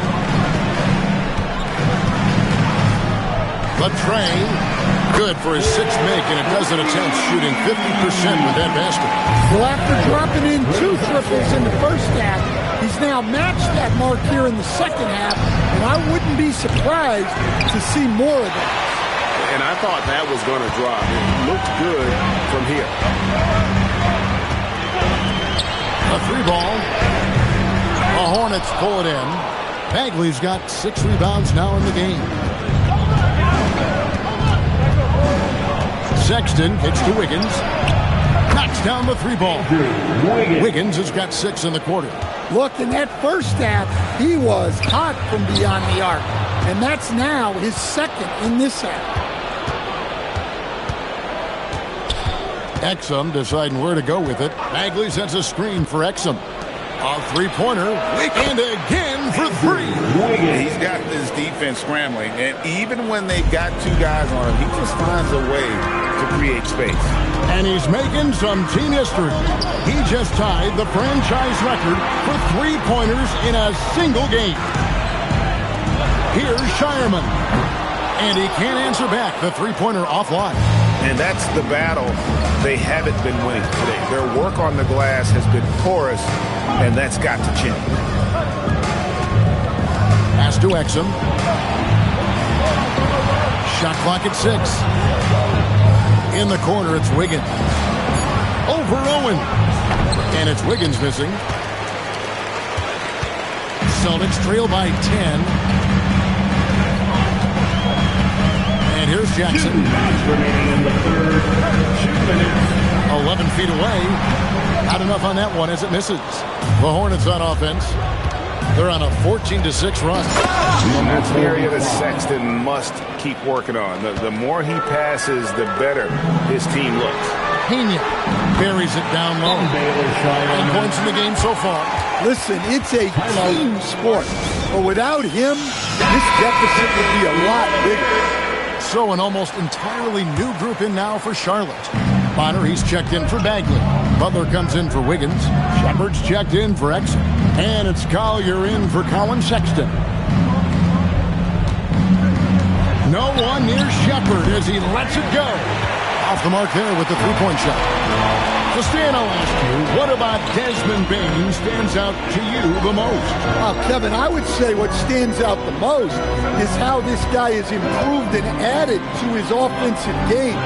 Came into the league as basically a shooter, but now he has added playmaking and shot creation to his game. He can put the ball on the floor, take it to the basket and finish, or set up his teammate. That one drops for him. Assists like that have typified their effort today. Terrific ball movement. 41 seconds left to play in the third. Owens, no good. Charlotte leading by 10. Pass to Collier. Over Carter. Good work defensively by Carter. Austin's gone a less than productive 2 of 6 from 3-point land in the second half. Owens dishes to Carter.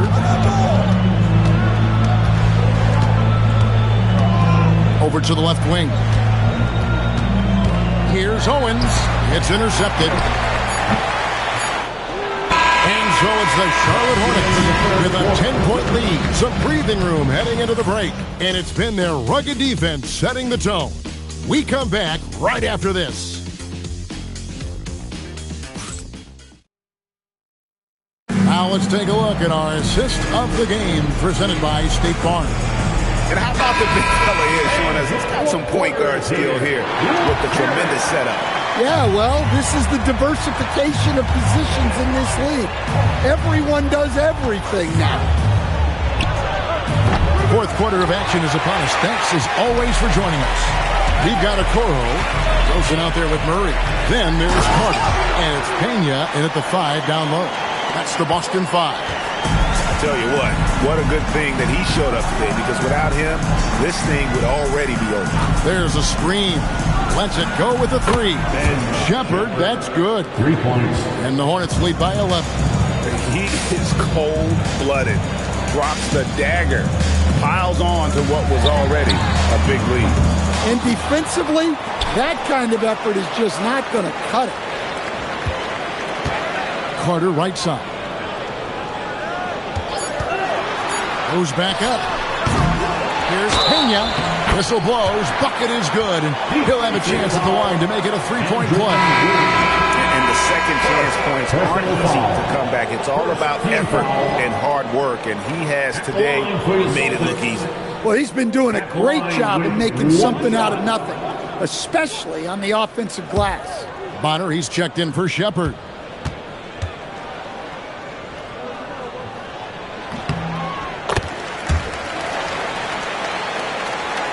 Fourth quarter still young, just over a minute play. Higgins outside. And here's Pachulia. Pass to Collier. Charlotte moving it around. Three-pointer, Butler, and Okoro pulls it down. And not allowing the shooter even an inch of breathing room on that one. There's no air space there whatsoever. That's as close as you can get without foul. To the inside. Takes it off the glass. And defensively, they're on their heels every time the ball comes inside. And so it's Charles Lee calling timeout. It's a chance for them to regroup and refocus. Jackson, he's checked in for the Celtics. Marvin Bagley's checked in for the Hornets. Shepard comes in for Butler. And now let's send it over to our courtside reporter, Allie LaForce. Over that last break, I got a chance to hear what Charles Lee said to the team. And despite the lead, they are still coaching this team hard. In the huddle, they told their guys to stay alert. Do not give them anything easy. They want to protect this late lead, guys. All right, Allie, thank you. Hornets leading by 6. Here's Collier outside Bagley. Pass to Wiggins. And he banks in the layup. Wiggins has got 32 points in the game. His scoring is a big reason why they're up right now. Let's see if they can close it out. The sharp interior passing is so important. The best way to create high percentage buckets. Here's Shepard. Here's Collier. 11 feet away. Pachulia. Then Pachulia with the dunk. Oh, that's straight TNT, baby. Explosive. That was pretty, and he just has that effortless knack for getting inside. He's really trying to work the ball inside here and starting to get results. A lot of that offense coming in the paint here in the second half. And some stats here, guys. The scoring breakdown for the Hornets. Well, their passing has been just exceptional, and it's opened up the floor for them on numerous occasions. And we're also seeing a lot from them at the arc in this one. Tonight, it's been all about that three ball for these guys. Now, here's Exum. On the wing, Wiggins fires the three. Good! Another from 3. He's now set the team record for most threes in a game. Unreal. And a lot of it stems from his confidence. Even when he misses, he's sure, he's positive the next one's going to go in. Now, Exum outside Sexton. And that comes off the assist by Exum. And now it's an 11-point Charlotte lead. And the D has gotten a little bit laxed here defending the triple. They grab their own miss. Outside for Jackson. Here's Ricochet. Boston again missing. Charlotte leading by 11. Now Wiggins. Out of bounds. Boston ball.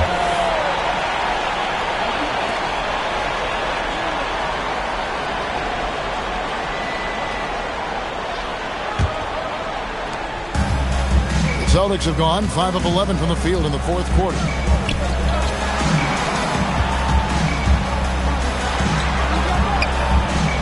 Jackson outside. Shoots the three. Rebounded by Sexton. Hornets leading by 11. Exum with it. Wiggins. The three is off.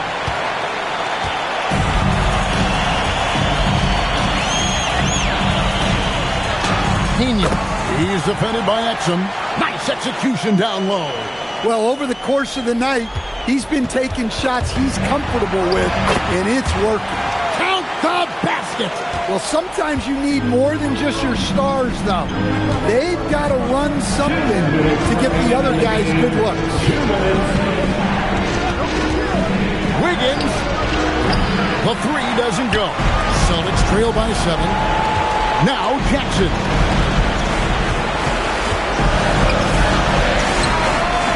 The long shot, no good. They need buckets to stay in this game. That's not the shot they're looking for. Wiggins outside. Bagley. 2 points. That one goes. And we saw this from Bagley in college. He has very good touch around the rim. We've got a timeout from Joe Mazzulla. He knows every possession is critical now.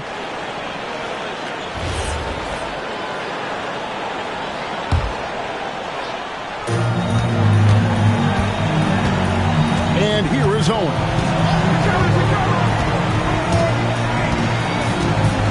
.116 left in the fourth quarter. That's off. Yeah, credit the defense there, not allowing the easy layup. Here's Bagley. Outside, Sexton. Now Wiggins for three. Can't get it to go. Well, another 10-cup moment here because he continues to miss shot after shot from three-point range. This is not a fourth quarter he's going to want to remember. A steal. Here's Bagley. Jackson with the rebound. Fate looking very thin now, Greg, with very few ticks of the clock remaining. They'll need something special to happen, and it needs to happen fast. Here's Sexton.